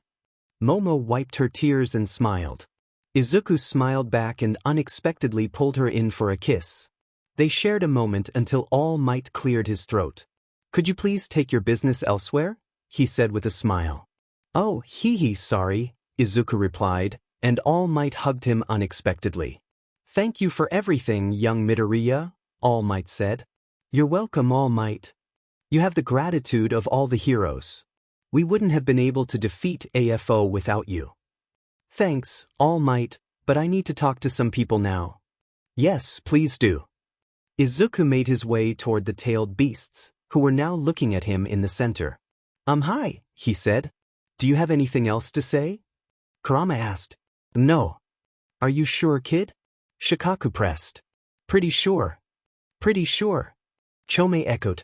I'll treat you to sushi? Izuku offered. Yes, sure. Saiken replied, earning glares from the other tailed beasts. Sorry. Izuku said. Sorry for what? Yuki asked. Leaving myself to die, Izuku admitted. Kurama then approached Izuku, crouching down, and unexpectedly hugged him, tears in his eyes. Don't ever do that again, Kurama said. The other tailed beasts were shocked by Kurama's display of emotion. Heh, blackmail, Shikaku teased. DMN, Tanuki. Kurama retorted. I appreciate the care. So, am I still your Jinchuriki? Izuku asked. No. Kurama replied. Wait, what? Izuku said, confused. Ha, just kidding. You should have seen the look on your face just now. The other tailed beasts burst into laughter. Very funny, Izuku said, shaking his head. He then resealed the tailed beasts and made his way back to Momo. So, she asked. You're looking at the Jinchuriki of the 9-tailed beasts, he announced. Momo smiled and hugged Izuku. Unfortunately, there's still one person I have to make amends with. Oh, okay. See ya. Izuku used his Rinne Sharingan to teleport to a hospital. Muzutafu Hospital. Todoroki lay in his bed, watching the news about how Izuku defeated AFO.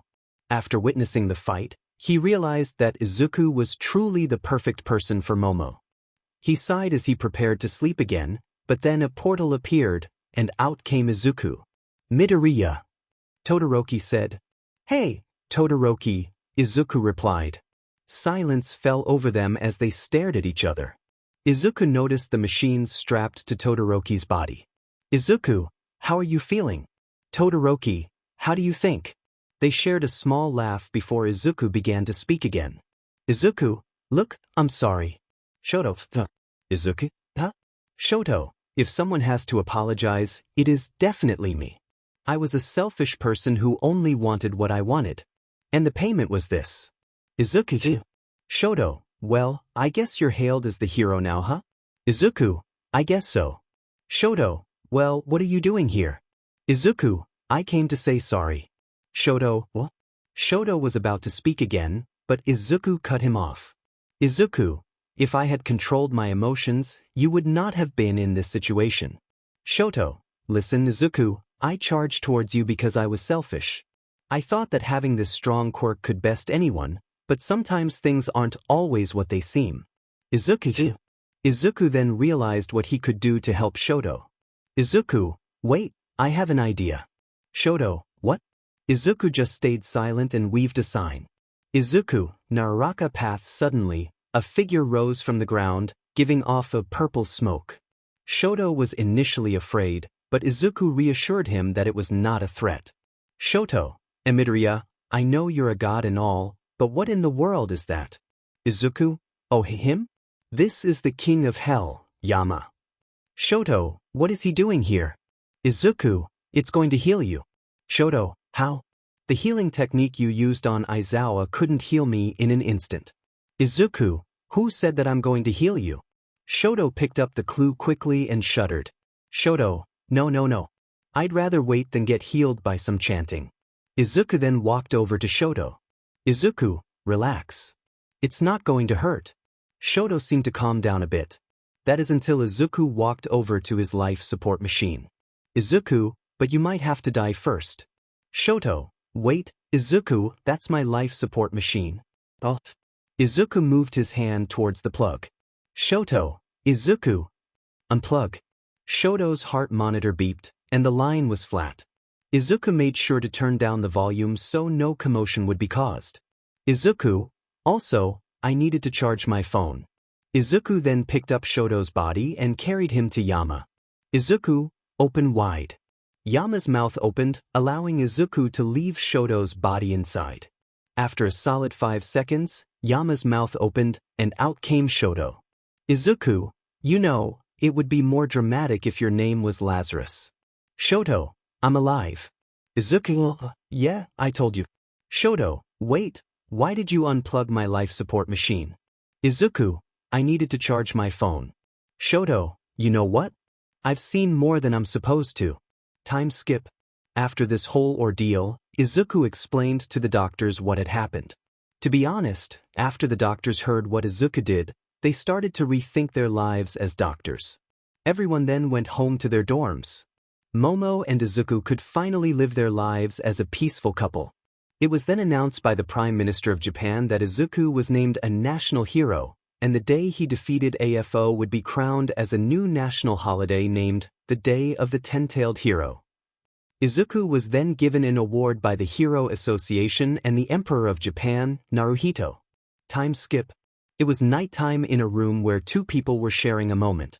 Izuku and Momo were in a heated exchange, which started with a simple kiss and turned into a longer embrace. They finally pulled away for air. Izuku, that was amazing. Momo, never knew you were a great kisser. Izuku, the tailed beast taught me a few things. Momo, what? Izuku, what? Izuku, well, I may or may not have taught myself. Momo chuckled and kissed Izuku again. They sat on the bed, embracing each other in a hug. Momo, by the way, my father wanted to speak with you. Izuku, why? Momo, he said that he knew your father. Izuku, okay. Time skip. Izuku and Momo were in front of her house. They were staring at the gate when it suddenly opened. Momo, come on. Momo led Izuku towards her house. When the door opened, there stood two people, a man in formal clothes and a woman in a purple dress. Haruki, welcome back, Momo. Thanks, Dad. How are you? Haruki, oh, had to sleep on the couch after the stunt you pulled. Momo hihi. Haruki, this must be Atsutsuki Izuku. Izuku, yes sir, I am Momo's boyfriend. Haruki walked towards Izuku. Izuku, being the boy he was, thought he was going to get a stern talk for dating this man's daughter, but what happened was the exact opposite. Haruki, I'm so sorry. I agreed to the arranged marriage with the son of Endeavor because of my actions when Momo could have been happy with you. Hisashi would be disappointed in me. When hearing his father's name, Izuku stiffened. Izuku, it's okay, sir. If I may ask, how did you know my father? Haruki, very well. I'll tell you the story, but first, take a seat. Flashback. It was nighttime, and a young Haruki was walking home from his office. He had started a business not long ago, and it had been growing at a fast rate. However, he was then pulled into an alley by three individuals who looked at him menacingly. They began to beat him until he could barely stand. Thug 1, looky here boys, we gotta see. Thug 2, I know, we could probably get a lot out of him. Thug 3, money now. Despite being weak and having a less powerful quirk, Haruki had a strong will. Haruki, like hell I'd give you money. Go get a job. The thugs were furious and continued to assault him. They paused when their leader pulled out a knife. Thug, you asked for this. Just as he was about to plunge the knife into Haruki, it broke and the thug was thrown back. The other two were shocked to see a masked man standing in front of Haruki. Thug 2, who are you? Atsutsuki, Atsutsuki. The three thugs rushed toward Atsutsuki, who charged at them with a black rod extending from his palm. They exchanged blows, but the odds were still in Atsutsuki's favor due to his experience. He used the rod as a staff, knocking one thug against the wall. He then unleashed a powerful attack, knocking out the second thug, leaving the third thug alone. The third thug could only watch in fear as his companions fell. He turned to flee, but a kunai sped past him, and Atsutsuki punched him to the ground, creating a crater. Atsutsuki then approached Haruki. Atsutsuki, you okay? Haruki, yeah, wait, you're the new vigilante? Atsutsuki. Atsutsuki, hee, I guess people do know me. Haruki stood up and bowed. Haruki, thank you very much. Because of you, I can go home to my wife and daughter. Atsutsuki raised an eyebrow at the mention of Haruki's family. Atsutsuki, you have a family? Haruki, yeah, a wife and a daughter. Her name is Momo. Atsutsuki, appealing name. Haruki, thanks. Atsutsuki, I have a family too. Haruki, you do? Atsutsuki, yeah, a wife and son. Haruki, oh, I never knew a vigilante would have a family. Atsutsuki, haha, me too. They continued to talk, building trust. Atsutsuki, you know, you seem really cool, Haruki. Haruki, you too, Atsutsuki-san. Atsutsuki, you know what? I think I trust you. Haruki, what do you mean? Haruki was cut off as Atsutsuki removed his mask, revealing his face. Atsutsuki, you can call me Hisashi. Haruki was shocked. It wasn't every day a vigilante revealed his identity. Haruki, why did you reveal yourself to me? Aren't you afraid I might tell the authorities? Hisashi, no. Haruki, why? Hisashi, because you won't. Haruki was taken aback. He wouldn't betray the man who saved his life. Haruki, yes. However, Haruki had another question. Haruki, Hisashi-san? Hisashi, yeah. Haruki, is it fine if we keep in contact? Hisashi, I'm sorry but I can't. Haruki, why? I thought you trusted me. Hisashi, it's not about that. Haruki, then what is it about? Hisashi, my time in this world is decreasing. Haruki, what do you mean? It's not like that, is it? Hisashi, it is exactly like that. Haruki, oh. Hisashi, it's okay, Haruki. You're the first friend I've ever had. I'm sure that even if I'm not here, our children will carry on our legacy. They'll have a strong connection.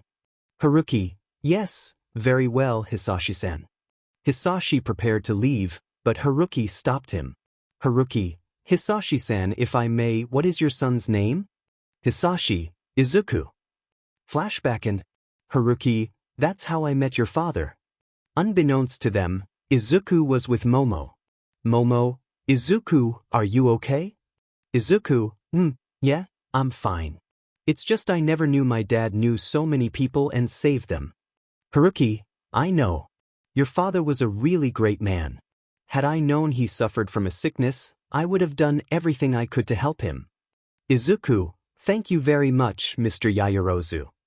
Haruki, please, call me Haruki. You are the son of my best friend and possibly my son-in-law. Momo and Izuku blushed at this, and they began talking again while Haruki smiled at the scene. Haruki, you were right all along, old friend. You were right all along. Chapter end.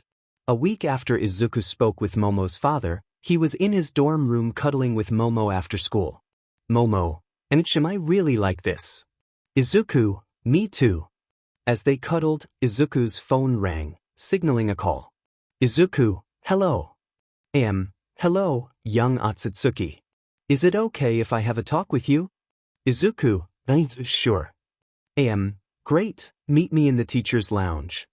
Momo, who was it? Izuku, All Might. I need to go talk to him. Momo, Ichin? Okay. Izuku, see ya. Time skip. Izuku was now sitting opposite All Might, who was in his skinny form, the embers of one for all having vanished from him. First of all, I want to say. All Might then got down on his knees and bowed. I'm truly sorry. Izuku, I better explain from the start. Izuku, yeah, I think you should. Well, in truth, I knew you were the kid that I saved from the slime villain. Izuku was shocked. He thought All Might had forgotten about him since he was just a normal civilian. Izuku, why? Because of the feeling you had, it was similar to that of Hisashi's. Izuku, where are you going with this? Since you knew about the story of OFA, you should know that I was able to pass it on to you. Izuku nods. I didn't. Izuku, may I ask why? Because I was saving it for Hisashi's son. Izuku's eyes widened. But at that time, I wasn't aware that you were his son. Truth be told, I was tempted to give it to you, but I just couldn't deny the promise I made to your father. Izuku understands but still has one more question. Izuku, then why'd you give it to Bakugo? I was running out of time. The embers die passively as time goes on, and I had a limited time to find a successor. I kept trying to find Hisashi's son, or in this case, you, but I couldn't. Then I saw a young Bakugo, who resembled Hisashi with his hair and explosion quirk. I thought maybe, just maybe he was Hisashi's son, but in time I knew that wasn't the case. Izuku finally understands All Might's intentions and is actually glad he didn't give OFA to him. That's why I want to say sorry. Izuku, you shouldn't. I'm actually glad you gave OFA to Bakugo. Because of that he changed for the better. I'm curious about how he managed to change. Flashback. In a black void, we see a woman with black ponytailed hair in a superhero suit and a blonde spiky-haired boy. Nana, are you gonna change for the better? Spank spank. Bakugo, yeah, please just stop. OWWW. Spank spank. Nana, I couldn't hear you. Spank spank. Bakugo, I'll change, just please stop. It hurts. Meanwhile, 6 people are watching with confusion. Daigoro, should we stop her? And, you wanna get spanked? Yoichi, first user I remember when my father used to do that to my brother. Hikage, AFO used to get spanked? Yoichi, more times than I can count. Flashback over. Izuku, so you see, All Might, you just gave BRD to 2 powerful heroes? All Might. Thank you very much, young Atsutsuki. You may go now. Izuku then walks out of the office, looking towards the orange sky. Izuku, I think it's time to wake up to reality. Large time skip. It has now been 12 years since UA. All of the students graduated and became heroes. The most notable ones are probably Izuku, who became number 1 only 6 months after he graduated because of the reputation he held and his attitude. Most people now feel safe knowing that Atsutsuki is here to protect them. Bakugo has risen to the top 2 as well, mastering his explosion quirk and OFA, becoming a real powerhouse. Now we see a black-haired woman in a ponytail preparing what looks to be food. This is Momo Atsutsuki. She and Izuku got married right after he became a pro. To say their respective parents were happy was an understatement. Haruki bawled his eyes out, and Inko cried tears of joy. Momo, kids, time to wake up. Momo calls to her and Izuku's children, and running can be heard as 5 children come out of the hallway into the kitchen. They are quintuplets. Yes, I win. No fair. You know that you have the strongest physical capabilities out of all of us. Kinshiki. Name, Kishiki Atsutsuki. Chakra. Byakugan / able to create weapons from the red matter he controls / 8 inner gates. Personality, he is the 3rd oldest of the 5. Even though he has no special dojutsu, his physical capabilities exceed those of his siblings and he is a force to be reckoned with. Kishiki, that's not my fault, you know. Maybe you should keep your fishing rod out of my cabinet. Urashiki. Name, Urashiki Atsutsuki. Chakra, Rinnegan, Byakugan, affinities for 5 elements / also has a rod that can steal people's chakra and quirks / a gourd to store his stolen chakra and quirks. Personality, he is the 4th oldest, making him the 2nd youngest. He has a trickster personality that sometimes annoys his siblings, but he is extremely close with them. With his Rinnegan and skills, he can gain power faster than his siblings. Urashiki, well, at least I got 2nd. What about you, Kagaya? Name, Kagaya Atsutsuki. Chakra, Rinna Sharingan, Byakugan, affinity for 5 elements. Personality, being the only one of Izuku's children who inherited the Rinna Sharingan, she is extremely powerful and the 2nd oldest. She is also the only one of Izuku's children who is close with the tailed beast. Kagaya, huff huff, I got 3rd. I got 2nd.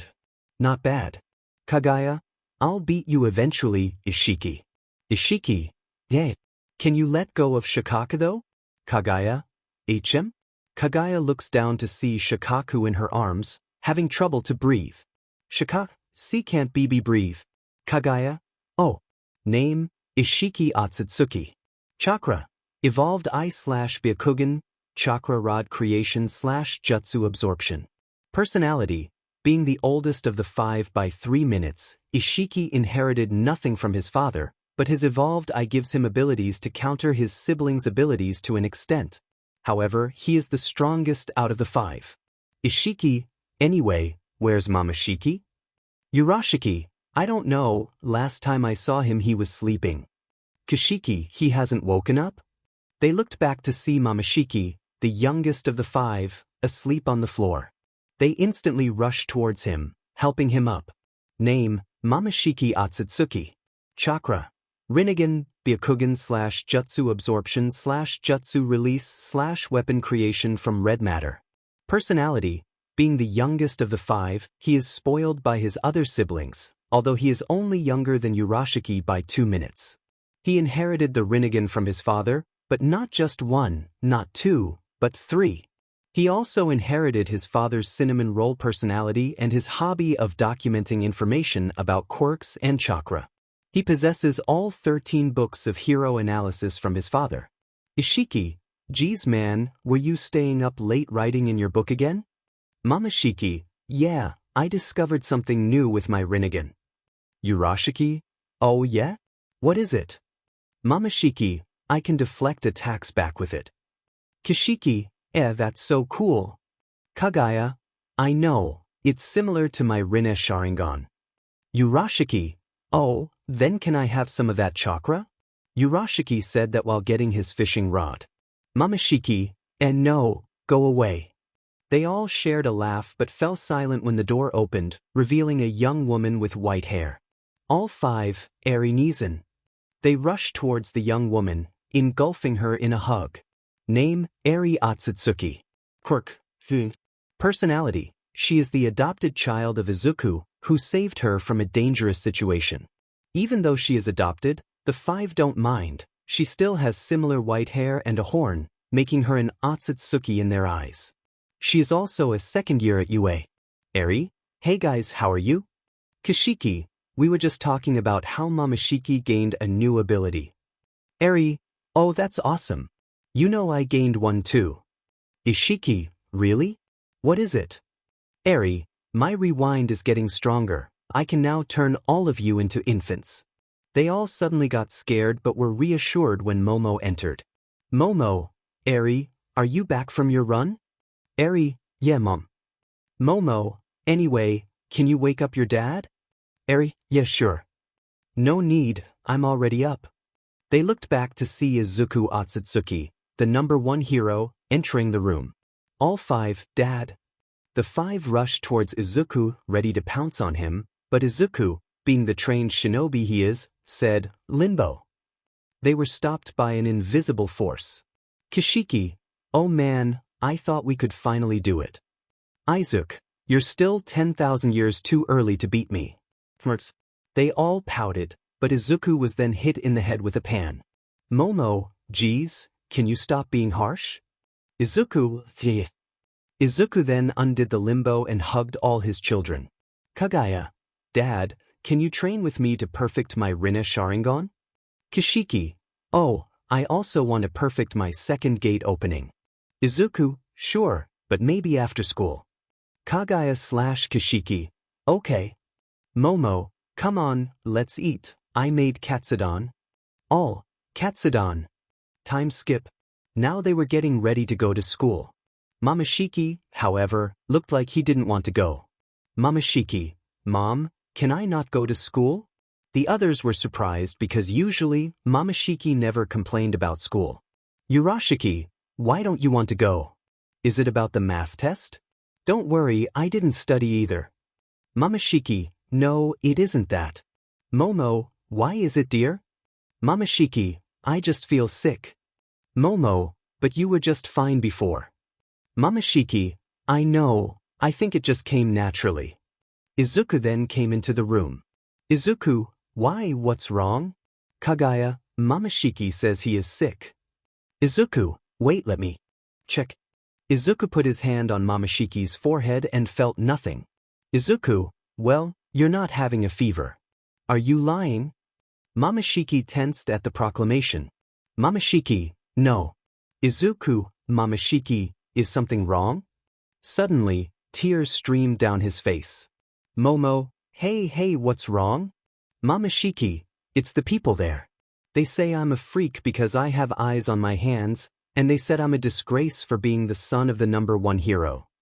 They were all shocked because usually, Momoshiki had a happy personality. Seeing him break down like this really hurt them. But the one who was truly affected was Izuku. He was hurt because his son was exactly like him. He thought he could give his children the perfect childhood. Izuku, hey, look at me. Momoshiki looked at Izuku. Izuku, don't let that bother you. I'm proud you didn't actually fight back, but I am disappointed that you didn't tell any of us. Momoshiki, I thought that I could handle them on my own. Izuku, you know, I used to get bullied back in elementary school. Momoshiki, really? Ishiki, you never told any of us that? Izuku, because it's something I don't want to tell you about. You see, when I was your age, I didn't have my quirk or chakra yet, so I was heavily discriminated against. The others were shocked, except Momo. He never thought their father was bullied in his days. Izuku, but I pushed through and got stronger. Now I turn my former bullies into my allies. So remember, Momoshiki, it's gonna be alright. Ishiki, yeah man, after all we are siblings. Kishiki, yeah, after all what's 3 or 4 bullies? We have the power of gods. Urashiki, yeah, maybe I can steal their quirks too. Kagaya/Izuku, please don't. Momoshiki wiped his tears and smiled. Momoshiki, they now got ready to go to school. Kagaya, so no portals? Kishiki, no flying. All 5. Last one to school is a Sakura. They all ran to the school, gaining smirks from Izuku and Momo. Eri, well, I'm off to you. Momo, have fun Eri. Momo, are you not going to patrol? Izuku, nah, Katsuki asked me if he could take over my shift, so I agreed. Momo, well, you know, since the kids are at school, maybe we could exercise. Momo said that playfully in Izuku's ear, causing him to blush. Momo, bedroom in Momo then walked off into the house, leaving Izuku outside. He looked over to the sky. Izuku, maybe I should write a book. What should I call it? Maybe The Tale of the Heartbroken Jinchuriki.